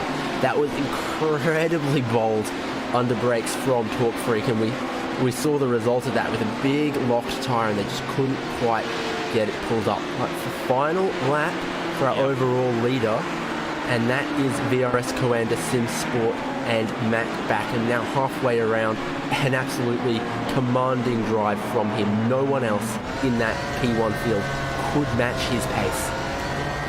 Exactly. That is the exact situation. Team Chimera, though, they've just had a moment. They spun around. But the thing is, we have to turn our attention to VRS Coanda Sim Sports. We thought it would be close at the end of the race for LMP1s. We were making all sorts of predictions about their fuel, but Matt Backham does not care when he's setting fantastic lap times at the end of the event. Checkered back flag is out then for VRS Coanda Sim Sport. They'll take the race win in the 4 hours of the Nurburgring for the sports car open. Fantastic run indeed for them. Absolutely brilliant. But Radicals Online and the car of Thrustmaster by TX3, they are not sorted just yet. They are coming through the final sort of sector here, the start of the final sector, but I think TX3 is going to be a little bit too far back to be able to do anything to get themselves up into number 4 at the end of this race, and it definitely looks like they'll have to stay in line. So Radicals Online will hold on then for number 4 in your GTE class. Thrustmaster by TX3, still a fantastic race to get yourself up in towards that number 5 as well. Looking to the 144, that's Williams Esports. They will take the race win in convincing fashion in GTE. Not really challenged all race, and Kei Kashube driving it across the line like a Sunday drive. Brilliant performance for Williams Esports. And then LMP Tools, Pascal Sticks, Ava Verbatic, they are going to add another race win to their name, extending their championship lead. They will come across the line to take the win in LMP2s, and fantastic race for them indeed. So that is going to be it for the 4 hours of Nurburgring for the Sports Car Open. And we will have to sort this one out. We will have to get those calculators out to try and determine who gets themselves to the front of your respective fields. Ava Vatic definitely going to be at the front of the LMP2 field, but we'll have had a change of position in your overall standings for LMP1 with Radicals Online taking the championship lead. But before we go and delve into that in detail, here are your official race results.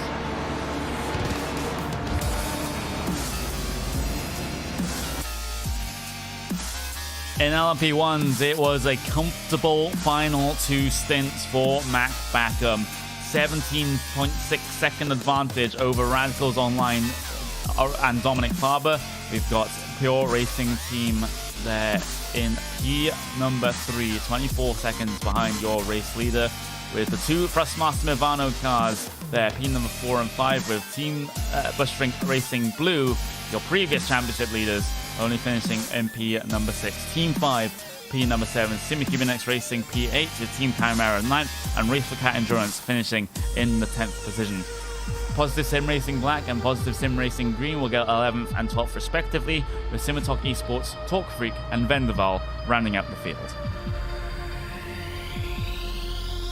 In LMP2s, it was yet another convincing win for Ava Verbatic at the front of that field, with Core Sim Racing Prototype finishing number 2, with Team Hoistingveld on their alternate strategy working out for them, getting themselves onto that final step of the podium with No Name in P4, with Legends Racing finishing P5. Inertia Sim Racing, they incurred the wrath of the stewards on a few too many occasions, but still managed to get themselves number 6 when all is said and done, with Will the Sim Racing Team P7, Team Bushring Racing Yellow 8, with Insim Sailors and Movano Racing 43 rounding out the top 10. Impulse Racing SCO, Talk Freak, Legends, and SRN will round out the 14-car LMP2 field.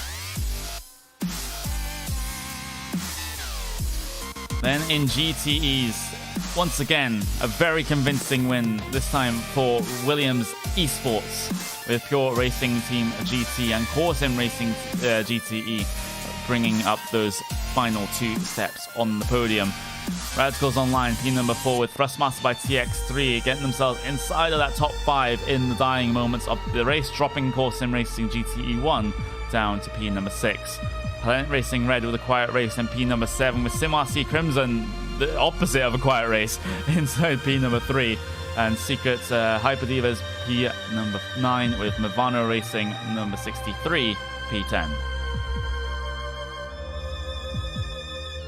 Talk Freak Racing Radeon number 11, Team Chimera P12, with Isha Racing, Zenith Esports, and Positive Sim Racing Blue in number 15. Zenith Thrustmaster, Vendaval Sim Racing Blue, Simitalk Esports, Pyrite, Triton Racing, and Sorg Sport Esports cycle things down to number 20 in that GTE field. Obsidian Racing and Team Bushring Racing Pink, unfortunately, having first lap related issues getting P number 21 and P number 22, respectively. So we'll go to a very short commercial break here on Racesport TV and on the iRacing Esports Network, but after that, it's going to be the post-race show driver interviews after this.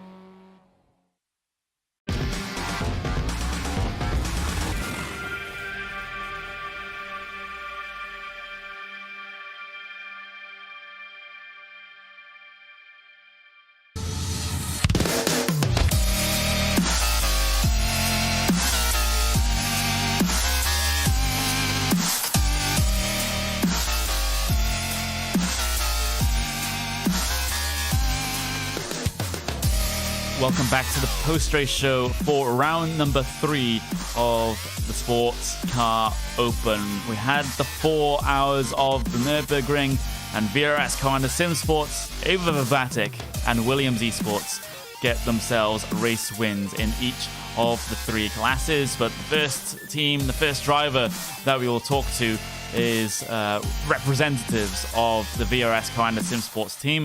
We will go to Mac Backham first. He's standing by with David Haynes.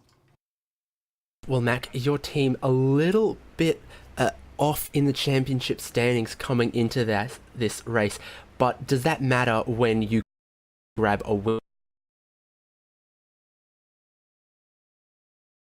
Well, I guess we would have liked to be a bit closer in the championship after the first 2 rounds, but I'm not quite sure if we win all the rounds that we still end up first in case the second guy keeps finishing second. I'm not really sure, but yeah, just I guess every win helps. So I guess we will just try and win the rest of the rounds and then hopefully can still kind of steal the championship away. Now, up here in the commentary box, we love to talk about things like tyre strategy, fuel strategy, stint length, but in the end, you make us look silly when you just get in the car, and does any of that matter when you can put in the laps that are faster than anyone else? Yeah, I think it played a pretty big part today. I'm not really sure if we were a lot faster. I haven't really looked at all the laps, but I think what kind of helped us a lot here is that we kind of committed to the double stint pretty much as the race started, while others kind of looked at us and they saw it worked, and then they were kind of behind because they, well, had more stints to cover with the same amount of tires at that point. So I guess in the end, we just gained quite a lot. I'm not sure if we would have won if they all did the same. I really don't know. I guess, I don't know. Everything could have been up for grabs. I feel like everything is pretty close in this car, I must say. Yeah, and talking about that and the tires, very cold track. How did you set up the P1 car for that, and how did that do for your tyre life? Well, we didn't really change anything on the setup. We didn't really kind of prepare for this. I guess we ran a few official races during the week, and it was also cold there. Like, I don't know, I guess everything seemed all right, so we didn't really change anything. I wouldn't even know where to start to change anything on this car because it's so complicated. So yeah, we just ran what we had, and I don't know, it seemed to work well. I think we had a little bit better tire life. I think maybe we lacked a little bit of pace in the first stint, but I think than on older tires, I think maybe we were a little bit stronger again. And now going to your teammate Pashalis, you did a very measured drive, keeping the car in contention there, and obviously following that strategy that was mentioned. What did the race look like from your time in the cockpit? It was pretty okay. It was only on laps 56, I think, where I had a massive incident that I had to avoid that put us a bit on the back foot. But then we had to catch up to the guys up front. I passed PRT, I caught up to Radicals, and then from now there on I had to do my 2 stints, try to not to do any mistakes, hit my marks, and give the car back to Mac intact. In the end, you guys got the result you were looking for. That's round 3 done of Sports Car Open. That means we're at the halfway point now with 3 rounds to go. Not the first 2 rounds you wanted, but this is definitely a swing in form for you guys. So what do you think you can do rounds 4, 5 and 6? I think the aim is always to win the races, but judging by how close everyone is, I think it's gonna be tough, but we'll see. As Max said, we're gonna go try to grab every win that we can, and hopefully that's enough in the end, considering the 2 first rounds that were not particularly good. So we are still on recovery mode, pretty much. Right, well, fantastic job. Biggest points haul and best result for you guys. P1 for VRS Coanda SimSport. Anyone you need to thank, any shout outs, any thanks while we've got you? Yeah, of course. I want to thank the team. It's been a great place, and in particular, Mac for driving with me and helping in preparation, and Martin that helped in the setup. I didn't get to drive today. And of course, our sponsors: Virtual Racing School, Hoisingveld Engineering, Simcape, Fitec, and Joel Real Timing. And you guys, of course. Thank you so much. Once again, congratulations to you guys. And Connery, who are we going to have a word with next? We're going to have a word with the 144 drivers. That is the Williams Esports team that came away with the race win in GTEs. And we will get those guys up into the channel in a very short fashion indeed, as we'll get Kei Gashube up in here. Fantastic win, Kei, for Williams Esports. Very, very comfortable as well, as you'll get yourself the maximum points possible in this race to go chasing this championship. How was the race from your perspective? Yeah, it was maybe for you guys it was not that exciting, but I think we needed a race like this just without trouble. You can always rely on Alex. He put a good qualifying lap in and made great 2 first stints, and then I just had to bring the car home basically. So yeah, we had great pace. We were getting closer in the last months, and now. Yeah, it was a really good race for us, I have to say. Yeah, it was a P number 2 in round number 1. Then you got the race win round number 2. You got the race win again here in round number 3. So the championship is looking rather likely for you guys. And just looking at the sort of pace out there on track right now, Vendaval Sim Racing Blue. They unfortunately haven't had the greatest of races here today, and they are the second in the point standings right now. So do you think they're still going to be contenders if they can get back up and running for the final 3 races, or are you more focused on the likes of PRT?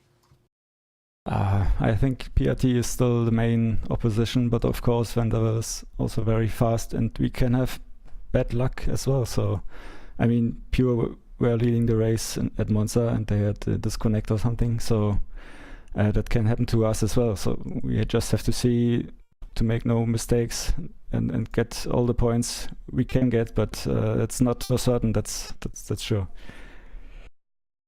And in terms of a more meta discussion about the team, you have had a very recent signing of Isaac Price from G2 Esports. How did that come about? And are you looking forward to working with Isaac Price, especially in these sorts of contexts with the team racing? Yeah, of course it's nice to have Isaac with us. I was not that involved into the whole process, but I'm happy he's with us. We have to see how the team is organized in the future for the team races, and if he will really concentrate on iRacing or maybe other sims. I'm not really sure about that, to be honest. Yeah, we just have to see. But it's of course obviously great to have him here.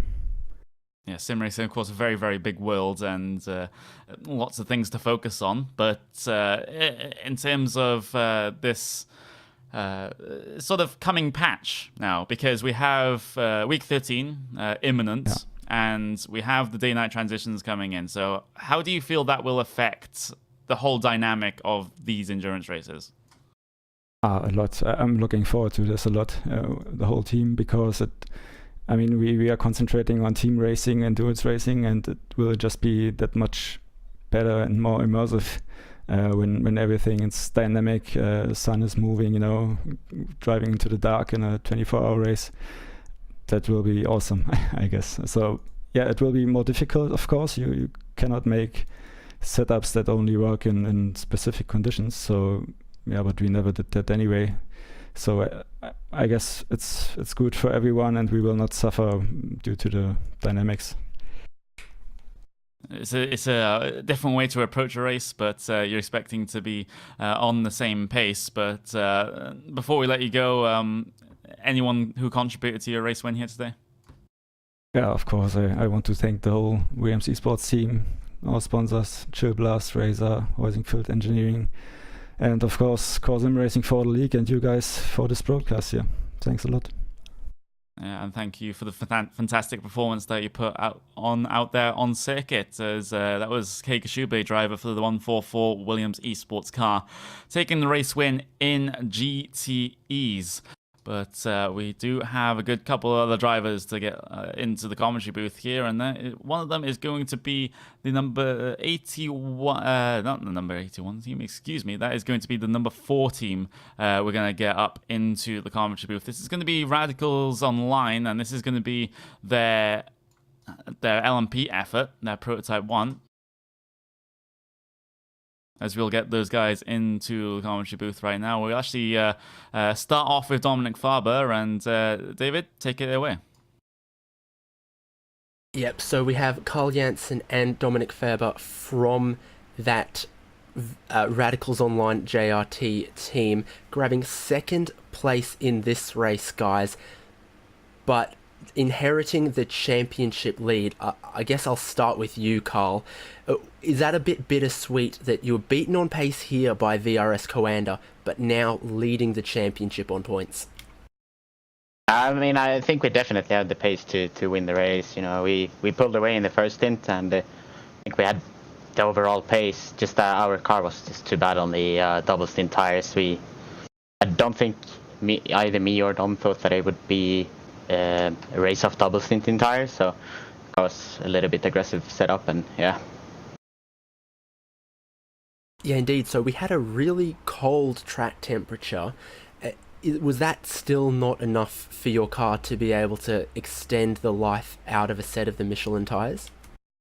I mean, the overcast weather have been the quickest weather for us the whole week. We've been the colder it got, the faster we got as well compared to the other guys. Just I think the other guys had set the car up a little bit nicer, so they could bring the life out a little bit longer in the stints, and I think that was where we fell short today. Well, with this second place, you overtake Team Bushfink Racing Blue in the standings and pull out just a little bit more gap from Pure Racing Team. Dominic, we're at the halfway point of the season. Do you think you've got enough in rounds 4, 5 and 6 to hold on to that championship lead? Yeah, I'm sure. When we look at the schedule, then I see lots of tracks which come in favor for us, I'd say. Like Kota, we're quite experienced there already. Then Interlagos should be good as well. So as long as we keep up like this, maybe even improve a bit. I mean, the pace we showed today clearly shows that we can win in this series, and so I don't think it will be too big of a problem to fight here for the championship.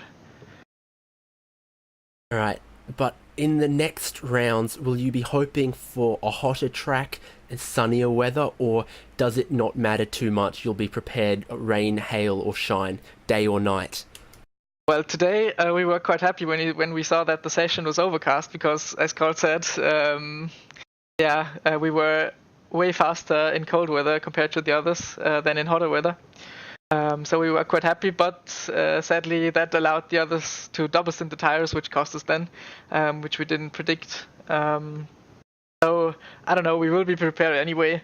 Interlagos is a hot track, so we will have to prepare for that a bit more then, and Coda as well. So I guess we should make a balanced setup for every condition, and then we should be good to go.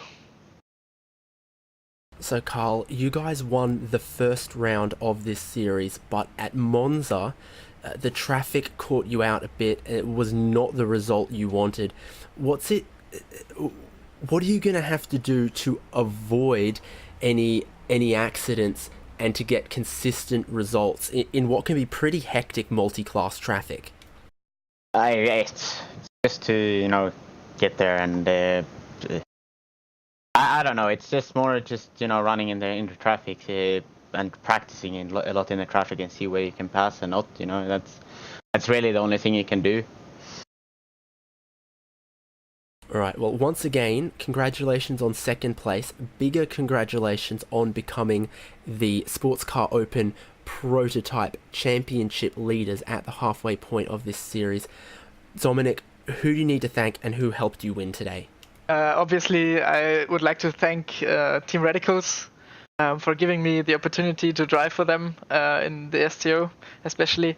And then thanks to my team Sorg Esports, who allowed me to do this little guest start in SEO for them. And then obviously, the whole sponsors of Team Radicals, but I think Carl should do that as he's more... I probably should have said Carl then. Carl, who does Radicals Online need to thank for becoming championship leaders and for this race today? Yes, it's need to thank Sorg for lending Dominic to us. It was very kind of them. Then to Rob and Cass for helping us build this setup to make it this quick, and then all our sponsors, Cranfield Simulation, Joel Rail Timing, Arma Centrum, As the Sim Race, MOATF Podcast, Turn Racing, Immortal, and then Six Sideways. All right, thanks so much for having a word with us, and see you later on in the Sports Car Open. Connery, we've got plenty more people to get to, so let's get to that. Yeah, let's get a little bit of a move on. I guess we'll have to do at this point sort of more quick fire interviews rather than just spending 30 minutes then with everyone. But getting ourselves another driver into the commentary booth. It's going to be Gianni Vecchio, representative of the Pure Racing team for their GT effort, and a solid second place here for you today, Gianni. And Williams Esports just seemed like they were sort of in another league, and did you think you would be able to challenge them, or did there come a point in the race where you thought, yeah, they're too quick? There was, I think, when we all first saw the quali time from Alex Voss, I think what was it, 48.3, I think. I don't remember. Yeah. I knew that's going to be a hard race, but I think personally in the race after like 1.5 hours, I knew for myself we don't have a chance, because they were consistently 2 or 3 tenths a lap quicker than us, and we did a lot to actually get some pace, but all this set of stuff we did through the whole week didn't paid off quite well, so I think they did the better job and they deserve the win. Fantastic for sportsmanship there is Gianni. Just some quick thoughts. I know we had it with the Coanda drivers in the previous interview, but quick thoughts on what is happening in the coming week with regards to the the dynamic sort of time, the day-night transitions? Yeah, we are looking all forward to it. We can't wait to actually do Daytona, which will be the first race, I think, in those conditions. And yeah, I think we all can't wait to do it, and we are looking forward to have this new challenge, different weather settings, different temperatures throughout the whole race. So yeah, we are looking forward to it. Will definitely bring a whole new dynamic, a whole new variable to the endurance racing that we have here on the service. But before we let you go, this is the usual thing, Gianni. You know how to do this. Anyone you want to thank? Yeah, the team, obviously, our sponsors, Asha, Spusu, the Pure Driving School, and Autohaus Wallmeier. And as I said, the whole team. Next time we hopefully gonna do a better job. Looking to get those race wins rather than be number twos, but that was Gianni Vecchio there for Pure Racing Team GTE. And then next in the commentary booth, we're going to have quick fire interviews. David Haynes is going to be with Marco Nessi and Marius Gollenbeck. This is going to be the drivers of the number 81, the core sim racing GTE effort. Take it away, yes, David. Indeed. Joining us from car number 81, which is Core Sim Racing GTE2, Marco Nessi, Marius Gollenbeck. Guys, on the podium today, good points at the halfway point of the season. How was that from your view in the cockpit? I'll start with Marco. Okay, this has been a quite tricky race because we found a good setup just 30 minutes before the race started. So it was something strange because we never tested in this condition. So Marius made an impressive quali laps. So thanks to him, if we were in front. Then it was everything about bringing home the car, pushing as much as we can without making those mistakes that always cost you the race. So we've been focused. Mario drove brilliantly. We brought home this podium that is quite good, a good sensation. All right, and Marius, you guys are ninth in the going into this race, were ninth in the points standings for GTE. So what does this mean for your hopes at maybe a top 5 result in the championship, and also at closing in the gap that you have to your teammates in Core Sim Racing GTE 1? Well, first of all, I'm really glad that the race went so well, and we really got a lot of points out of this, and it didn't really look that way in the practice, and I mean, we thought that we were looking quite good, but with the cold weather it all kind of kept falling apart, so kind of managed to get something going in the practice session, so that went really well. And yeah, it hasn't been such a good season, obviously, with the last race where I've just unnecessarily damaged the car and just cost us a lot of points, where we really had a good thing going on Monza and felt like we could do a podium finish there. But yeah, looking towards the season, I mean, there's still plenty of rounds left. I mean, we've just reached halfway point, and it's going to be really interesting. I mean, there's a bunch of tracks coming up where traffic is definitely going to be an issue again, and you can't really be too sure about your finish, even if you have a good pace. So kind of need to stay awake in all the rounds coming and just, I mean, hope for the best in some parts, but I think our preparation is kind of going the same way. So it's also been the way for GTE 1. They've had a great race, but they've just had really bad luck with traffic, and not obviously going to put everything on that, but P6 is not really showing the effort the guys did today. Alright, quick fire interviews on Race Spot tonight. So quickly from you two guys, who helps your team, who do you need to thank, and any sponsors that need a shout out? I mean, basically everyone who's a part of the team already helps. I mean, we're just a big group of friends, so that helps tremendously with preparing and just keeping everybody together as one unit. And obviously everybody who gets involved with the races, if it's racing, if it's spotting, if it's helping with anything in strategy-wise. So Even the small things really help if you have a team with a lot of people and everybody just keeps chiming in on the small things, and it really puts the team together, and it's really just a bunch of fun at the moment racing with these guys. And I think Marco is kind of very excited as well. I mean, we've just found a great bunch of guys here, and it's just fun racing at the moment. All right, and lastly from you, Marco, 3 rounds done, 3 to go. What do you think you can achieve? If we go on working like this, as Marius said, we can go and increasing our pace. And I cannot tell you a specific target up to now, because we are still knowing each other. We just need to work as in the best possible way. Let's see. We still have 3 races to go, and we will see. We will try to focus as much as we can, working as we have done till now, and always trying to improve this. Well, thank you for coming in, having a word with us, and good luck to you guys for the remaining rounds of the Sports Car Open. Connery, once again throwing it back to you, because we've only got a couple more people to have a chat with.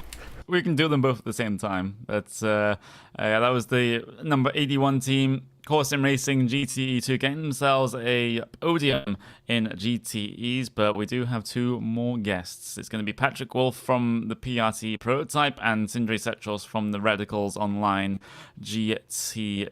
We'll get them in. And we're going to have a double interview here. So first going up towards you, Patrick. We are a little bit strapped for time, so this will be quick. But a podium for Pure Racing Team in that LMP1 division. And a couple of drivers have remarked that this LMP1 class is very, very competitive. Are you starting to feel the heat in terms of that now? Yeah, it's gotten a lot closer since the start of the season. At the beginning, it was kind of feeling like it was us against Milano, and then at Monza, you could already see that a lot of people put in a lot more time, and were a lot closer to us, like TBR for example, and now with Radicals and Coanda also joining the top ranks. I think it's going to be very, very tight for the rest of the season.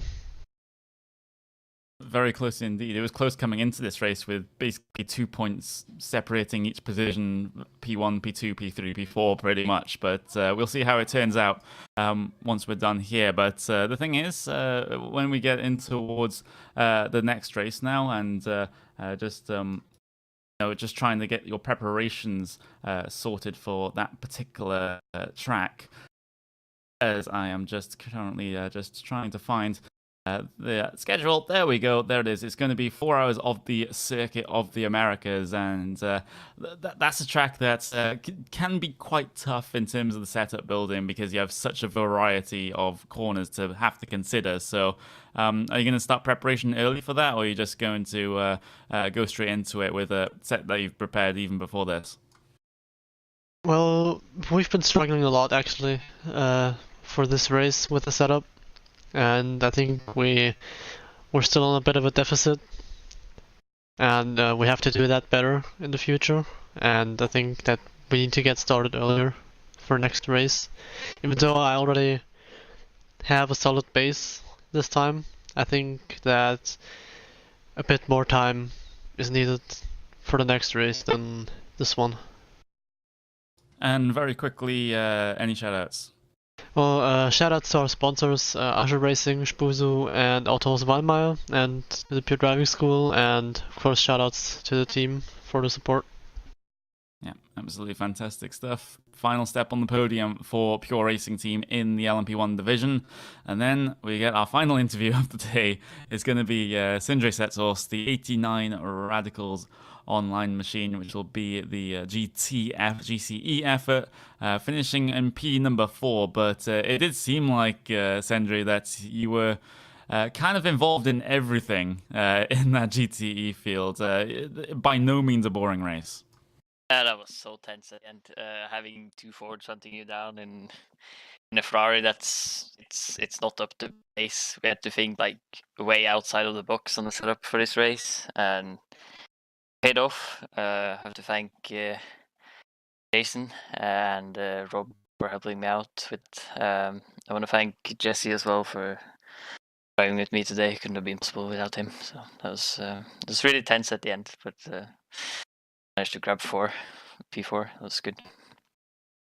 And sort of in recent months, we're starting to see a little bit of I'd say kind of a resurgence of Radicals Online as a team, because I'm really, like, way back when, a couple of years ago, they were really on top of the game. They were winning a lot of things, getting good finishes, and then you kind of had a period where the only places Radicals Online were doing well were in the iRacing special events, but now, coming back into the league racing side of things, it seems like, at least to me, that Radicals Online are starting to get back up to the front of the field where perhaps they should deserve to be. Yeah, I think we're more motivated now than we were at the start of the year, because we can see now that we have the talent, we have the base to fight with the best here. So yeah, I'm pretty sure that we could have been doing a lot better if we picked the right car for the GTE. But yeah, we have to do what we can do with the Ferrari. So I hope for a BOP next week, and then see what we can do at the. And do you want to mention anyone who helped get you your P number 4 today? Jesse, of course, for driving with, and then Jason and Rob for the setup, and then our sponsors. They were mentioned earlier, but maybe people can go check out the Arma Centrum store and buy some clothing they can put on when we race and support us. Yeah. There we go. You do have to get that in there, but thank you very much, Sindre, representative of the number 89 team, Radicals Online, number 4 in GTE. But that will be all that we have time for here today for the Sports Car Open on Racesport TV and on the iRacing Esports Network. Fantastic finish here in the 4 hours of the Nurburgring. VRS car and the SimSport managed to take it in the final 2 stints for LMP1, Ava Vivatic and Williams Esports taking the wins in LMP2 and in GTE respectively. But join us for the next race soon at the Circuit of the Americas and the first Sports Car Open race that will be run in the new day-night transitions. You do not want to miss it. See you then.